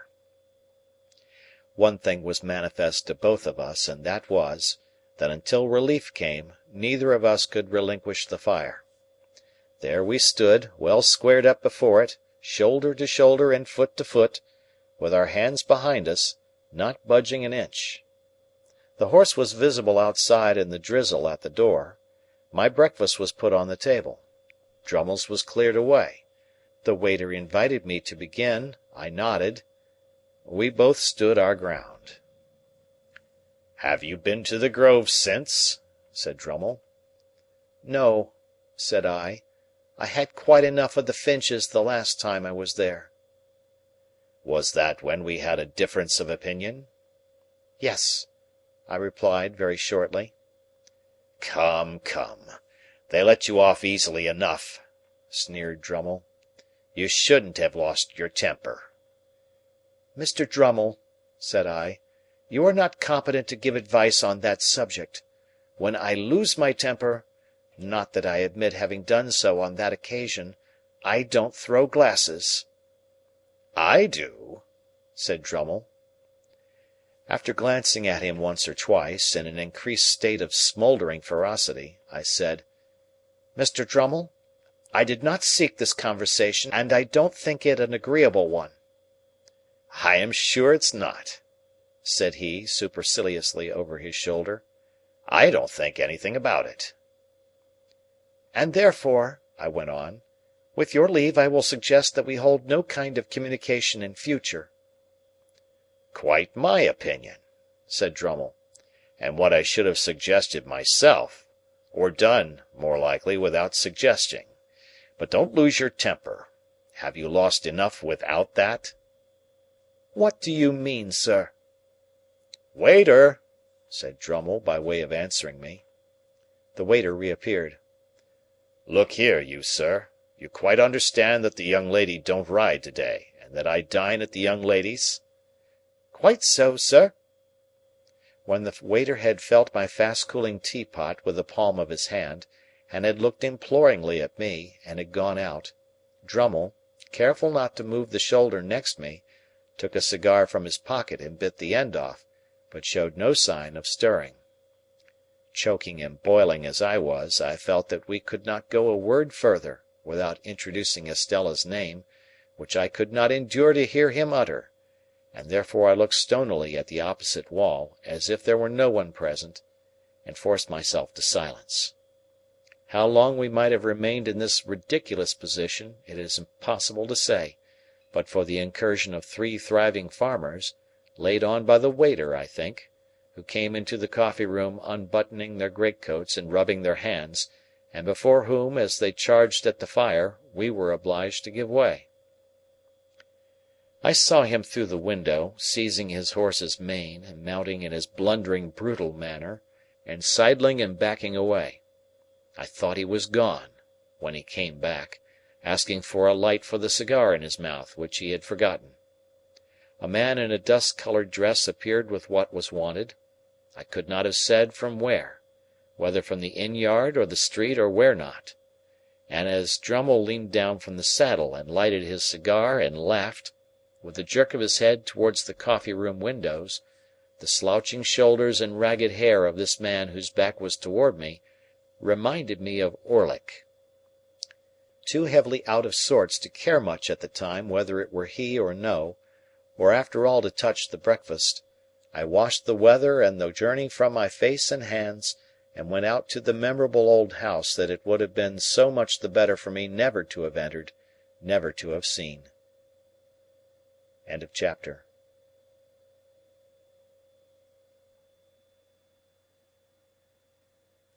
Chapter 44. In the room where the dressing-table stood, and where the wax candles burnt on the wall, I found Miss Havisham and Estella. Miss Havisham seated on a settee near the fire, and Estella on a cushion at her feet. Estella was knitting, and Miss Havisham was looking on. They both raised their eyes as I went in, and both saw an alteration in me. I derived that from the look they interchanged. "And what wind," said Miss Havisham, "blows you here, Pip?" Though she looked steadily at me, I saw that she was rather confused. Estella, pausing a moment in her knitting with her eyes upon me, and then going on, I fancied that I read in the action of her fingers, as plainly as if she had told me in the dumb alphabet, that she perceived I had discovered my real benefactor. "Miss Havisham," said I went to Richmond yesterday to speak to Estella, and finding that same wind had blown her here, I followed." Miss Havisham motioning to me for the third or fourth time to sit down, I took the chair by the dressing-table, which I had often seen her occupy. With all that ruin at my feet and about me, it seemed a natural place for me that day. "What I had to say to Estella, Miss Havisham, I will say before you, presently, in a few moments. It will not surprise you. It will not displease you. I am as unhappy as you can ever have meant me to be." Miss Havisham continued to look steadily at me. I could see in the action of Estella's fingers as they worked that she attended to what I said, but she did not look up. "I have found out who my patron is. It is not a fortunate discovery, and it is not likely ever to enrich me in reputation, station, fortune, or anything. There are reasons why I must say no more of that. It is not my secret, but another's." As I was silent for a while, looking at Estella and considering how to go on, Miss Havisham repeated, "It is not your secret, but another's? Well?" "When you first caused me to be brought here, Miss Havisham, when I belonged to the village over yonder, that I wish I had never left, I suppose I did really come here, as any other chance boy might have come, as a kind of servant to gratify a want or a whim, and to be paid for it?" "Ay, Pip," replied Miss Havisham, steadily nodding her head, "you did." "And that Mr. Jaggers—" "Mr. Jaggers," said Miss Havisham, taking me up in a firm tone, "had nothing to do with it, and knew nothing of it. His being my lawyer, and his being the lawyer of your patron, is a coincidence. He holds the same relation towards numbers of people, and it might easily arise. Be that as it may, it did arise, and was not brought about by any one." Any one might have seen in her haggard face that there was no suppression or evasion so far. "But when I fell into the mistake I have so long remained in, at least you led me on?" said I. "Yes," she returned, again nodding steadily, "I let you go on." "Was that kind?" "Who am I?" cried Miss Havisham, striking her stick upon the floor, and flashing into wrath so suddenly that Estella glanced up at her in surprise. "Who am I, for God's sake, that I should be kind?" It was a weak complaint to have made, and I had not meant to make it. I told her so, as she sat brooding after this outburst. "Well, well, well," she said. "What else?" "I was liberally paid for my old attendance here," I said, to soothe her, "in being apprenticed, and I have asked these questions only for my own information. What follows has another, and I hope more disinterested, purpose. In humouring my mistake, Miss Havisham, you practised on—perhaps you will supply whatever term expresses your intention, without offence—your self-seeking relations?" "I did. Why, they would have it so. So would you. What has been my history, that I should be at the pains of entreating either them or you not to have it so? You made your own snares. I never made them." Waiting until she was quiet again, for this too flashed out of her in a wild and sudden way, I went on. "I have been thrown among one family of your relations, Miss Havisham, and have been constantly among them since I went to London.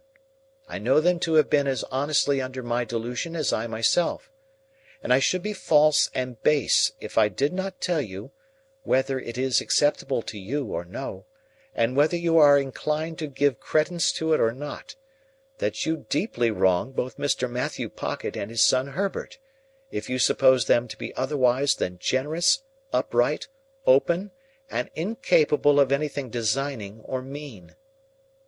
"They are your friends," said Miss Havisham. "They made themselves my friends," said I, "when they supposed me to have superseded them, and when Sarah Pocket, Miss Georgiana, and Mistress Camilla were not my friends, I think." This contrasting of them with the rest seemed, I was glad to see, to do them good with her. She looked at me keenly for a little while, and then said quietly, "What do you want for them?"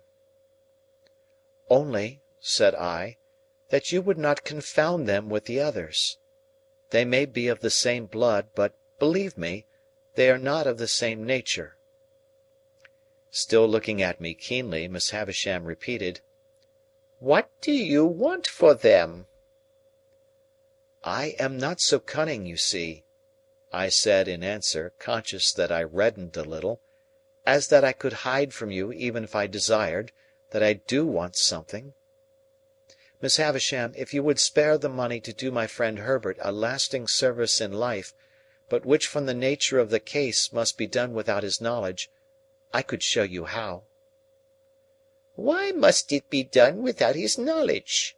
she asked, settling her hands upon her stick, that she might regard me the more attentively. "Because," said I began the service myself, more than 2 years ago, without his knowledge, and I don't want to be betrayed. Why I fail in my ability to finish it, I cannot explain. It is part of the secret which is another's and not mine." She gradually withdrew her eyes from me, and turned them on the fire. After watching it for what appeared in the silence and by the light of the slowly wasting candles to be a long time, she was roused by the collapse of some of the red coals, and looked towards me again, at first vacantly, then with a gradually concentrating attention. All this time Estella knitted on. When Miss Havisham had fixed her attention on me, she said, speaking as if there had been no lapse in our dialogue, "What else?" "Estella," said I, turning to her now, and trying to command my trembling voice, "you know I love you. You know that I have loved you long and dearly." She raised her eyes to my face, on being thus addressed, and her fingers plied their work, and she looked at me with an unmoved countenance. I saw that Miss Havisham glanced from me to her, and from her to me. I should have said this sooner, but for my long mistake. It induced me to hope that Miss Havisham meant us for one another. While I thought you could not help yourself, as it were, I refrained from saying it, but I must say it now. Preserving her unmoved countenance, and with her fingers still going, Estella shook her head. "I know," said I, in answer to that action, "I know. I have no hope that I shall ever call you mine, Estella. I am ignorant what may become of me very soon, how poor I may be, or where I may go. Still, I love you. I have loved you ever since I first saw you in this house." Looking at me perfectly unmoved and with her fingers busy, she shook her head again. "It would have been cruel in Miss Havisham, horribly cruel, to practise on the susceptibility of a poor boy, and to torture me through all these years with a vain hope and an idle pursuit, if she had reflected on the gravity of what she did. But I think she did not. I think that, in the endurance of her own trial, she forgot mine, Estella." I saw Miss Havisham put her hand to her heart and hold it there, as she sat looking by turns at Estella and at me. "It seems," said Estella very calmly, "that there are sentiments, fancies, I don't know how to call them, which I am not able to comprehend. When you say you love me, I know what you mean, as a form of words, but nothing more. You address nothing in my breast, you touch nothing there. I don't care for what you say at all. I have tried to warn you of this, now, have I not?" I said, in a miserable manner, "Yes." "Yes, but you would not be warned, for you thought I did not mean it. Now, did you not think so?" "I thought and hoped you could not mean it. You, so young, untried, and beautiful, Estella. Surely it is not in nature." "It is in my nature," she returned. And then she added, with a stress upon the words, "It is in the nature formed within me. I make a great difference between you and all other people when I say so much. I can do no more." "Is it not true," said I, "that Bentley Drummle is in town here and pursuing you?" "It is quite true," she replied, referring to him with the indifference of utter contempt. "That you encourage him and ride out with him, and that he dines with you this very day?" She seemed a little surprised that I should know it, but again replied, "Quite true." "You cannot love him, Estella!" Her fingers stopped for the first time as she retorted rather angrily, "What have I told you? Do you still think, in spite of it, that I do not mean what I say?" "You would never marry him, Estella?" She looked towards Miss Havisham, and considered for a moment with her work in her hands. Then she said, "Why not tell you the truth? I am going to be married to him." I dropped my face into my hands, but was able to control myself better than I could have expected, considering what agony it gave me to hear her say those words. When I raised my face again, there was such a ghastly look upon Miss Havisham's that it impressed me, even in my passionate hurry and grief. "Estella, dearest Estella, do not let Miss Havisham lead you into this fatal step. Put me aside for ever. You have done so, I well know, but bestow yourself on some worthier person than Drummle. Miss Havisham gives you to him, as the greatest slight and injury that could be done to the many far better men who admire you, and to the few who truly love you. Among those few there may be one who loves you even as dearly, though he has not loved you as long, as I. Take him, and I can bear it better for your sake." My earnestness awoke a wonder in her that seemed as if it would have been touched with compassion, if she could have rendered me at all intelligible to her own mind. "I am going," she said again, in a gentler voice, "to be married to him. The preparations for my marriage are making, and I shall be married soon. Why do you injuriously introduce the name of my mother by adoption? It is my own act." "Your own act, Estella, to fling yourself away upon a brute?" "On whom should I fling myself away?" she retorted, with a smile. "Should I fling myself away upon the man who would the soonest feel, if people do feel such things, that I took nothing to him? There! It is done. I shall do well enough, and so will my husband. As to leading me into what you call this fatal step, Miss Havisham would have had me wait, and not marry yet. But I am tired of the life I have led, which has very few charms for me, and I am willing enough to change it. Say no more. We shall never understand each other." "Such a mean brute! Such a stupid brute!" I urged in despair. "Don't be afraid of my being a blessing to him," said Estella. "I shall not be that. Come, here is my hand. Do we part on this, you visionary boy, or man?" "Oh, Estella!" I answered, as my bitter tears fell fast on her hand, do what I would to restrain them. "Even if I remained in England and could hold my head up with the rest, how could I see you Drummle's wife?" "Nonsense!" she returned. "Nonsense! This will pass in no time." "Never, Estella!" "You will get me out of your thoughts in a week." out of my thoughts!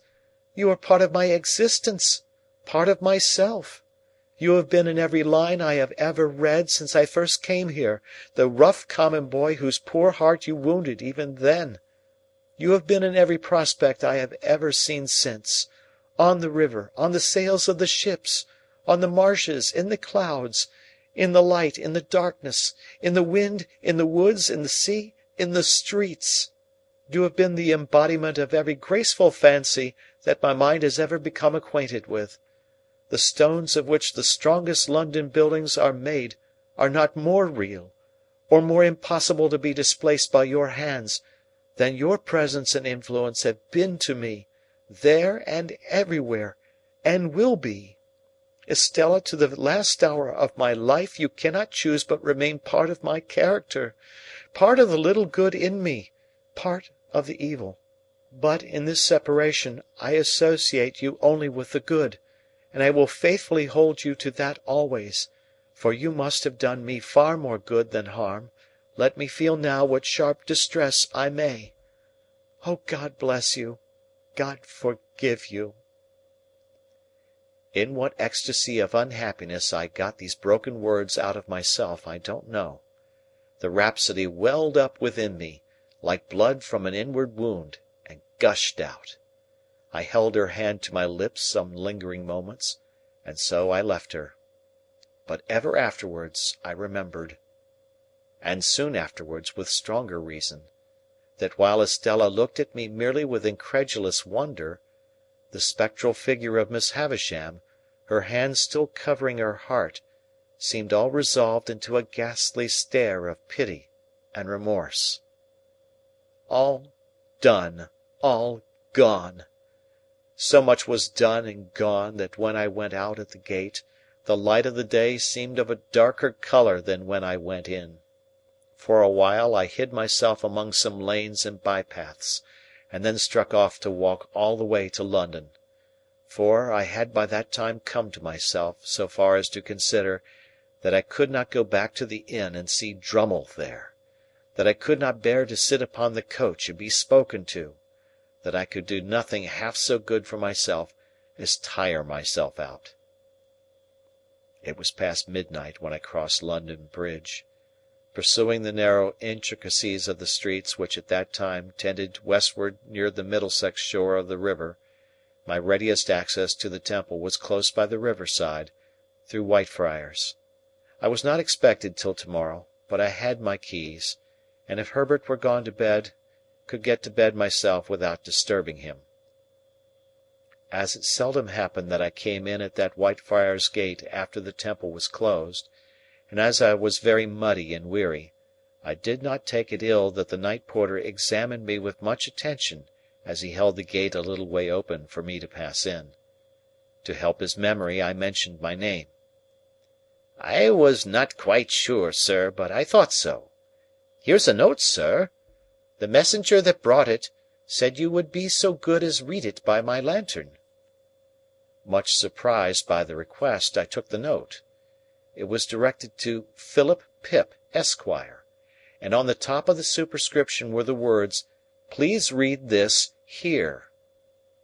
I opened it, the watchman holding up his light, and read inside, in Wemmick's writing, "Don't go home."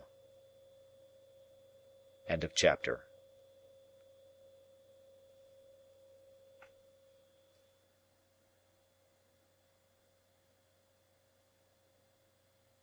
Chapter 45. Turning from the Temple Gate as soon as I had read the warning, I made the best of my way to Fleet Street, and there got a late hackney chariot, and drove to the Hummans in Covent Garden. In those times a bed was always to be got there at any hour of the night, and the chamberlain, letting me in at his ready wicket, lighted the candle next in order on his shelf, and showed me straight into the bedroom next in order on his list. It was a sort of vault on the ground floor at the back, with a despotic monster of a four-post bedstead in it, straddling over the whole place, putting one of his arbitrary legs into the fireplace and another into the doorway, and squeezing the wretched little washing-stand in quite a divinely righteous manner.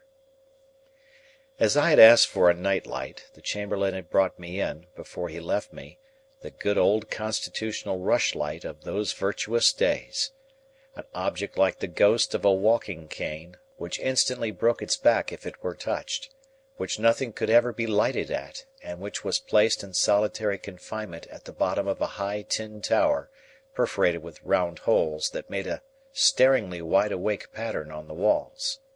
When I had got into bed and lay there footsore, weary, and wretched, I found that I could no more close my own eyes than I could close the eyes of this foolish Argus, and thus, in the gloom and death of the night, we stared at one another. What a doleful night! How anxious, how dismal, how long! There was an inhospitable smell in the room, of cold soot and hot dust, and, as I looked up into the corners of the tester over my head, I thought what a number of blue-bottle flies from the butcher's, and earwigs from the market, and grubs from the country, must be holding on up there, lying by for next summer. This led me to speculate whether any of them ever tumbled down, and then I fancied that I felt light falls on my face, a disagreeable turn of thought, suggesting other and more objectionable approaches up my back. When I had lain awake a little while, these extraordinary voices with which silence teems began to make themselves audible. The closet whispered, the fireplace sighed, the little washing-stand ticked, and one guitar string played occasionally in the chest of drawers. At about the same time, the eyes on the wall acquired a new expression, and in every one of those staring rounds I saw written, "Don't go home." Whatever night fancies and night noises crowded on me, they never warded off this "Don't go home." It plated itself into whatever I thought of, as a bodily pain would have done. Not long before, I had read in the newspapers how a gentleman unknown had come to the Hummums in the night, and had gone to bed, and had destroyed himself, and had been found in the morning weltering in blood. It came into my head that he must have occupied this very vault of mine, and I got out of bed to assure myself that there were no red marks about, then opened the door to look out into the passages, and cheer myself with the companionship of a distant light, near which I knew the chamberlain to be dozing. But all this time, why I was not to go home, and what had happened at home, and when I should go home, and whether Provis was safe at home, were questions occupying my mind so busily that one might have supposed there could be no more room in it for any other theme. Even when I thought of Estella and how we had parted that day for ever, and when I recalled all the circumstances of our parting, and all her looks and tones, and the action of her fingers while she knitted, even then I was pursuing, here and there and everywhere, the caution, "Don't go home." When at last I dozed, in sheer exhaustion of mind and body, it became a vast shadowy verb which I had to conjugate. Imperative mood, present tense. Do not thou go home. Let him not go home. Let us not go home. Do not ye or you go home. Let not them go home. Then, potentially, I may not and I cannot go home, and I might not, could not, would not, and should not go home, until I felt that I was going distracted, and rolled over on the pillow, and looked at the staring rounds upon the wall again. I had left directions that I was to be called at 7, for it was plain that I must see Wemmick before seeing any one else, and equally plain that this was a case in which his Walworth sentiments only could be taken. It was a relief to get out of the room where the night had been so miserable, and I needed no second knocking at the door to startle me from my uneasy bed. The castle battlements arose upon my view at 8 o'clock. The little servant happening to be entering the fortress with 2 hot rolls, I passed through the postern and crossed the drawbridge in her company, and so came without announcement into the presence of Wemmick as he was making tea for himself and the Aged. An open door afforded a perspective view of the Aged in bed. "Halloa, Mr. Pip," said Wemmick. "You did come home, then?" "Yes," I returned, "but I didn't go home." "That's all right," said he, rubbing his hands. "I left a note for you at each of the temple gates, on the chance. Which gate did you come to?" I told him. "I'll go round to the others in the course of the day and destroy the notes," said Wemmick. "It's a good rule never to leave documentary evidence if you can help it, because you don't know when it may be put in. I'm going to take a liberty with you. Would you mind toasting this sausage for the Aged P?" I said I should be delighted to do it. "Then you can go about your work, Mary Anne," said Wemmick to the little servant. "Which leaves us to ourselves, don't you see, Mr. Pip?" he added, winking, as she disappeared. I thanked him for his friendship and caution, and our discourse proceeded in a low tone, while I toasted the Aged's sausage, and he buttered the crumb of the Aged's roll.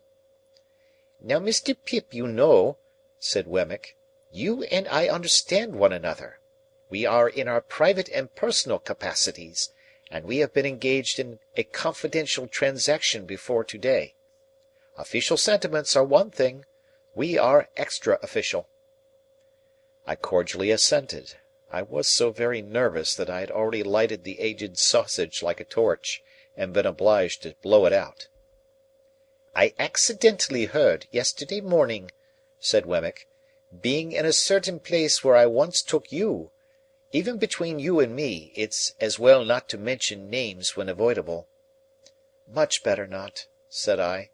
"I understand you." "I heard there by chance yesterday morning," said Wemmick, "that a certain person not altogether of uncolonial pursuits, and not unpossessed of portable property, I don't know who it may really be, we won't name this person." "Not necessary," said I. "Had made some little stir in a certain part of the world where a good many people go, not always in gratification of their own inclinations, and not quite irrespective of the government expense."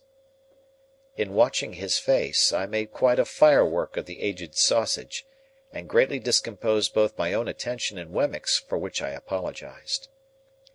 "By disappearing from such place, and being no more heard of thereabouts. From which," said Wemmick, "conjectures had been raised and theories formed. I also heard that you at your chambers in Garden Court, Temple, had been watched, and might be watched again." "By whom?" said I. "I wouldn't go into that," said Wemmick, evasively. "It might clash with official responsibilities. I heard it, as I have in my time heard other curious things in the same place. I don't tell it you on information received. I heard it." He took the toasting fork and sausage from me as he spoke, and set forth the Aged's breakfast neatly on a little tray. Previous to placing it before him, he went into the Aged's room with a clean white cloth, and tied the same under the old gentleman's chin, and propped him up, and put his nightcap on one side, and gave him quite a rakish air. Then he placed his breakfast before him with great care, and said, "All right, ain't you, Aged P?" To which the cheerful Aged replied, "All right, John, my boy, all right." As there seemed to be a tacit understanding that the Aged was not in a presentable state, and was therefore to be considered invisible, I made a pretence of being in complete ignorance of these proceedings. "This watching of me at my chambers, which I have once had reason to suspect," I said to Wemmick when he came back, "is inseparable from the person to whom you have adverted, is it?" Wemmick looked very serious. "I couldn't undertake to say that, of my own knowledge. I mean, I couldn't undertake to say it was at first. But it either is, or it will be, or it's in great danger of being." As I saw that he was restrained by fealty to Little Britain from saying as much as he could, and as I knew with thankfulness to him how far out of his way he went to say what he did, I could not press him. But I told him, after a little meditation over the fire, that I would like to ask him a question, subject to his answering or not answering as he deemed right, and sure that his course would be right. He paused in his breakfast, and crossing his arms and pinching his shirt sleeves (his notion of indoor comfort was to sit without any coat), he nodded to me once to put my question. "You have heard of a man of bad character, whose true name is Compeyson?" He answered with one other nod. "Is he living?" One other nod. "Is he in London?" He gave me one other nod, compressed the post office exceedingly, gave me one last nod, and went on with his breakfast. "Now," said Wemmick, "questioning being over," which he emphasized and repeated for my guidance, "I come to what I did, after hearing what I heard. I went to Garden Court to find you.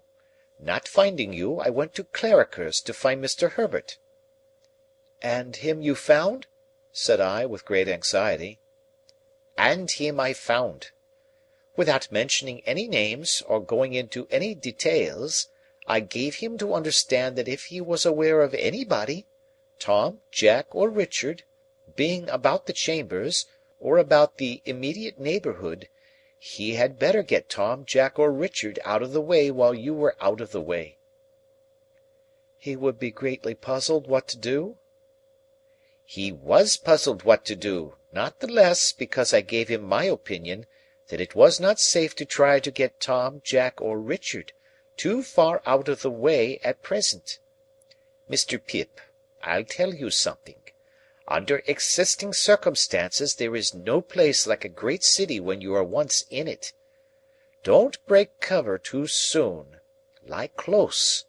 Wait till things slacken before you try the open, even for foreign air." I thanked him for his valuable advice, and asked him what Herbert had done. "Mr. Herbert," said Wemmick, "after being all of a heap for half an hour, struck out a plan. He motioned to me as a secret that he is courting a young lady who has, as no doubt you are aware, a bedridden Pa, which Pa, having been in the purser line of life, lies abed in a bow window where he can see the ships sail up and down the river. You are acquainted with the young lady most probably?" "Not personally," said I.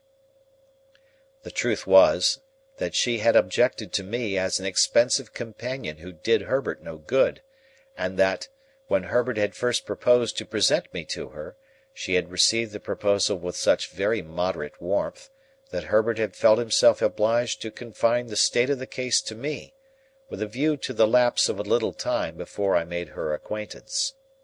When I had begun to advance Herbert's prospects by stealth, I had been able to bear this with cheerful philosophy. He and his affianced, for their part, had naturally not been very anxious to introduce a third person into their interviews, and thus, although I was assured that I had risen in Clara's esteem, and though the young lady and I had long regularly interchanged messages and remembrances by Herbert, I had never seen her. However, I did not trouble Wemmick with these particulars. "The house with the bow window," said Wemmick, "being by the river side, down the pool there between Limehouse and Greenwich, and being kept, it seems, by a very respectable widow who has a furnished upper floor to let. Mr. Herbert put it to me, what did I think of that as a temporary tenement for Tom, Jack, or Richard? Now, I thought very well of it for 3 reasons I'll give you. That is to say, firstly, it's altogether out of all your beats, and is well away from the usual heap of streets great and small. Secondly, without going near it yourself, you could always hear of the safety of Tom, Jack, or Richard, through Mr. Herbert. Thirdly, after a while, and when it might be prudent, if you should want to slip Tom, Jack, or Richard on board a foreign packet-boat, there he is, ready." Much comforted by these considerations, I thanked Wemmick again and again, and begged him to proceed.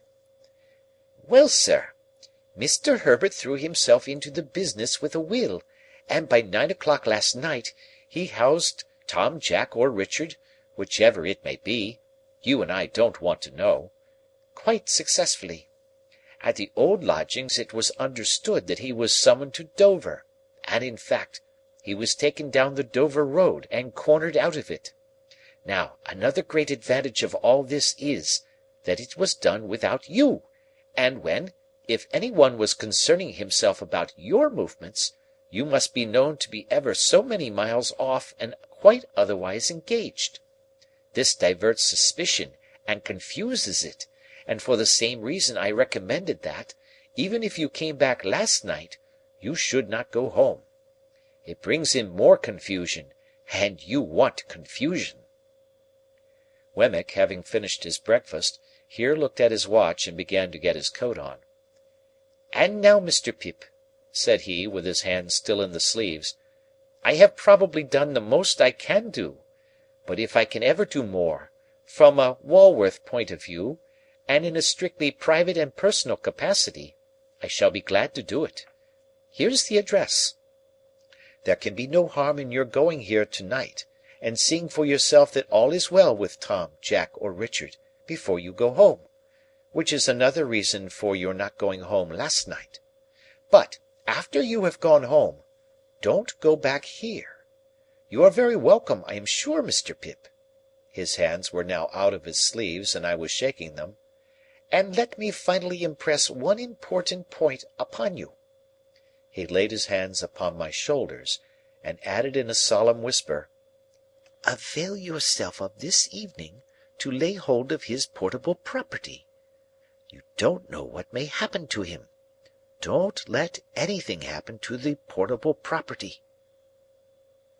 Quite despairing of making my mind clear to Wemmick on this point, I forbore to try. "Time's up," said Wemmick, "and I must be off. If you had nothing more pressing to do than to keep here till dark, that's what I should advise. You look very much worried, and it would do you good to have a perfectly quiet day with the Aged. He'll be up presently, and a little bit of—you remember the pig?" "Of course," said I. "Well, and a little bit of him. That sausage you toasted was his, and he was in all respects a first-rater. Do try him, if it is only for old acquaintance' sake. Good-bye, Aged Parent!" in a cheery shout. "All right, John, all right, my boy," piped the old man from within.